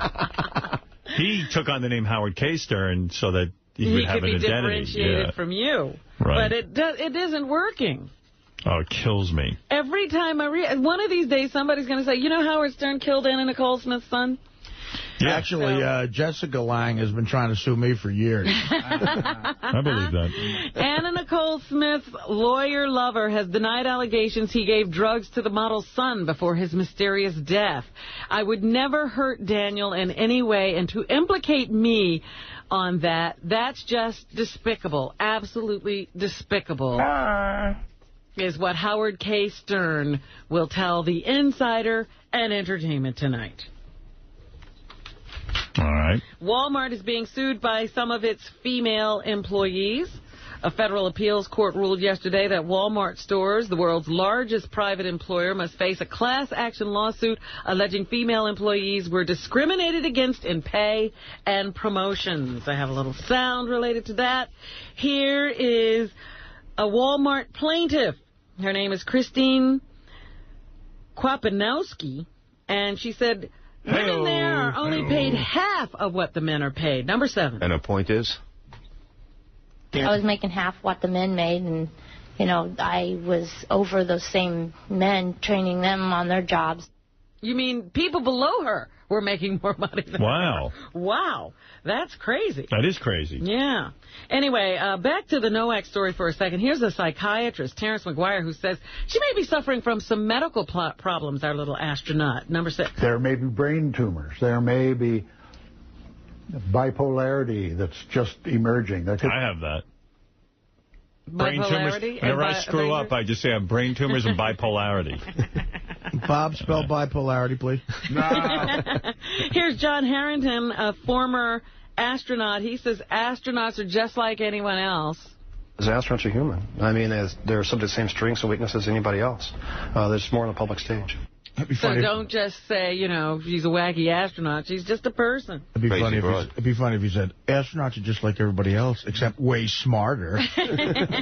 Astronauts. Yeah. I know. She's going to taint the whole organization. Here is... Oh,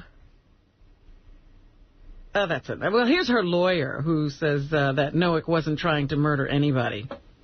Number 4. All right. She goes to have a conversation with the other woman. Yeah, but didn't she spray her with mace? She sprayed her with pepper spray. And she had a brand new mallet. She had some plastic bags. Yeah. You know, she had a few things in the car that might lead you. A BB gun. Did she actually use the diaper to piss in? Yeah, she wore a diaper for the 900-mile trek. That's the greatest. That's a crazy fucking bitch. Yeah. Stop for the bathroom. I know you're crazy. Exactly. There's crazy and then there's crazy. All right, whatever. Barack Obama is a smoker. Yeah. He was told by his wife very strenuously to give it up. And so he has, but he says the stress of campaigning is being, very difficult on him because he's trying to stop smoking at the same time. So he's been strenuously chewing Nicorette gum to try to keep himself off the smokes. Didn't know he was a smoker. Might change my vote. Hold on. Greatest minds in history were smokers, Robin. Like who? Me. Like who? Everybody pre-1950. It was smart. Jackie Gleason. Shows they weren't all that smart. Bob Levy. Yeah. Daniel Baldwin in trouble again. Yeah, I can't believe this guy. A judge has issued an arrest warrant for the actor after he did not appear in an Orange County Superior Court to face charges. He illegally took another person's vehicle. He's a character, man. You know, he's from a pretty wealthy family and stuff. And he had a real career going. He had a pretty good television show career going, you know, but... Daniel Baldwin, man. I used to run into him here and there. And oh, yeah?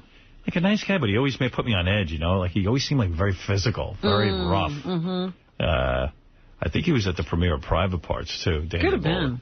been. If convicted on the 2 felony counts of unlawfully taking a car and receiving stolen property, he faces up to 3 years in jail.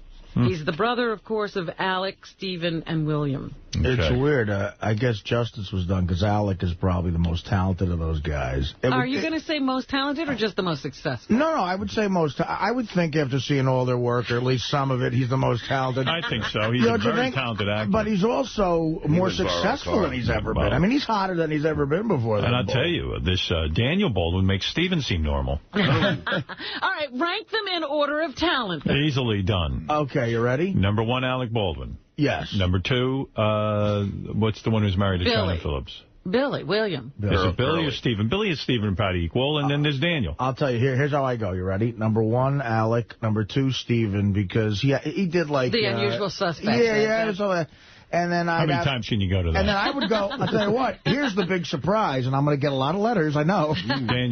Daniel, then Bill. Oh. Right. You know what? Okay, I'll go with that. Because fair play with Cindy Crawford is awful. You know what? I'm going to go along with that. Daniel's done some good work. Right. No, he has. He does some good television work. Okay, F, marry, kill now. Daniel, Alec. I marry Alec. Right. I F Daniel. Yeah. And then I kill Billy. You guys really shouldn't be playing. You kill Billy and let Stephen be the minister for the funeral. All right.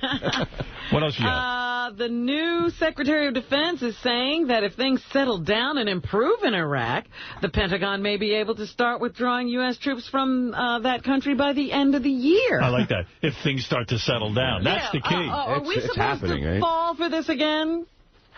If things get better. Well, they're not going to get better. That's so like, stop tickling our asses with feathers. It's like someone saying if Bob spells profit, he'll pay his alimony. P-H. No. P-H. P-H. I mean, what in the That's what he said, P-H. F-I-T was the thing that really got me. P-H-F-I-T. There wasn't even a vowel in there. You still can't There's spell. one vowel. You need the O. Let's just make it official at the end of the show now. You still cannot spell profit. Profit. Try again. All right. It was P-R. Right. O. F-I-T. There you go. That's the different kind of profit. Oh, okay. You're talking about the profit, like Prophet Yeah, Muhammad. that's what I was doing. The one from the game. P-R-O-D. G-H-I-T. Okay, fine. G-H-I-T. All right, you got it. He got it right. Yeah. P-R-O-G-H-I-T. Benji, can you get me some blow? Well, now that you're on a roll, spell February. F-E-B-R-U.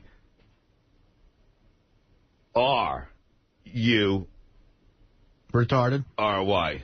R-Y. R-U-R-Y. You got to be fucking. You were close. You missed it by one letter. The U.S. Profit, you weren't even close. Oh. Right now, your son is moving to a different state. P-R-O-P-H-E-T. It's profit. P-H-E-T. I've never used that word. Try it again. Spell Pharaoh. Spell Pharaoh. Spell profit. Spell profit. I didn't listen. Okay. I can Obviously. spell something. All right, go ahead, Rob. The U.S. sent more than $4 billion in cash to Baghdad. Spell U.S.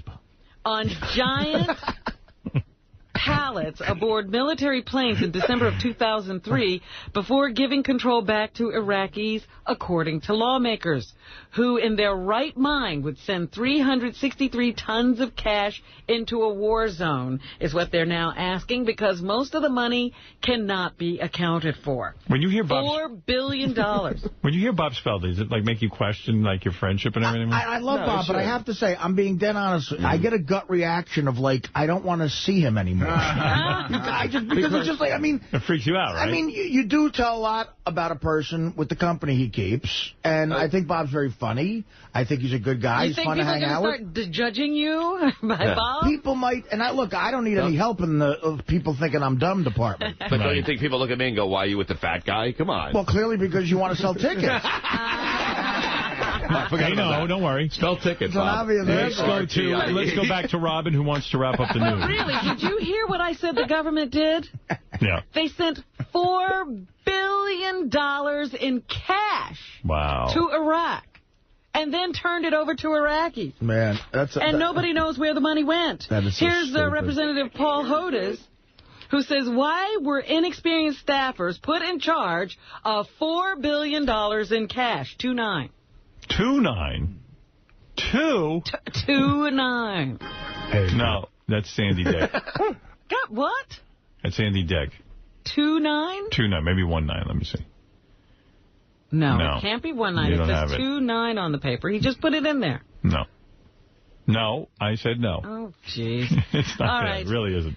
Anyway, here's Senator Joseph Lieberman, who's in Congress as an independent, even though he's voting with the Democrats. This time around, he says it's time for a terrorism tax. Number 2. I think we got to start thinking about a war on terrorism tax. I mean, people keep saying that we're not asking sacrifice of anybody but our military in this war and some civilians who are working on it. Oh, what is he talking about? He says there should be a terrorism tax so that the war on terrorism is felt by the average American and the burden is carried by all of us. Well, he's full of great ideas. Zach, you're on the air in Tennessee. How's it going? Hey. So what'd you want? I don't want anything. You says you're on the phone. Yeah. Andre got on. What'd she say today? I didn't hear it. Who are you? Zach, her husband. Oh. She says she filed for divorce. She did. How'd she file if she's up there? I don't know, man. She said she filed yesterday? She tried to tell me that I screwed up her court when I could have told everything on her and didn't. I don't know, man, but it sounds to me like... Are you in love with her? Well, when she acts like this, yeah, I am. The sick thing is I am. Yeah, I don't know, man. Not somebody as sick as me. She's I don't know what's with you, but she's calling you a maniac, and she's kind of crazy. Yeah, I know. My doctor said I couldn't go out with anybody unless they're as crazy as me, and I found her. What makes you so crazy? What do you do that's crazy? I used to get on the roof of my car at 75 and hang out on it at 4Runner. And just, I don't know, a friend of me said the other day, he said, Jack, you're the craziest guy I know, and don't take that as an insult. And this marriage didn't last? Andrea's kind of crazy, too. I mean, she's out here drinking. And cocaine. Yeah, well, she says she's not doing cocaine. Well, she pulled a knife on me and stabbed it in my arm, but it didn't go in because I got solid arms. 3/4 her strength. Wow. The other day, because I didn't want to go in her friend's house with her. Zach, why get married after knowing her a short amount of time? Why not? Because everybody's different. Yeah. And she was telling me about that dude that she was with before, and I was like, she asked me to marry her. She was like, you want to marry me? And I was like, yeah. And I was like, why would nobody else? She said, they're all scared to. And it says in the Bible not to be scared of anything. Oh, good. How's Andrea in bed? Well, sick. I hate even, it's depressing me talking about it, but because she's falling for, doing what she's done. But she's the best I've ever had. Really? Wow. Yeah. Why did you mess this up? He says he didn't mess it up. That she needs to look in the mirror. Maybe she messed it up. Yeah. You ever think of that? The thing is, she always compares herself to Marilyn Monroe. Well. My ex-girlfriend looked just like her, and I'm like, Andre, you're better than her. She's like, I'm going to have 7 marriages. I said, no, she is, not you. You sound like a good man. I don't know what went wrong. You say she needs to look in the mirror. She looks in the mirror every time she does a line. Well, she does lie. She said that everybody lies on the stand, and I wasn't going to do it. Well, Zach, I'm sorry that you had to hear that. What court case were you in? And for her daughter, I beat around the bush a little bit, and I could have got her in a lot of trouble, and her whole family blamed it on me. And I didn't even go off subject, and they said I did. And I said, I got a little off subject, and I said, I'm not crazy. I'm not going there. And they said that I went all, I was just taking up protecting her, and I think the next step is for her to put a restraining order against that guy that said he was going to kill her if she ever left him. Well, Zach, I got to tell you, it sounds very complicated, but I'm sorry that your marriage didn't work out. What do you think of that? Well, who are you to say that it didn't work out? Well, she said she filed for divorce. I don't mean to break the news How to you. could she do that up there? Zach doesn't believe it. Well, I mean, she might have. She did when I did cocaine. The first time I did it, almost killed my dad. And I said I was going to never do it again and was going to commit suicide doing it because I was tired of living. Mm-hmm. And she got me to do it, and I went crazy, driving like a lunatic. And I could tell she really wanted it then, but I feel like this is more of a bluff. All right. Well, you call us and let us know what happens, okay, Zach? Wonder how these two found each other. Would you like to go hunting with Artie? I don't hunt. I'm an animal lover. Oh. Thank you, Zach. Yeah. And I do wish you the best. Luckily. I'm crazy. I don't hunt. I'm an animal lover. Well, You're a weirdo. You're a weirdo. You're fucking sick. You're sick. You are, you Satan. I'm God, bitch. Hey, that's Artie, Zach, that's Artie. That ain't me. Yeah, tell him to shut the fuck up. Shut the fuck up, Artie. I did a lot of cocaine, almost killed my father. All right, you want my bad side, motherfucker? Yeah. You fuck with me? Hey, it's not me. It's Artie. We're trying to help. He can't do shit, can he? We're trying to help you in your situation here. No, y'all kept telling me that she wants a divorce and shit, and I didn't even heard about it. She told us that. Yeah, she came in. She came in and denounced it on the air. She badmouthed me any other way? No, she just said you were crazy. She said you were crazy. She said you were a maniac. She called him a stalker, I believe. No, she's called him a maniac. That's it. Yeah, and what else I am, Zach the Maniac. What else? All right, you're Zach the Maniac. Oh, we didn't know that was your name. You said you claimed you didn't know who she was. Obsessed fan you turned out to be. Listen, that was a lie that I didn't. I swear to God, I watched her show with Tom Howard. Right. I swear to Jesus Christ, I didn't know who she was, but I made that up on the way to eat dinner to make it a good show. Hey, Zach. Zach. Yeah. What you got to do is you really got to talk to Andrea, because I don't know really much about it. Yeah. I really don't. You never do. Well, how would I know about it? I really don't know about it. She just We announced... just found out she was married. Nelson on there like she was supposed to? No. No. She was supposed to sing Railroad Lady. I got her onto that. No, she said, All right, Zach. We're sorry about this, Zach, but our staff member, Benji, did sell her coke. Right. No, he didn't. Did what? No, I didn't. Sell her coke. I wouldn't be surprised. She was a little drunk. Try to stab me again. Well, no, she was drunk, so you should try to talk to her today, because she was really kind of drunk and out of it. Yeah, so she said she might stay up there 2 months or something. She gets work. I don't know what she... What the hell work is she going to get? Yeah, what kind of work is she going to get? She was like, when I go up there, I get work sometimes. I might stay 2 months. Oh, she does get work. I hope you hold on to her, Zach.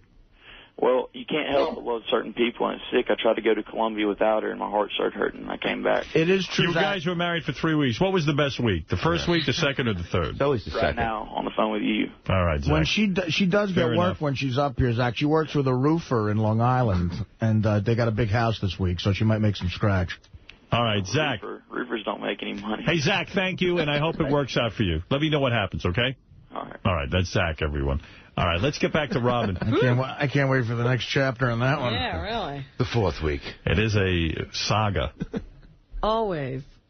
Yesterday I told you about the story of the guy who was in a car accident and ran off after he, pinned somebody between a couple of cars and left his kid in the car seat of the car he was driving. It turns out it was much worse. He left his injured kid in the car seat. What a piece of shit. Yeah, really. That's not good. It's almost like missing your kid's 5th birthday for a shitty shut gig. the fuck up. I had to do that gig. Illegal immigrants are getting more creative in ways of attempting to get across the border from Mexico to the U.S. since we have cracked down on the borders. During an inspection on Saturday, border agents found an undocumented Chinese immigrant crammed into the dash of a Mercury Sable, a mid-sized car. Oh, that's so the whole funny. person was inside the dash. It's impossible. That's what they're saying here. You know, those A human being was in a dashboard? Yes. An official said a specially constructed compartment was found underneath the dashboard of the car. Using a mirror, agents saw the exposed foot of the man. Both the American driver of the car and the Chinese illegal immigrant were arrested. Anything else, Robin? I was Chinese. I was going to say those Japanese cars are too small. You know, Microsoft has released a new operating system, Windows Vista. Yeah, what's it do? It's supposed to have better security No, I don't care about and not be able to be counterfeited. But already it's on sale in Mexico City for as little as $9. It's great. Yeah, In Brazil, shows a couple of people's cousins. In Brazil, it's even cheaper, under $8. The new Vista software costs consumers $400 in a retail store, and it cost Microsoft $6 billion to develop. Man. Supposedly, it cannot be copied, but software pirates have apparently figured out a way around that. $6 billion. Let's see. Anything now. else, Robin? Finally this morning, you know, it's a Lost evening. Lost is returning to ABC. Is it one of those recap shows? I'm not watching There's going to it. be an 8 o'clock recap show into the 9 o'clock news Well, I'll show. watch the 9 o'clock. I've seen enough of it. I don't need to recap every minute. Here is the Lost executive Damon Lindelof, who says questions will be answered on Lost. Number 10. Sure there will be. No question's going to be answered. It never is answered. No, they just raise more questions. Even I'm going to be friggin' annoyed with that show. I like Heroes. Oh, the new show's at 10 o'clock, by the way. Oh, it's 10. The Yeah. 9 o'clock show is the recap show? Is that what you wanted to say, John? All Okay. right. Get the fuck out! You know, as we were coming into season 3, our mission was we're going to answer the question in these first 6 episodes of why the others have kidnapped Kate, Jack, and Sawyer. Why those 3? What is the play? You know, and that's one level of it. And then obviously the next level is who are these people? Why have they Blah, blah, blah. End the thing already. Let's find out. Care. I don't care. It's crazy. Will Smith says he's all of a sudden being mistaken for Barack Obama. Number 11. care.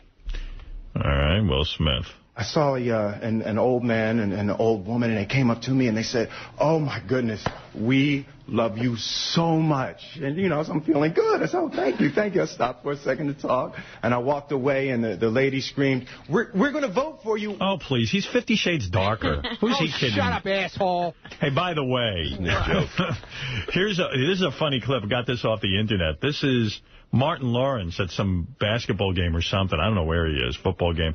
And the reporter, black woman, thinks Martin Lawrence is Eddie Murphy. Really? Yeah.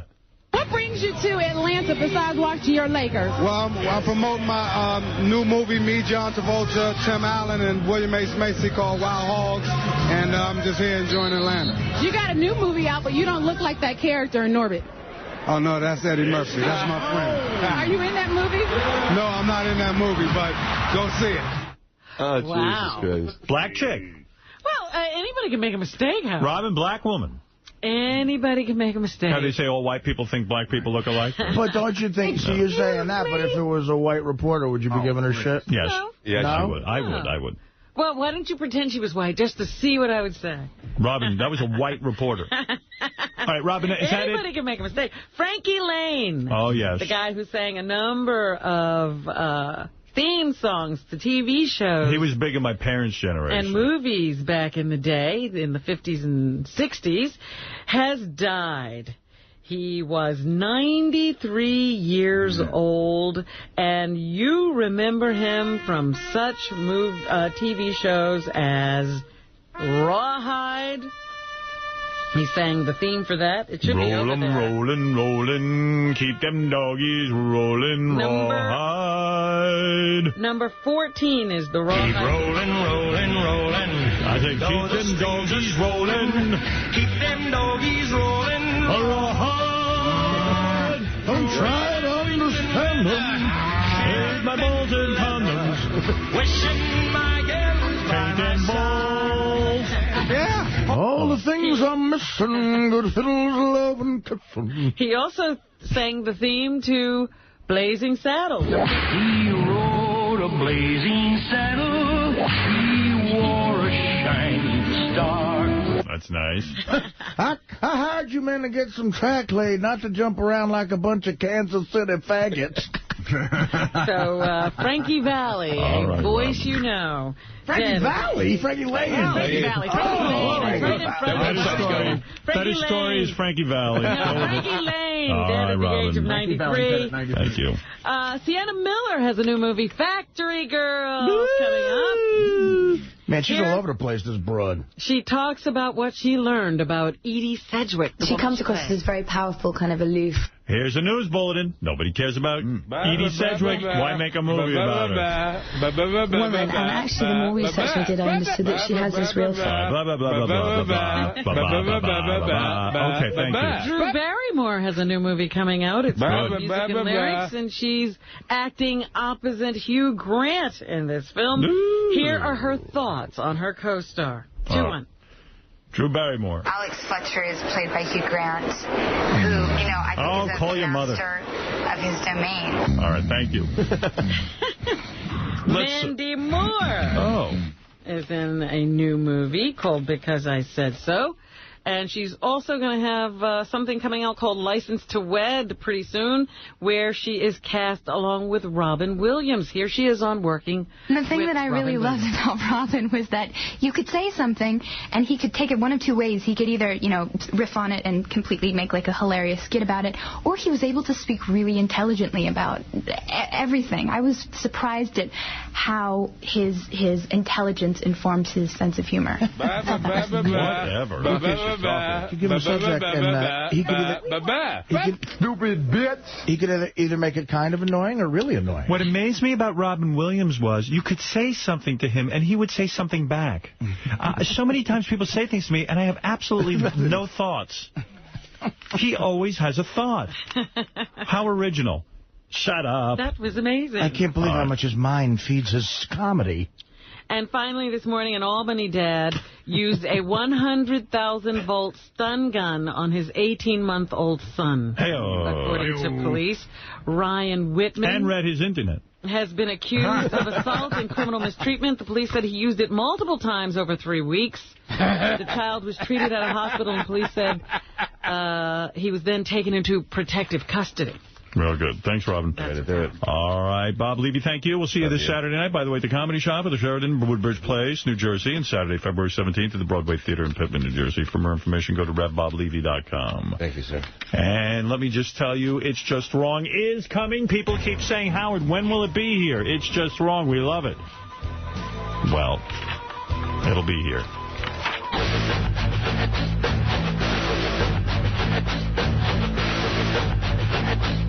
KingNorris.com, the place to go for King Norris stuff. Artie Lang with Sal, Richard, Bob Levy, and the boys from Bubba the Love Sponge. March 23rd at the Lakeland Center, Lakeland, Florida. See Gary Delavate at Steven Singer Jewelers on the other corner of 8th and Walnut in Philadelphia on Thursday, February 8th at 3 p.m. Saturday, February 10th, see the Reverend Bob Levy at the Comedy Shop at the Sheraton Hotel, Iselin, New Jersey. Call 866-552-6633 for tickets. Friday, March 2nd, see Sal, Bob Levy, and more at the Balcony Bar in Oxford, Ohio. Call 513-523-4700 for tickets or visit killersofcomedy.com. Saturday, March 3rd, Sal, Bob Levy, Beetlejuice, and more at the Headliners Music Hall, Louisville, Kentucky. Call 502-584-8088 for tickets. Saturday, April 7th, Sal, Bob Levy, Beetlejuice, and more at the Clubhouse Music Venue, Tempe, Arizona. Go to cleanboxentertainment.com for more info. To book Benji and his naked lesbian bachelor party strippers and to see their new, dirty, interactive website, go to dialadancer.com or call 1-800